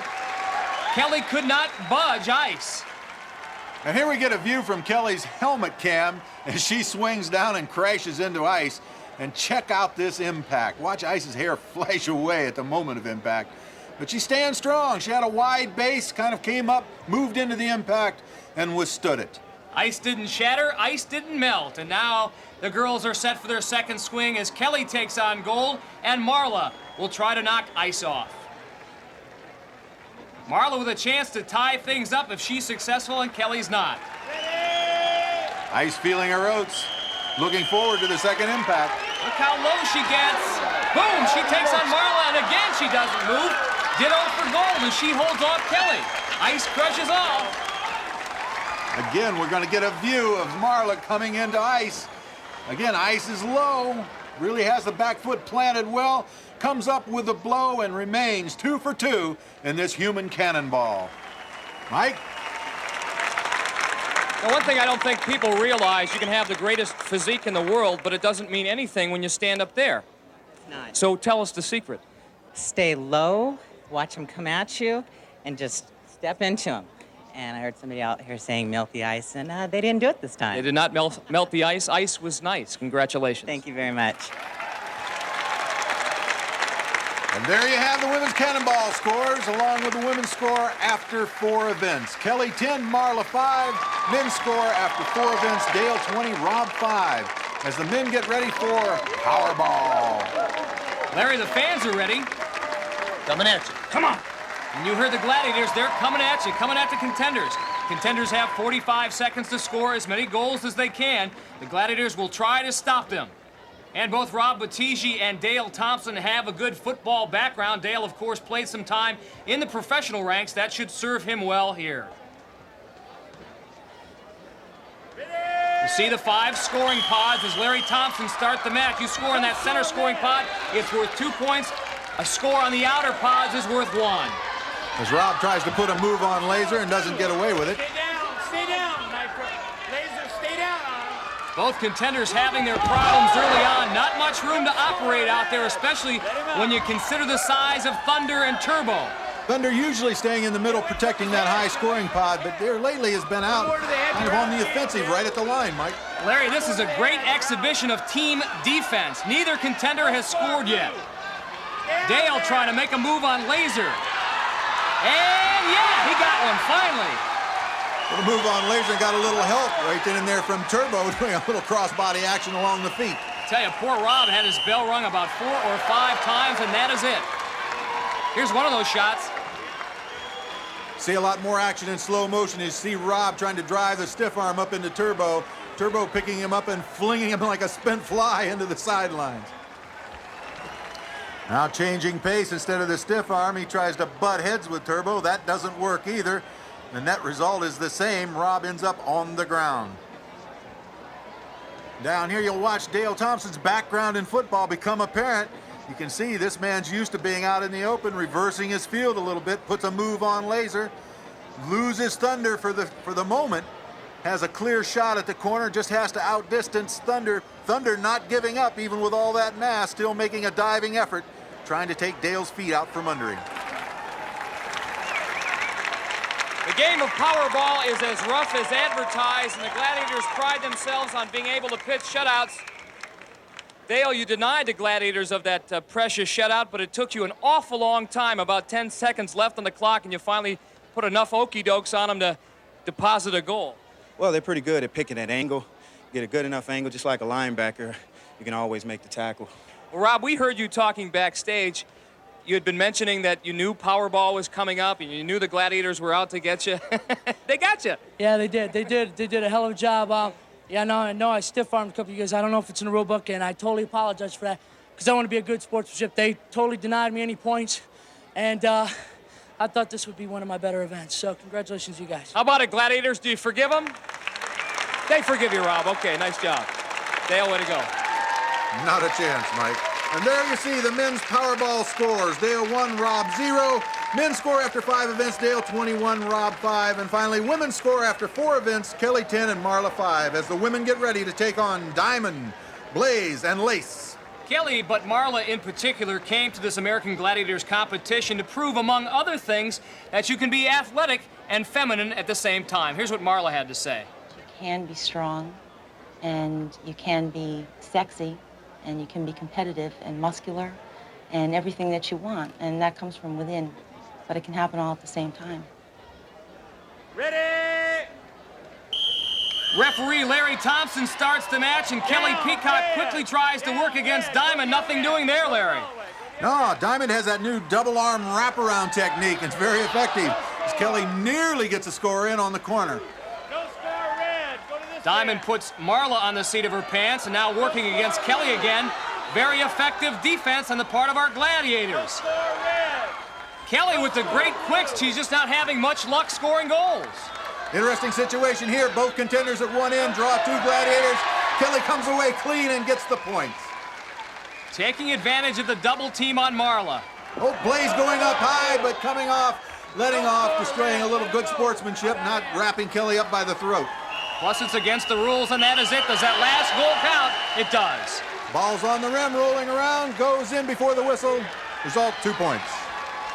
This is truly a game. They call it Powerball, but in your case, cunning was the differential. You were able to make a couple of nice moves and use your competitor as a screen, and it paid off. Yeah, I tried. The competitor actually did screen, left me open for one, and I took advantage of that and got one.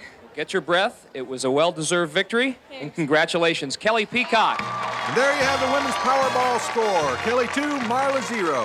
Women's score after 5 events, Kelly 12, Marla 5. Still to come, Eliminator. But coming up next, Atmosphere. A grapefruit drink that's actually sweet? Yep. Ocean Spray Ruby Red Grapefruit Juice drink. It's got a sweet taste that's really different. If this is grapefruit juice, this is sweeter Ruby Red. Surprisingly sweet Ocean Spray Ruby Red. Hey, Shelley, guess what? 4 out of 5 people are just like me. Why? Do they need babysitters too? No. In a taste test, 4 out of 5 people preferred healthy favorites over Healthy Choice's non-fat cream cheese product, just like me. So there's brains to go with those good looks. You don't need brains to be like me. Just taste. It doesn't take a genius to know that healthy favorites taste better. I knew you'd see it my way. Kraft Healthy Favorites, reduced fat cheese. It just tastes better. What kind of cars are they going to give us? Get a Mark 8, you're going to get a Explorer. Each year, a shipment of school supplies arrives at community colleges nationwide. Here, students, handpicked by Ford and Lincoln Mercury dealers, earn degrees in automotive technology on cars and trucks supplied by Ford. So they can give you a level of service at our dealerships you won't find anywhere else. Ford and Lincoln Mercury Quality Care, where the quality continues. Day after day, you make those glasses of thick Metamucil disappear. Why not make them all disappear with FiberCon? Doctor-recommended FiberCon gives you the same fiber regularity in tablets. Easy to swallow tablets. Get doctor-recommended FiberCon. My daughter can spot a cute boy at 150 yards. It's finding a tomato that gives her trouble. Whirlpool thinks anybody should be able to find anything they need in a refrigerator. If I hear, "Where's the ketchup?" one more time, I'll scream. Don't scream. This Whirlpool refrigerator has see-through bins, shelves that slide, and up-front lighting. I like to see my kids fend for themselves. Whirlpool, how to make a home. Welcome back to Universal Studios Hollywood for more of the American Gladiators. Here's Larry. And now the stage is set for our next event, Atmosphere, where 2 contenders compete simultaneously in an effort to roll their ball into one of the red, white, and blue scoring pods. worth 1 point each. At the same time, 2 gladiators try to keep the contenders from scoring by knocking them out any way they can. And this is wild. It's a little like Demolition Derby as Rob Battisti gets inside of his atmosphere. It's a game that involves lower body strength. It's a great aerobic workout. And once you get locked inside of one of those spheres, there's no getting out until the game is over. We're going to see some big-time collisions and some big impacts. As you see Laser loading up into his ball after comparing notes with Thunder. Thunder looking like he's working up kind of a competitive attitude or edge before getting into his ball. Referee Larry Thompson about to get things underway. And those plumes of nitrogen smoke you see, well, they're to let the audience and the contender know that they have scored. Load them up, move them out. Rob making first contact and running long, but unable to get into the pod. Once the atmospheres get rolling, they're very difficult to stop. Rob, however, moving well. He's had a lot of success. The Gladiators are doing just a great job of defense. It's a bang. Bunched up, it appears Dale's coming open. He's heading for a pod, but he has the entire posse chasing him. No score by Dale. Collision on the other side. Rob forced into the sideline. Well, we didn't see the smoke, so Rob Battisti credited with a goal, and now he's racing for another one. Can he get it in? No, he goes the other direction. Here, the Gladiator wasn't quite sure whether the score happened or not, but now he's fast after him. Rob picking up another point. Meanwhile, Dale Thompson having a dickens of a time getting by Thunder. Final score, Rob 2, Dale nothing in Atmosphere. Here's Larry. Thunder, you're noted for power, obviously. And I understand from some of the other Gladiators that they think this event more so than others really draws the power. Definitely, you got to have a lot of power, a lot of stamina, a lot of speed, coordination, just like all the events here on the show. But this one particularly, it's definitely takes it out of you. But it's definitely a good game. I love it. There you have it. Good job, Thunder. Well, Robbie, you finally found an event to your liking. I guess it took getting inside a giant ball to make it work for you, huh? Yeah, I got a hurt ankle and everything, but I'm definitely trying to get a couple points. I think it's a little too late, but I want to say I deserve them 2 points. Robbie, well done. Goodness gracious, great balls of fire. Men's score after 6 events. Dale leading 21 to Rob 7.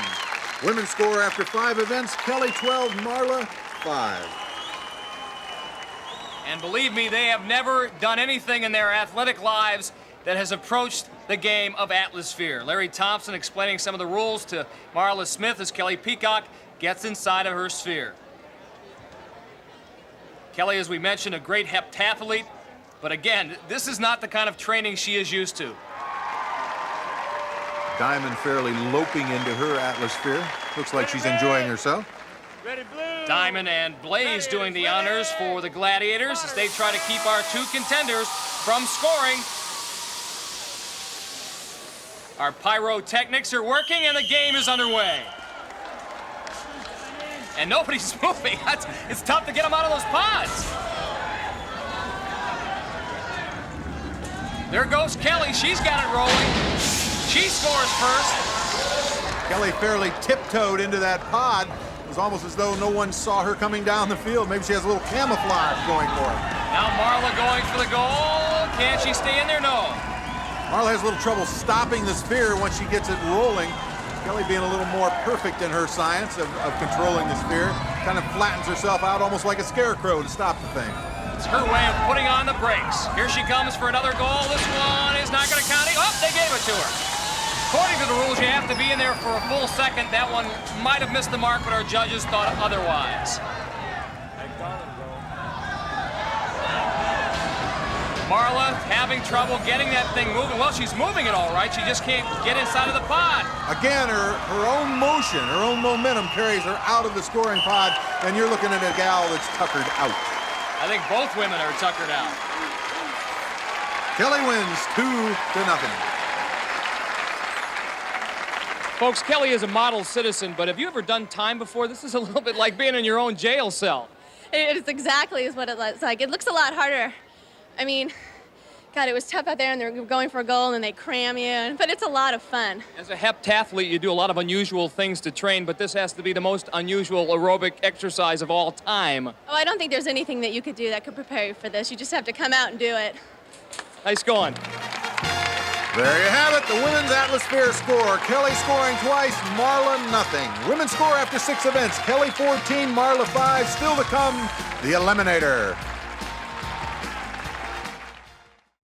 If I said I found a breakfast that helps keep me going strong all morning, you'd say that's some discovery. Well, it was for me. It's breakfast with grape nuts. I heard try it for a week and see how good you'll feel all morning. Well, you know what? I feel great. Turns out, grape nuts is a fat-free, natural energy source. And it tastes so good, so hearty. But really, you've got to try it. Just give it a week yourself. Breakfast with post-grape nut cereal helps keep you going strong all morning long. What would you get if you squeezed the refreshing flavor of this orange or this lemon into a nice, plump Sunsweet prune? You'd get delicious new Sunsweet orange essence or lemon essence pitted prunes. Better hurry before someone gets yours. Jane talks to the cast of Cheers. A new series. I'd like that. That'd be a happy ending. That'd be very sweet. An all-new Dateline NBC Tuesday. How many times I told my dad to see a doctor? He was stubborn. But the pain in his stomach just wouldn't go away. He had to go.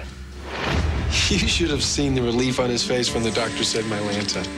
He said it was indigestion, and his kind of indigestion needed strong medicine. Mylanta is strong medicine, strongly recommended. In fact, Mylanta is the antacid doctors recommend most. My doctor said Mylanta. Also available in tablets and new gel caps.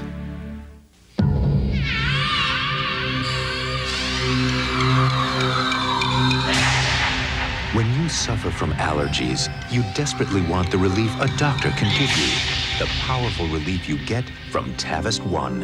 And now Tavist 1 is available without a prescription. Just 1 milligram of its potent antihistamine relieves your worst allergy symptoms for 12 straight hours. Tavist 1 and Tavist D. 1 tablet, 12 hours, and now no prescription. My lord, the killer was eating cookies. Quite right. But my client doesn't eat cookies. She eats Fig Newtons. Case dismissed. A cookie is just a cookie, but Newtons are fruit and cake. Welcome back to Universal Studios Hollywood for the final event of the American Gladiators, the Eliminator. And it all starts here with the treadmill. The contenders must run against this belt. From there, they must cross the 30-foot span by means of a specially designed hand bike. Then it's across the familiar balance beam, where instead of medicine balls, the contenders will fend off these heavy, weighted blocking pads. And Mike, if our contenders have survived this far, it's time to climb up a 20-foot cargo net, over to a zip line that takes you for a very pleasant ride down over the entire length of the arena. Then an extra leg brings 2 hurdles to the contender before the standard conclusion, a choice of which lane to pick and a possible confrontation with a gladiator before crossing the finish line. Mike? You know, American Gladiators competition may look like a lot of fun and games, but it's not, especially for the contenders. There's a great deal of pressure, a pressure that builds up all day long. And for one of our contenders, Marla Smith, that pressure, well, it's gotten a little tough. The trainers have recommended that she not continue this competition. She has suffered a bout of hyperventilation. You know, you have a lot to be proud of. People don't realize that at a contender tryout back in New York where Marla qualified from, over 5,000 people there, that you've made it this far to Hollywood and Universal Studios. That says a lot about your competitive spirit and about you as a person. Thank you. Thanks. Kelly Peacock, I know this is not the way you would have liked to have seen it finish, but you are going to the quarterfinals now. You've got a free run on the Eliminator. I guess the best thing to do is play it safe, do it as hard as you can, but try not to hurt yourself so you're ready to go for the quarters. I'm going to try my best. I feel really badly that Marla has to drop out because, like you said, I don't like it to end this way. And I wish her all the best. I'm just going to do my best and try to come out with a good score. Although Kelly automatically advances, her score here will determine her seeding for the quarterfinal round.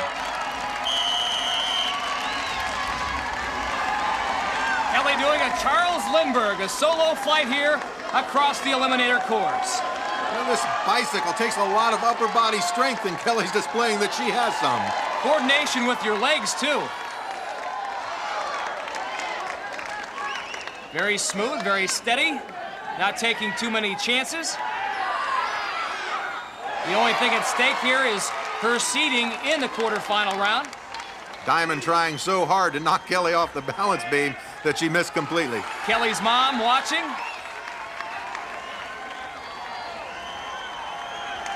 Steadily she goes up the cargo net.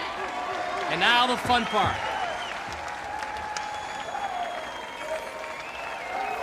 A breezy trip down the zip line. And I hope for her sake she picks the right lane here. No need to meet a gladiator at this point. Having already won the competition. But no, she gets a little practice with ice. And a nice run for Kelly Peacock. There's the final score. She advances to the quarters.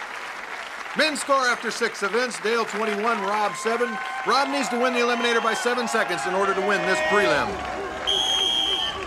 Dale in the red, Rob in the blue, and Dale quickly up that treadmill. Demonstrating good technique on the bike. He really flies across on that hand bike. Rob just trying to hang in there at this point. Dale fends off that blocking pad. Rob making up some room now. Both men getting a little tired and getting a little tied up in the cargo net. Well, this is another item that looks easier than it really is. No problem for Dale Thompson. Deliberately moves his way over the zip line. Here it comes. Nice 2-point landing. Yes, a little short of the line. He had to move up and touch the line before he could get down and go over the hurdles. Picked a gladiator, did a little head over, heel, somersault, across the finish line. Here comes Rob. Remember, the contenders have to finish in 60 seconds or less. Rob now working against the clock, getting tangled up in those hurdles. Uh-oh. And picks the one gladiator he shouldn't. Thunder. Thunder does not give up ground easily. Turbo goes, give him a break, pal.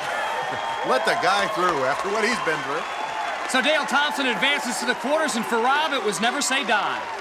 Rob, tough day today. I know you've been in the competition pretty heavy, hot and heavy.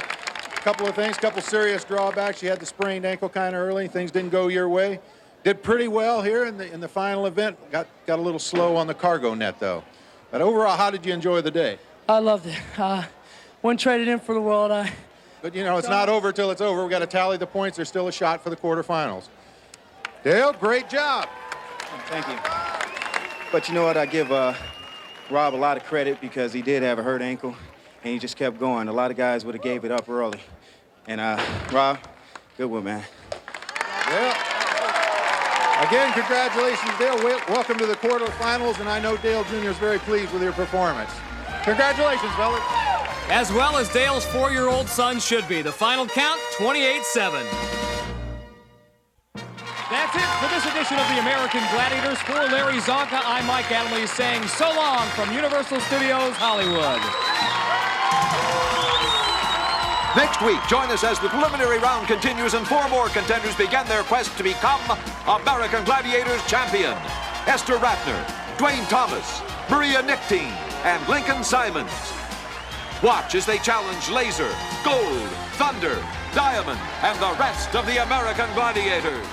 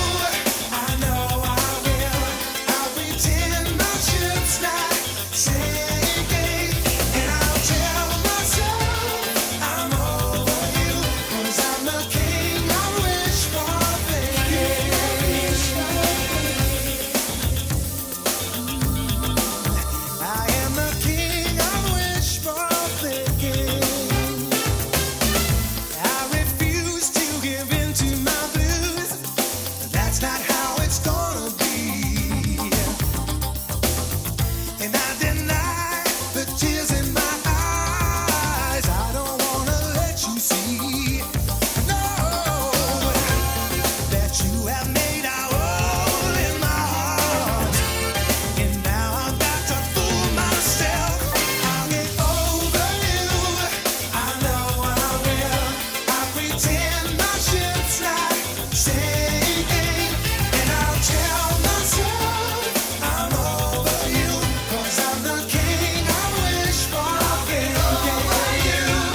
I know I will. I'll pretend my ship's not sinking. And I'll tell myself I'm over you. 'Cause I'm the king I wish for. Thinking,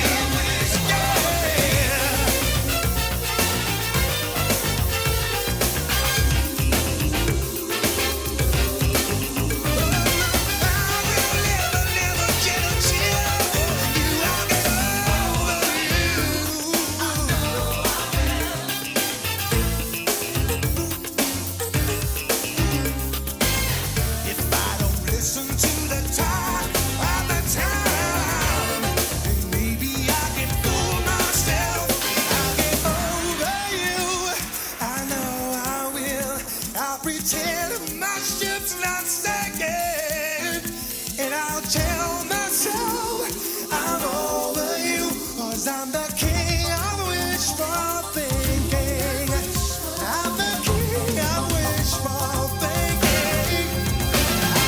Over you, I know I will. You made a hole in my heart. But I won't shed a tear for you. I'll be the king I wish for thinking. I'll get over you, baby. I know I will. I'll pretend my heart's still beating. 'Cause I've got no more tears for you. I'm the king I wish for thinking. I get over you. I know I will. You made a hole in my heart. And I'll tell myself I'm over you.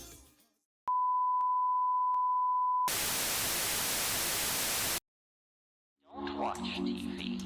Don't read magazines. Don't even listen to NPR. Create your own